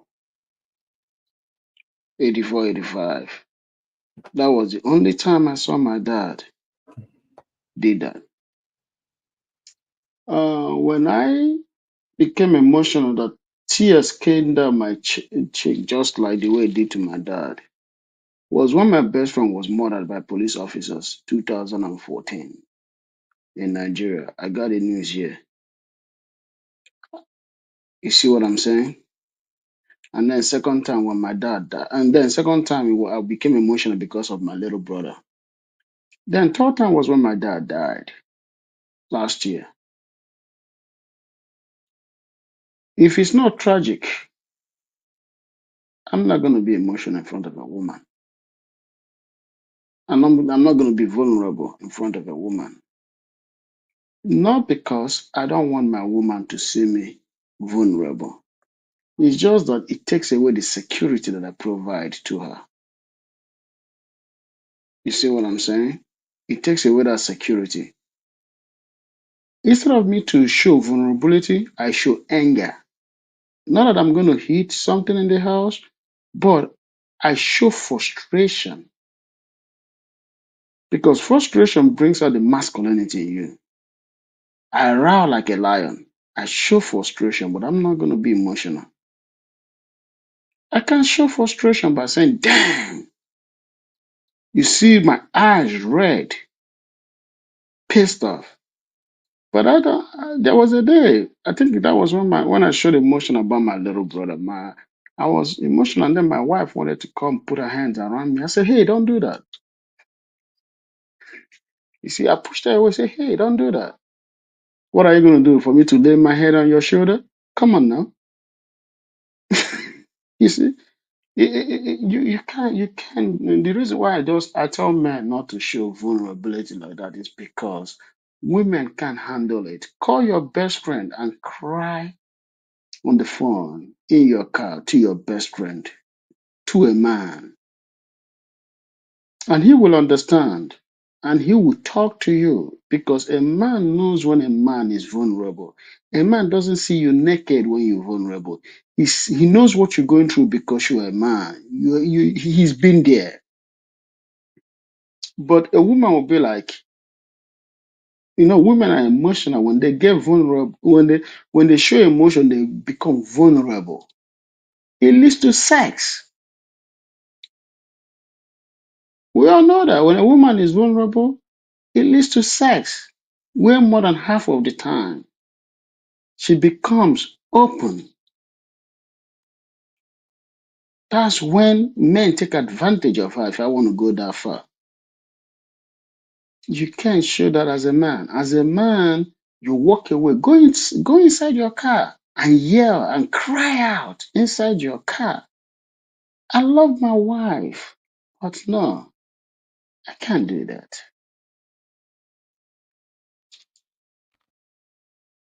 Mr. Bennett. I'll probably lean more on what Boss Man was saying. I think, like anything else, respect is given, but trust is earned. And so, I mean, my wife and I, we've been together more than half our lives now. So it's definitely something where if we don't know most of what our hot buttons are, what things that are sensitive to us by now, then I don't know what we've been doing all this time. I just think when you are truly with someone like that, I think it's just a natural occurrence. You're going to be vulnerable at times, but I don't think it's good for men in general to be vulnerable, period. Like there have been emotional times. Like I lost my mom back in July, and I had to eulogize her, and obviously that was an emotional thing. Talking about that, and my father back in 18, and I mean, there's those moments in time when obviously you do that, but for a man to be emotional from the standpoint, and now here's why I would disagree with Ekene. I think anger is also an emotion, or yell, or being, all of that is part of the emotional spectrum.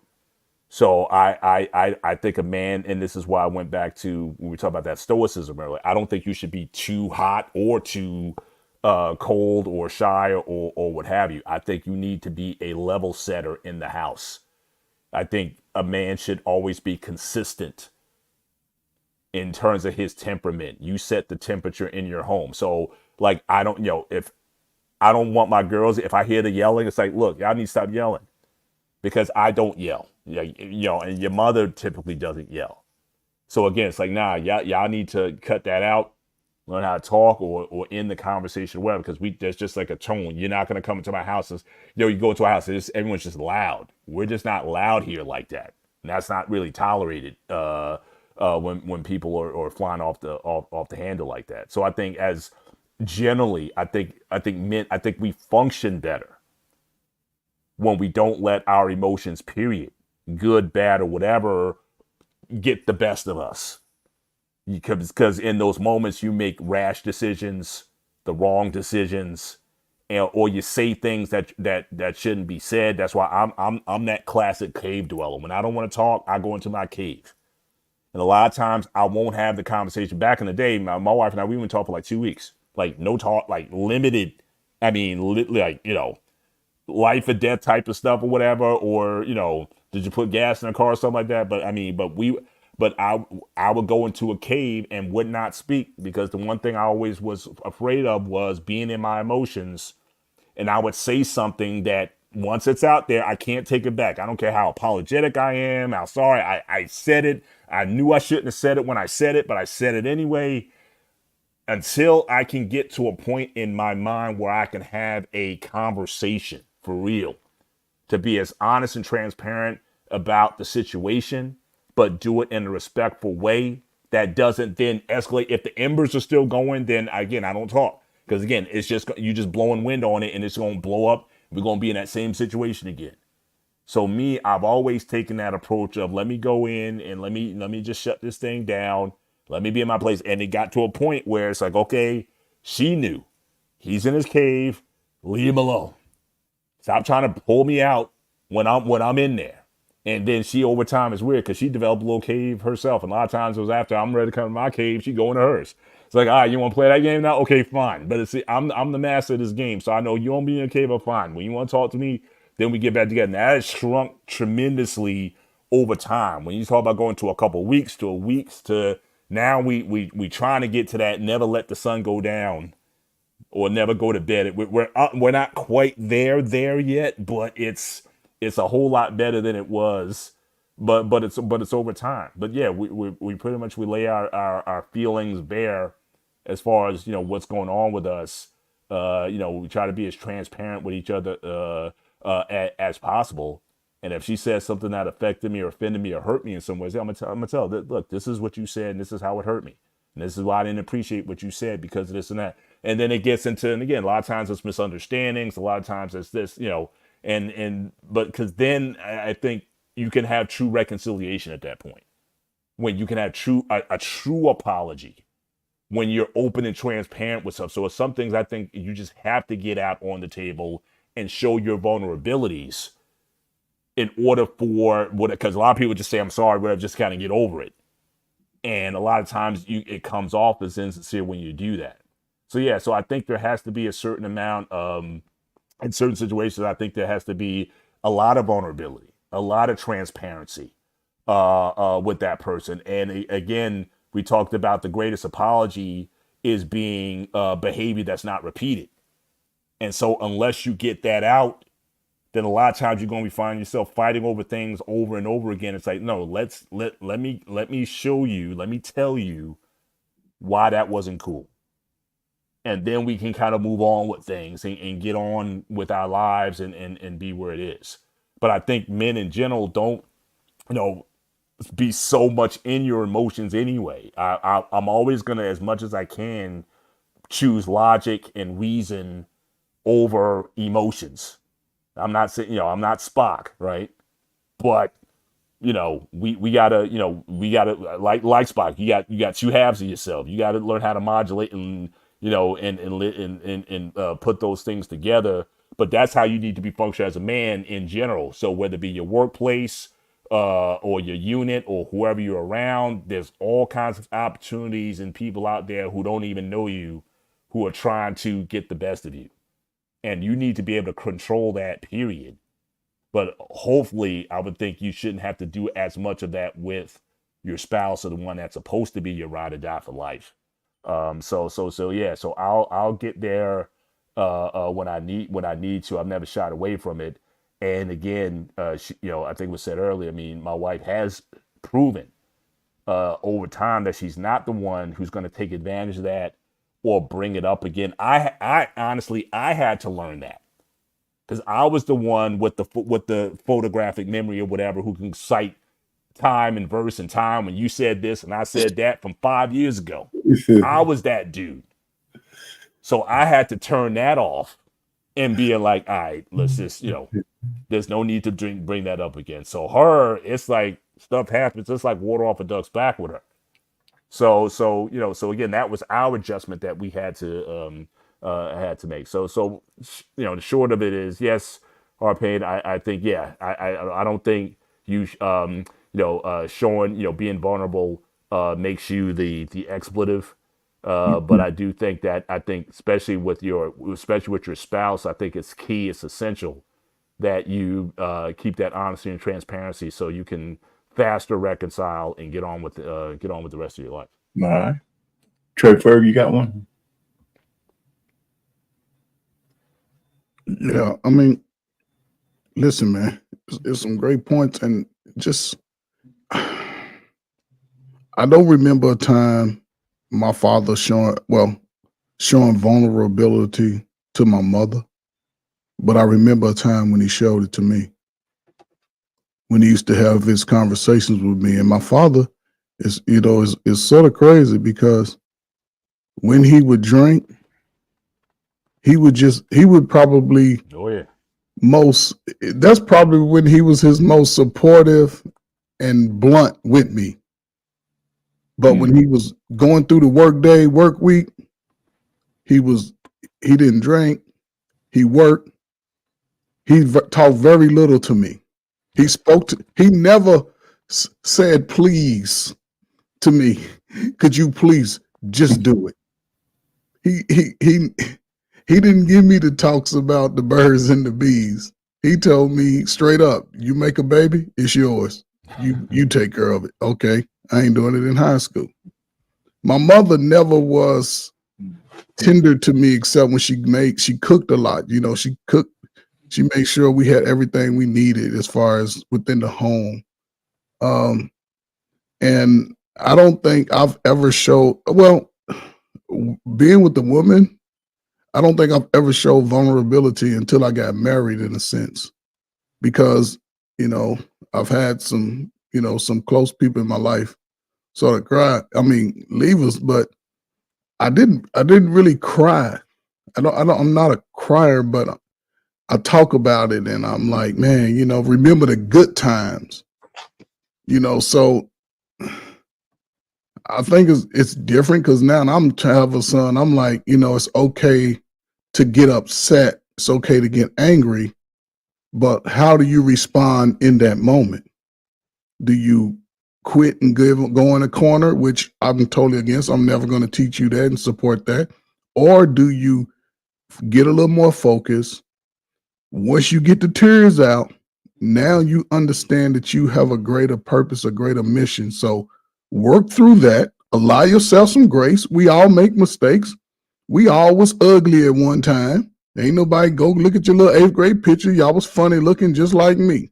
But at the same time, you're going to grow. And as long as you're growing, understand the respect for it. People, places, and things. Demand respect, and understand that when you're in that space, learn why you there.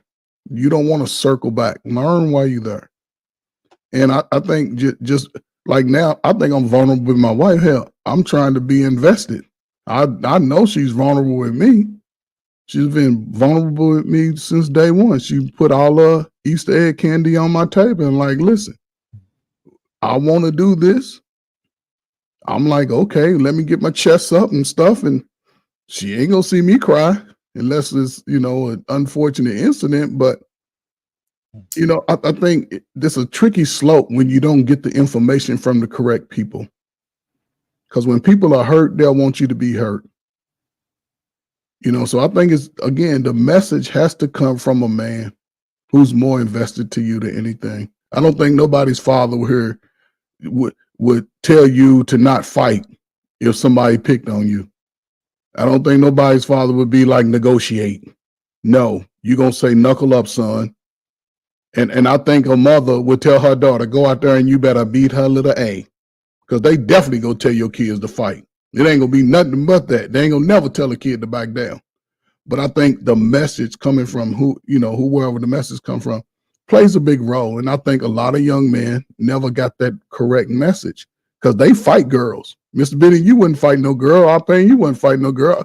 Lost in translation, you wouldn't fight no girl. I would look. They were fighting me, so that's because they wanted you.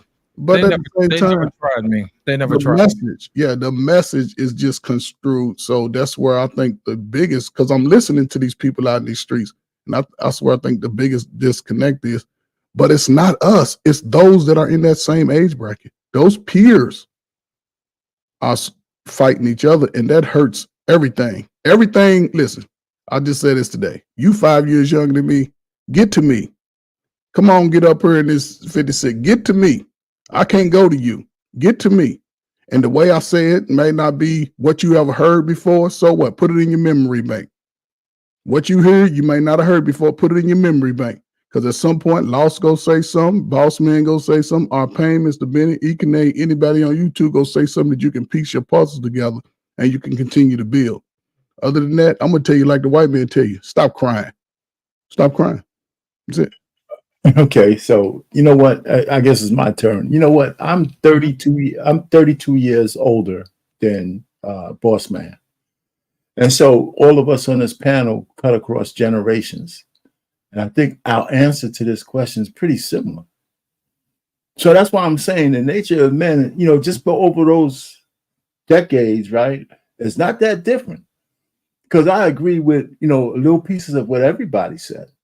So I'm just saying, as far as I'm concerned with my wife, since I've been married a long time, I'm very judicious with what I tell her. And I really am, because some things she just doesn't need to know, especially if I'm the guy who's supposed to correct things that are bad, right? So if I can correct it, I put it this way. If there's a vulnerability or something happening in the house and I actually need to have my wife's help to get it fixed, it's got to be a real big deal.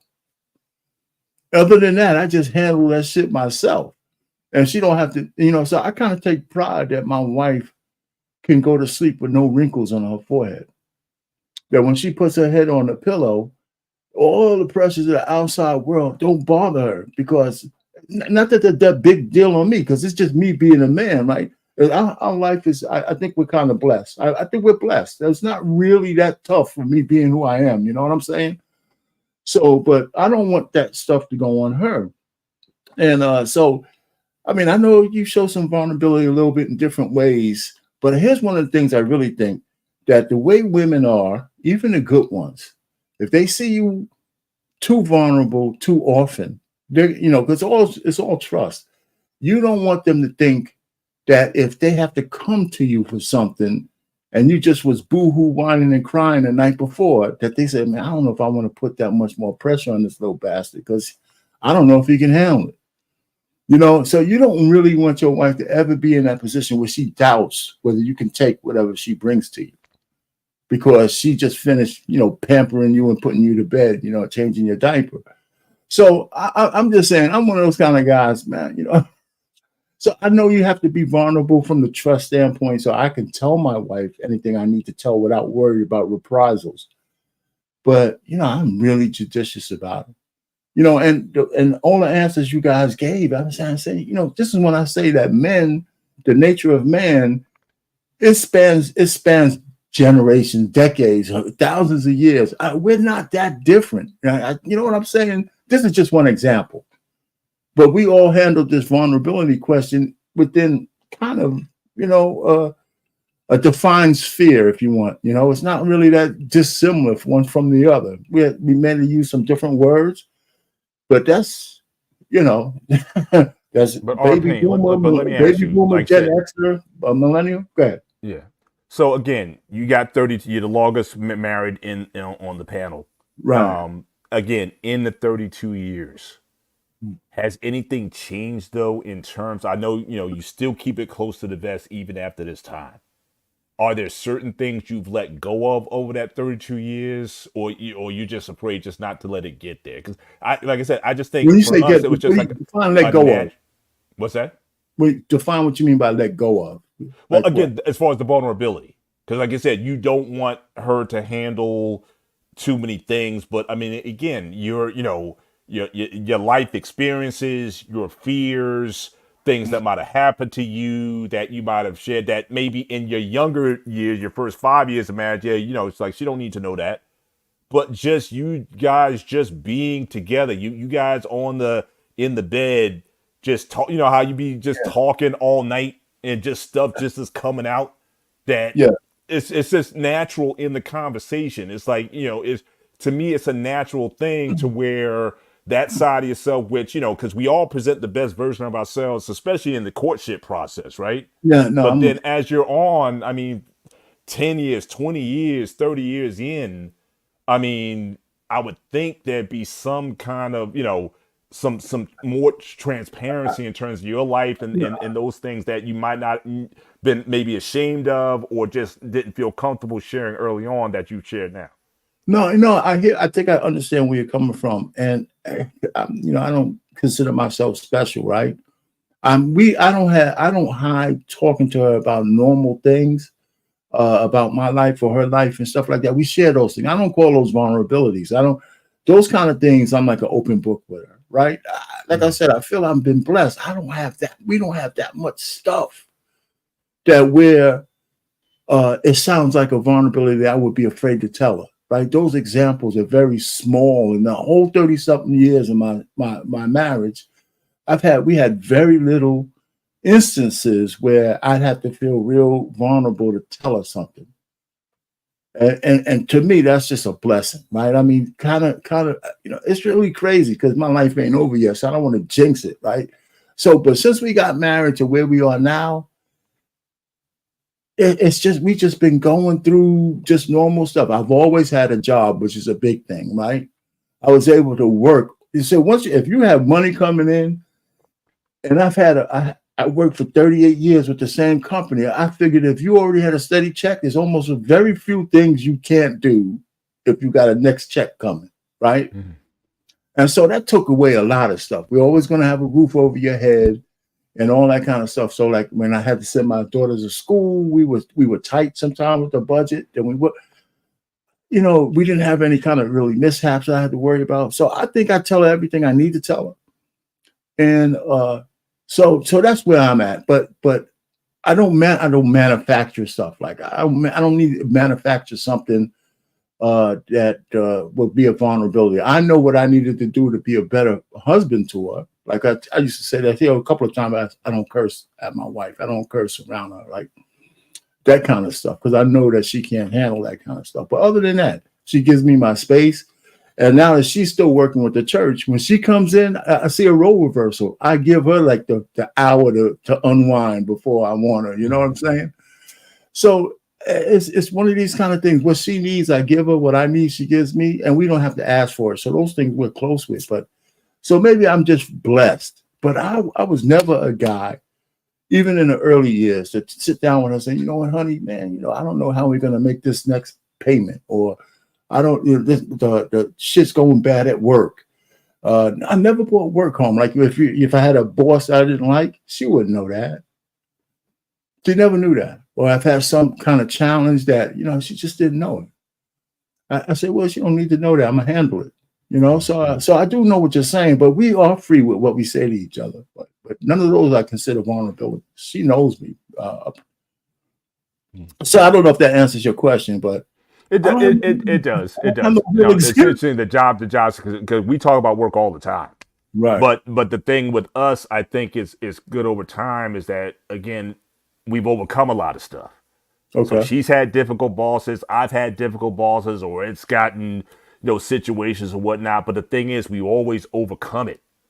So Right. if anything, that kind of bolstered our relationships. Yeah, it's like so the next thing that comes, he gonna take care of it, or he got it, or whatever, because he overcame it. And same with her. So again, I think so we don't have to keep up that thing that okay, everything's hunky dory, everything's fine. Yeah.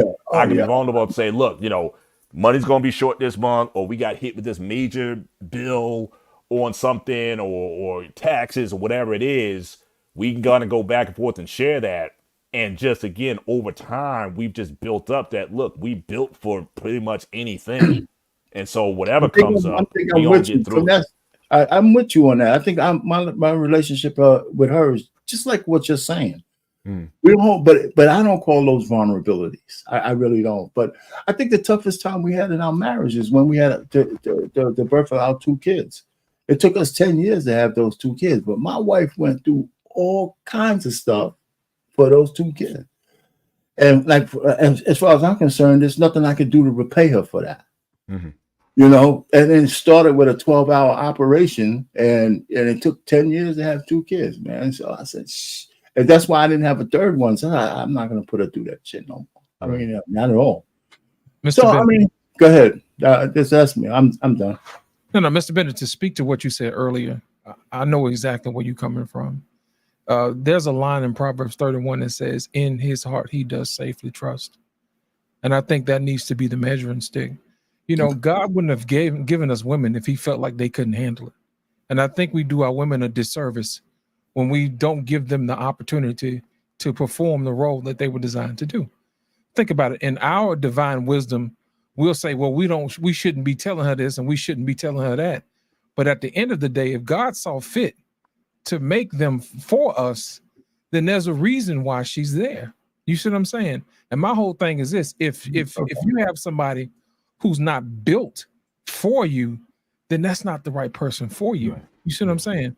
So in essence, we have to make sure that we teach our young men to get over that particular fear and use that as a measuring stick. Can you trust her? We don't think about stuff like that. We think about our own ego and our own need and what we can get from them. But at the end of the day, you have to ask yourself the question, can I trust her? And then you can start to build from there. You see what I'm saying? Trust me, women can handle more than you think. And I think that we give them a disservice when we think that they don't. Because think about it. We just had this same conversation about this pastor telling the women that the men have to look up to them. You see what I'm saying? It's the exact same thing. When we're telling our women, hey, you know what you should look up, you should to reach down and pick your man up. It's putting it in the mindset of the man is less than. Well, when we don't give women an opportunity to do the very same thing, we're being hypocrites once you think about it, because we're saying, hey, look, we don't think that she can handle that. You know what I mean? And we're looking down, and women think to the back of their head, he don't think I can handle this. Trust me, if they can push out babies, man, they pretty tough. You see what I'm saying? They tough on different levels or whatever. Mm-hmm. But it goes back to what we talked about in Proverbs 31. In his heart, he does safely trust her. And I think we have to start there as men. And it goes back to the training. Those are the lessons that get missed in conversations like this, because instead of feeding our wisdom, we're feeding our egos. And I think that is the message that we need to start talking to young men about stuff like that. Start with trust first, and then you lead from there. Does that make sense? And it's also, yeah, very much so. And even for the women, because again, I think a woman is also asking, what is my value? And a lot of Correct. times the value is in the degree, the education, or the career, or whatever. And really that value, especially to us, if we can put our trust in you, then that again, that just carries us to another level. So like I Right. said, every time I had a challenge, every time I've been, whether I've been laid off or the company closed or whatever it was, it gave me an opportunity to perform. And also then it built her trust up in me. It's like, all right, you know what? And she praised the God. So you know what, God, you got him. He trusts you. So I'm going to trust him. And that's just been proven sort of over time. So again, we get hit with whatever. It's like, oh, well, like I said, we've been here before, been there, done that. Boom. We going to go to this next one. So again, we build sort of precept to precept, year by year, season by season. And I think that's made us even, like I said, closer and stronger. Like I said, there's really not much we don't think we can get through or we can't get through because we've gone through so much over the seasons of our lives and whatnot. So again, the fact that she's been that for me, oh yeah, it's like I it's like it just does something in here. That dog comes out to a degree. It's like, oh, I got to, and every time I've done better job, better pay, whatever it is, better position, just going up. You know what I mean? And so that's what I'm talking about, that inspirational part. My wife, she's very inspirational. She's never flipped when it But let came me to ask you if something, Mr. something Bennett. was Do you happening. still don't tell her everything, though? Do I you? tell her a lot. Like I said, it's but again, I'm it's just in the saying, normal. but when I'm being specific, I mean, you don't hold nothing back. I say because I don't think it's a trust issue. I think it's a circumstance issue. You had some circumstances that necessitated for you to do that. I didn't. You know what I'm saying? I mean, if, like I said before, and maybe you'll miss this. If shit was crashing down and I had to share some stuff with my wife, I would have. Yeah. But I never experienced not having. But I'm a job. talking about, like, for example, like if you had like an emotional something, Yeah, like man. something that's happened to you in your youth or something, someone said something or someone did Yeah. something, and again, it's not like I'm saying I gotta tell this to my wife. We just talking. No, We we just just talking talking. about how we grew I up, do how know we what you're did saying. this, and just stuff just comes out. It's just like I feel completely I hear you. I hear you. I mean I that's do hear that. I do hear that. But don't mistake the fact that I don't have those examples. Like I don't. No, I know Right. I'm not taking it personally. It's just our circumstances make it different, right? I didn't have anything in my younger years that I couldn't share with her, right? We talked about my high school years. We talked about being around the block and all that kind of stuff. But none of that stuff was a vulnerability, right? I just had a regular childhood and shit. I had a brilliant, not brilliant, but I had a very exciting college life. So we talk about that because she went to college too. We had some shared experiences. But so maybe that's the real difference. And I don't want to jinx myself because I don't have, man. You know what I'm saying? As far If it's been working for you, man, keep doing what you're keep it doing. going. Good. I will say this about when we talk about vulnerability. I do think there's an aspect of it where it's a vulnerability if you make it one. Yes. You know what I'm saying? I mean, if that stuff is such where, again, if it still got you kind of pinned up and you don't think you can release that to anyone, but sometimes it's like, again, if I release it, then it's like it's no longer a vulnerability then. Because it's like, look, I can't, what can you do to me now? You know what I mean? Like it's like when that rap battle on 8 Mile, where you had my man came out and said, yeah, I am this. I do live in a trailer park. What can you say to me? You know what I mean? Right. So I think there's something oftentimes that's I'm with healthy you. I'm when with you you. can get a lot of that stuff off your system and don't think you got to carry that around like what people gonna think about it, what she gonna think about this or whatever. And she'd be like, oh, and you might, and the surprise, you may find out that she might have went through a similar thing. Right. And then that again, that brings you closer together when you've been able to share on that level. No, I'm with you. I'm with you. Okay, I'm gonna give you a lesson that my grandmother gave me a long time ago. What's the lesson? Listen, this is what she told me a long time ago. When somebody wants to bless you, don't turn it away because you're robbing them out of the opportunity for God to bless them. I heard that. And I think when we take away our women's ability to want to nurture, which is their nature, which is their natural form, to come in and to help, we're robbing them of being a blessing.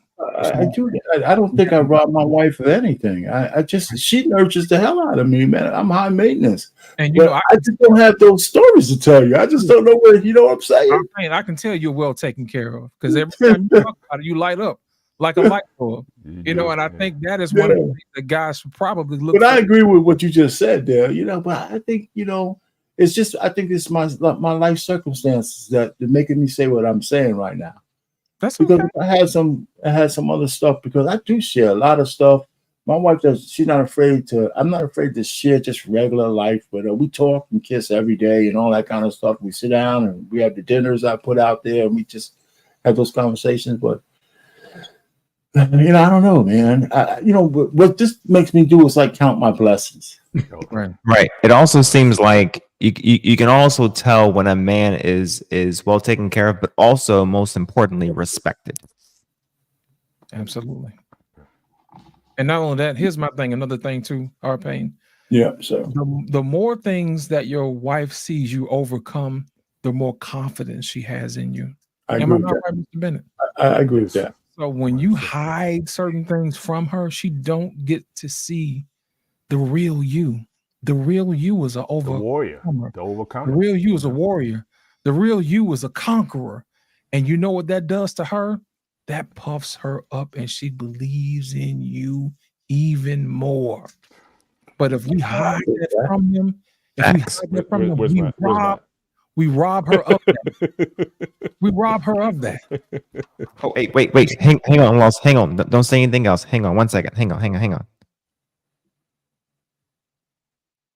Oh, wait. Now say it. You know what? He finna put me on the spot. So when I hear that organ,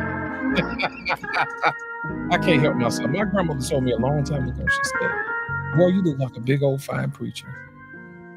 And sometimes I think back, man, over my life, and I appreciate the things that she said because I was always a good listener, you know. But here's the thing, I had an even better teacher. I always listened to those who had more experience than me. And, you know, I appreciate those who gave their time. And I allowed them to bless me. And as a result, I am truly blessed.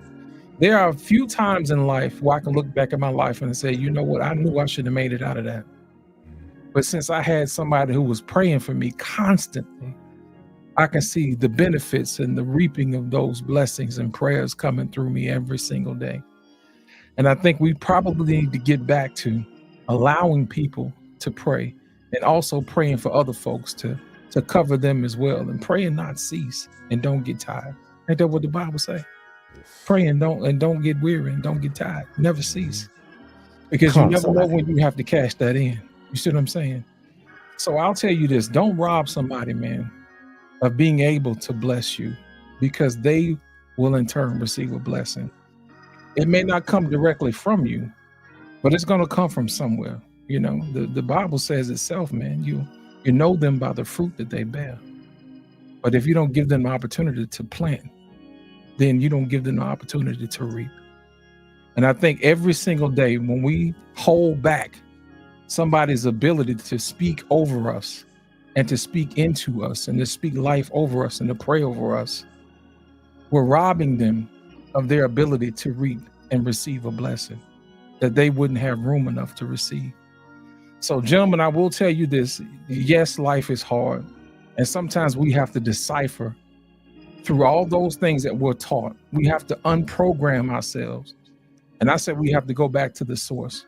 We have to start listening to God and having a relationship with God. Sometimes you may be afraid and you don't understand everything that he needs to know, and you don't feel comfortable and you don't know who to talk to. But my thing is if you know somebody who's connected, I'm pretty sure they'll lead you in the right way.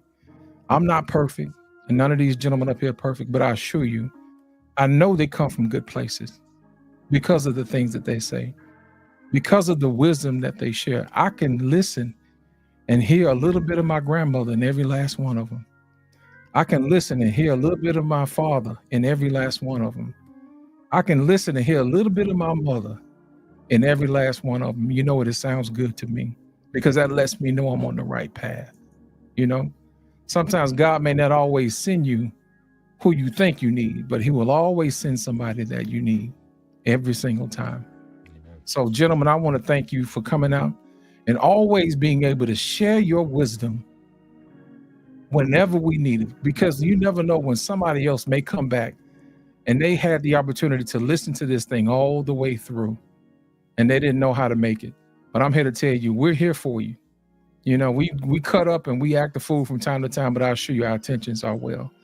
We may sound a little different from everybody else on YouTube, but I told them a long time ago, we are building a new algorithm, you know, and sometimes YouTube don't necessarily know what to do with us. But I assure you, God knows what to do with us. So he'll put us in places that we need to place to put you in positions to hear what we have to say.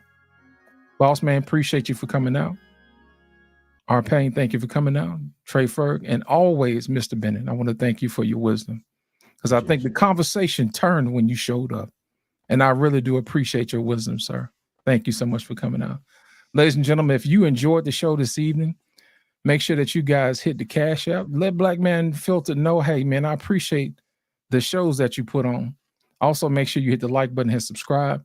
And we do appreciate you guys. As always, man, it's been a pleasure. I want to thank you guys for coming out to the barbershop. Thank you, and God bless. Good night. Good night.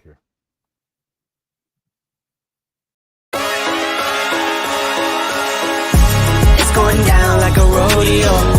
It's going down like I told you so. It's going down like a rodeo.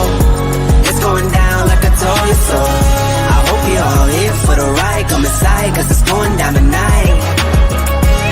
Only here for one night, no lies. Come and saddle up a ride. Need a yeehaw, you know how ye. Here for one night and we just wanna party. In a fast car, a Ferrari. It's a push start, I don't need a car key. Slide on Broadway, and it's gnarly. On a late night, but I'm not tardy. Right on time for the parties and Barbies. Strolling with a chunk of green like a golf swing. Hey, hey, hey, hey. Bottles on ice, mess around these skates. Hey, hey, hey. If I gotta say it twice, then I got nothing to say. It's going down like a rodeo. It's going down like I told you so. It's going down like a rodeo. It's going down like I told you so. I hope you're all here for the ride. Come inside, cause it's going down tonight. Only here for one night, no lies. Come and saddle up a ride. Come and kiss me up, it's going down. Like a train with no brakes, I'm not slowing down. See it showing up, we're showing out. That I pack it.